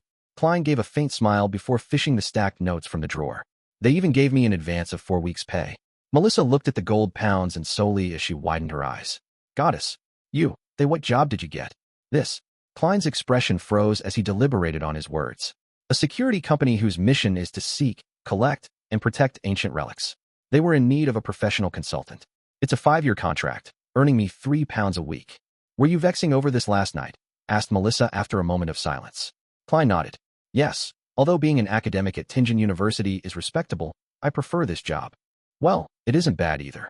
Melissa gave an encouraging smile. She asked half suspiciously and half curiously, Why would they give you an advance payment of 4 full weeks? It's because we need to move. We need a place with more rooms and a bathroom that belongs to us, said Klein while grinning and shrugging. He felt that his smile was impeccable, just short of the word surprised. Melissa was stunned momentarily before she suddenly spoke out in a fluster. Klein, We are living quite well now. My occasional grumblings of not having a personal bathroom is just a habit. Do you remember Jenny? She lived next door to us, but ever since her father was injured and lost his job, they had no choice but to move to Lower Street. The family of 5 ended up staying in one room, with 3 of them sleeping in a bunk bed and 2 of them sleeping on the ground. They even wished to rent the remaining empty spot to someone. Compared to them, we are really very lucky. Don't waste your salary on this matter. Besides, I love Mrs. Smyron's bakery. Sis, why is your reaction completely different from how it played out in my head? Klein's expression went blank when he heard his sister. Chapter 24, Penny Pincher. The sky outside was gradually dyed golden as Klein looked into Melissa's eyes. He was momentarily at a loss for words. None of the lines he prepared could be used. He coughed lightly twice as he quickly racked his brains. Melissa, this isn't a waste of salary. In the future, my colleagues, as well as Benson's colleagues, might visit. Are we going to host them in such a place? When Benson and I get married and have wives, are we still going to sleep in bunk beds? None of you have fiancés yet, right? We can wait a little while and save up more money in the meantime, answered Melissa in a logically concise manner. No, Melissa, this is a societal rule. Klein was stumped and could only count on lofty principles. Since I'm earning £3 a week, I should look like I'm earning £3 a week. To be honest, having rented an apartment before with others, Zhou Mingrui was no stranger to his present living conditions as Klein. He was very used to it, but it was because of his past experience that he knew how inconvenient such an environment was for a girl. Furthermore, his goal was to become a beyonder and study mysticism to find his way home. In the future, he was bound to conduct some magical rituals at home. Having too many people in the apartment building made incidents prone to happen. Klein saw that Melissa was about to continue arguing and hurriedly added, "Don't worry. I'm not planning to get a bungalow, but probably a terrace. Basically, it has to have a bathroom we can call ours. Also, I like Mrs. Smyron's bread, Tingeon biscuits, and lemon cakes too. We can first consider places near Iron Cross Street and Daffodil Street." Melissa pouted her lips slightly and fell silent for a moment before nodding slowly. "Besides, I'm in no rush to move either. We have to wait for Benson to return," said Klein with a chuckle. "We can't have him be shocked when he opens the door to find nothing, right? Imagine him saying in astonishment, 'Where are my things? Where are my siblings? Where's my home? Is this my home? Did I make a mistake? Goddess, wake me up if this is a dream. Why is my home gone after a few days of absence?" His mimicking of Benson's tone made Melissa involuntarily smile as her eyes scrunched up and revealed her shallow dimples. No, Mr. Frankie would definitely be waiting by the door to get Benson to hand over the apartment keys. Benson wouldn't even be able to come up. The girl disparaged the miserly landlord. In the Moretti household, all of them would like to make Mr. Frankie the butt of their jokes for every trivial and major matter. It was all thanks to Benson who initiated this practice. Right? There's no way he would switch locks for the tenants after us, Klein echoed with a smile. He pointed at the door and quipped, "Miss Melissa, shall we head to Silver Crown Restaurant for a celebration?" Melissa sighed gently and said, "Klein, do you know Selina? My classmate and my good friend." Selina? An image of a girl with wine-red hair and deep brown eyes surfaced in Klein's mind. Her parents were Evernight goddess believers. They had named her after Saint Selina as a blessing. She was not yet 16 and was half a year younger than Melissa. She was a happy, cheerful, and outgoing lady. Yes. Klein nodded in affirmation. Her elder brother, Chris, is a lawyer. He currently earns close to £3 a week as well. His fiancée works part-time as a typist, described Melissa. They have been engaged for more than 4 years. To ensure a decent and stable life after marriage, they are still saving money to this very day. They have yet to go down the wedding aisle and plan to wait for at least another year. According to Selina, there are many people like her brother. They typically get married after 28. You have to make advanced preparations and save up. Don't squander your money. It's just a meal at a restaurant. Is there a need to preach at me? Klein was rendered at a loss whether to laugh or cry. After a few seconds of thought, he said, "Melissa, I'm already earning £3 a week, and I'll have increments every year. There's no need for you to worry. But we need to save some money in the case of any unexpected emergencies. For example, what if that security company suddenly closes down? I have a classmate whose father's company went bankrupt. He had to find temporary work at the pier, and their living conditions turned terrible instantly. She had no choice but to quit school," advised Melissa with a serious expression. Klein extended his hand to cover his face. That security company and the government. Yes, has some connections with the government. It will not easily close down. But even the government isn't stable. After every election, if the party in power changes, many people will have their positions stripped off. It turns into a mess." Melissa retorted in an unyielding manner. "Sis, you sure know a lot." Klein found the humor in his exasperation as he shook his head. "All right then. Then I'll boil some soup with the leftovers from yesterday. Buy some pan-fried fish, a slab of black pepper beef, a small bottle of butter, and a cup of malt beer for me. Anyway, there should still be some celebration. They were commonly sold items by hawkers on Iron Cross Street. A piece of pan-fried fish was 6 to 8 pence. A not-so-big piece of black-peppered beef was 5 pence. A cup of malt beer was a penny, and a bottle of butter weighing about a quarter pound was 4 pence. But buying a pound of butter would only cost one solely 3 pence. The original Klein was responsible for buying ingredients during holidays, so he was no stranger to the prices. Klein did a mental estimate that Melissa would need about one solely 6 pence. Therefore, he took out 2 one solely notes. All right. Melissa did not object to Klein's proposal. She put down her backpack of stationery and took the notes. When he saw his sister taking out a tiny bottle for the butter and pots for the other food before briskly walking to the door, Klein thought for a moment and shouted out to her, "Melissa, use the remaining money to buy some fruits." There were many hawkers on Iron Cross Street who would buy low-quality or expiring fruits from other places. The residents were not outraged about this because the prices were extremely cheap. They could taste the magnificent flavors after removing the rotten parts, so it was a cheap enjoyment.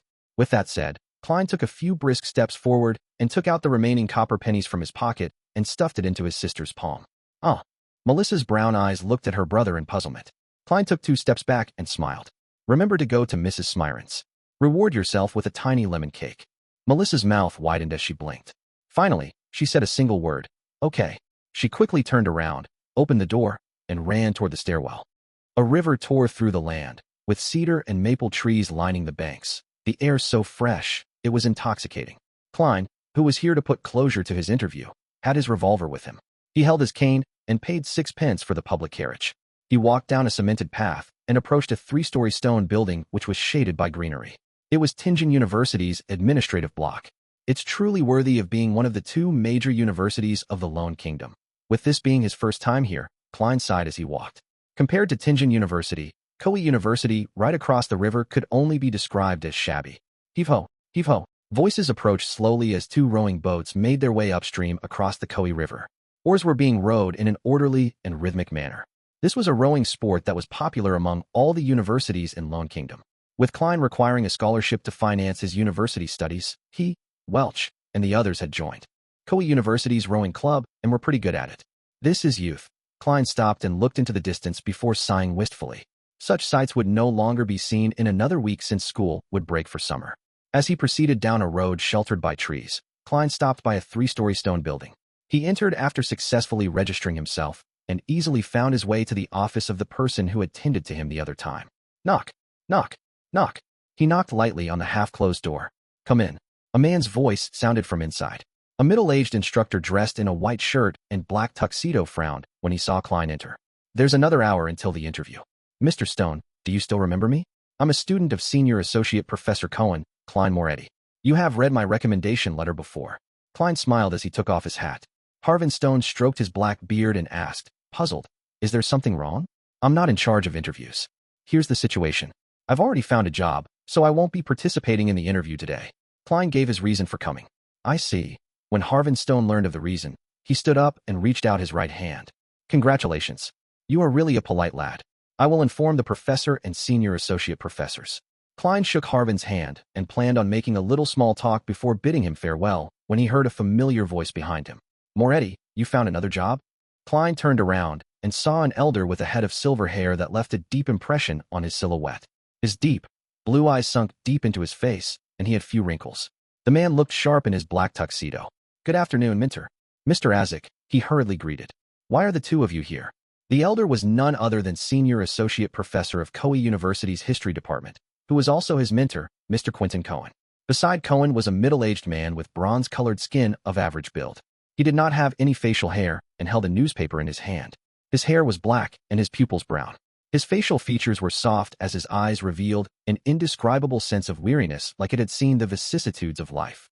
Beneath his right ear was a black mole, which could only be seen if looked at carefully.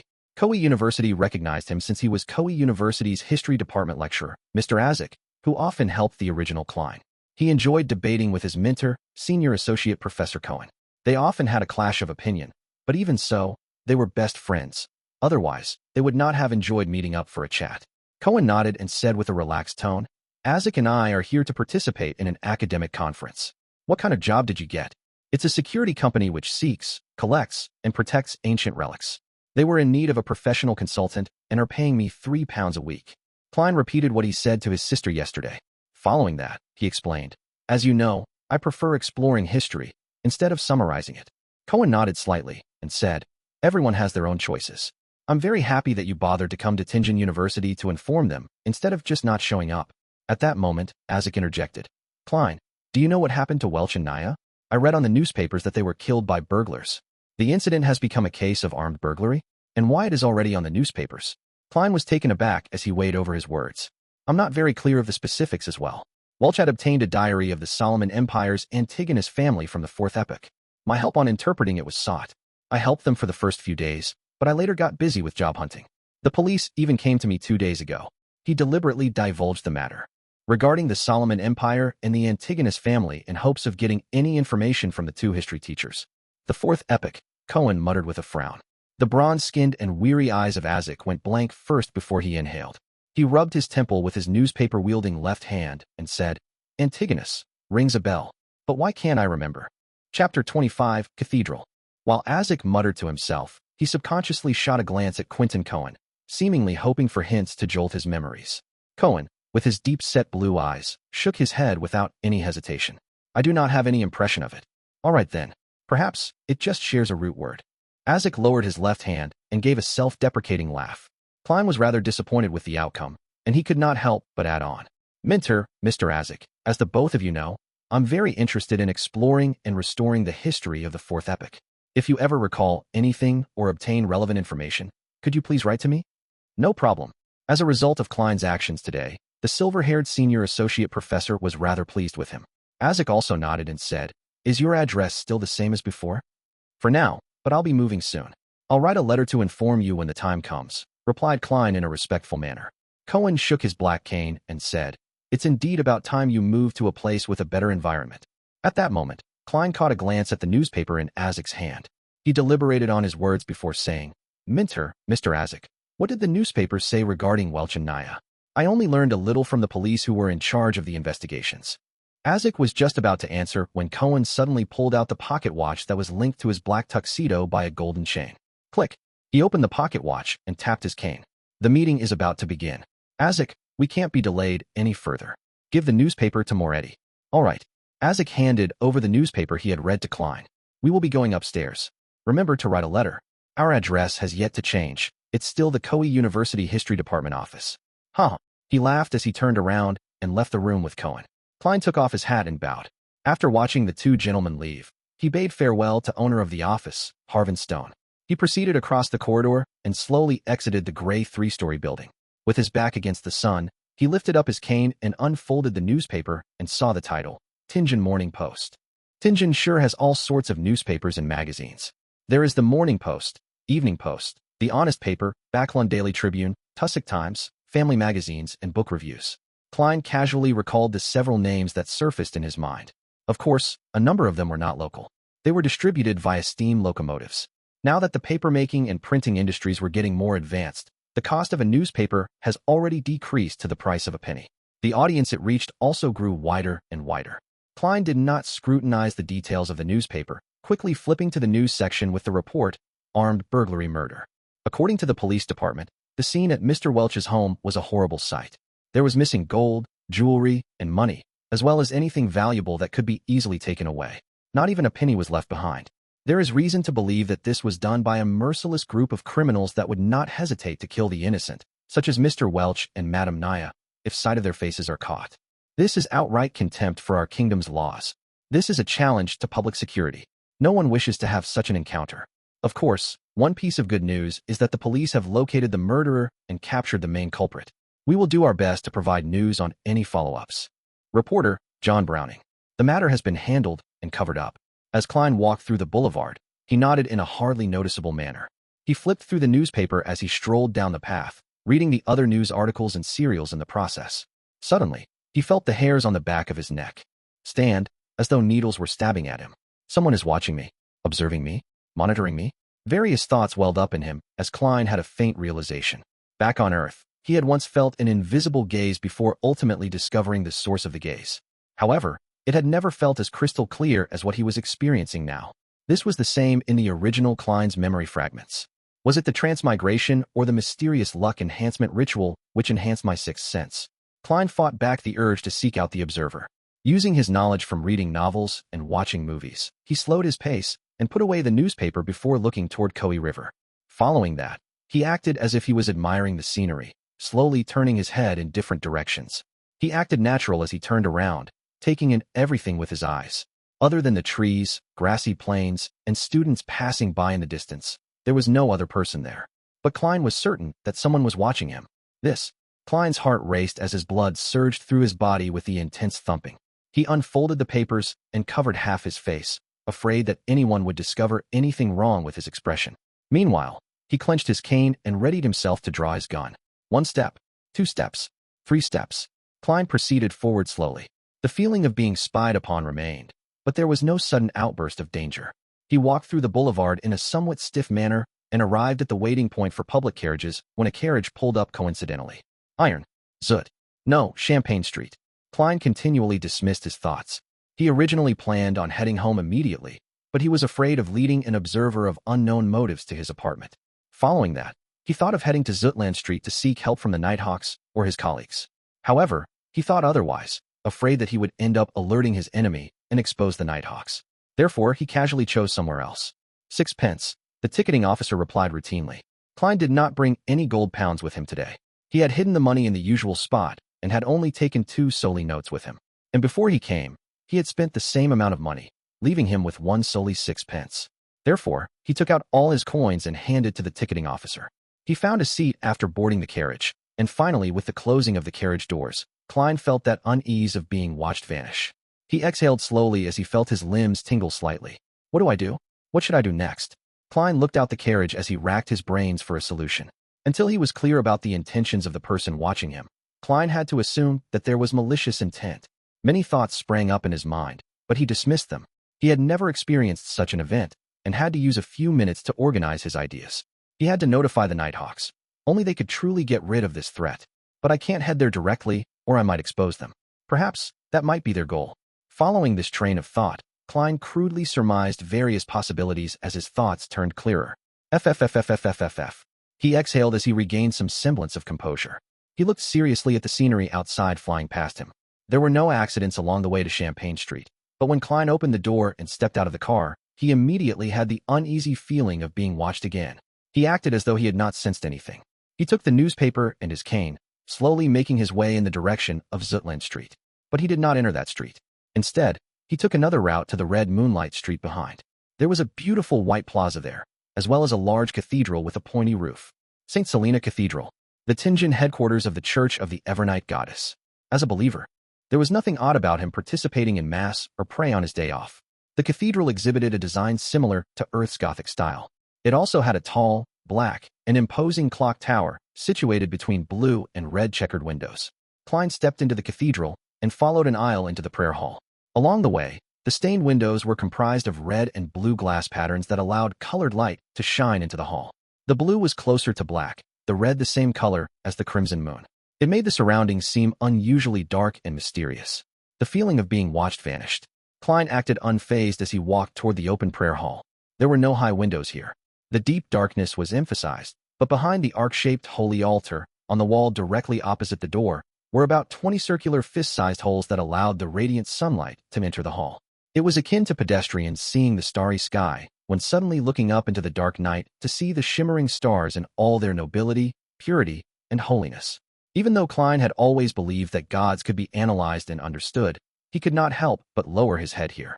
The bishop was preaching in a gentle tone as Klein silently made his way down the aisle that split the pews into 2 columns.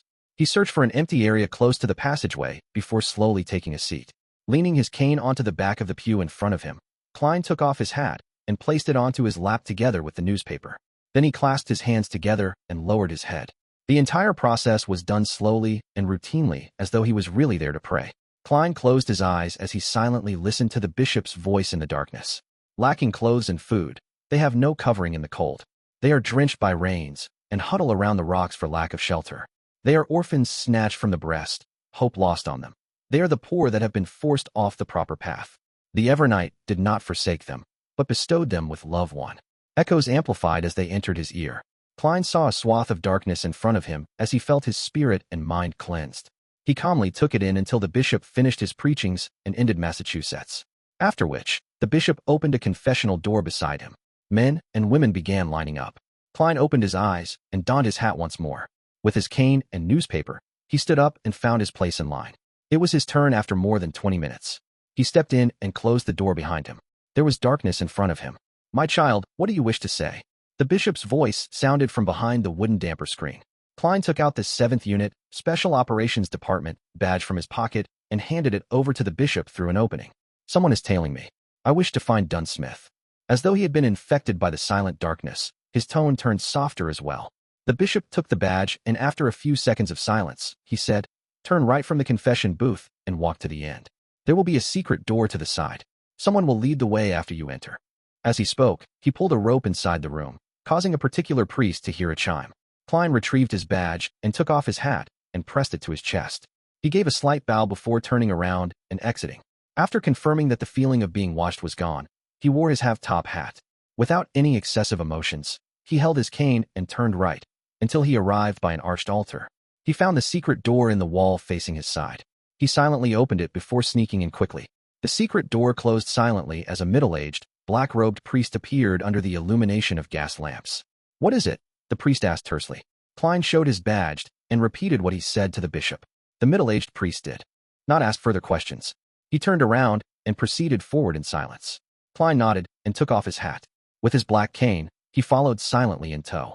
Roseanne had once mentioned that heading left from the crossroads towards Cheney's Gate would reach St. Selena Cathedral.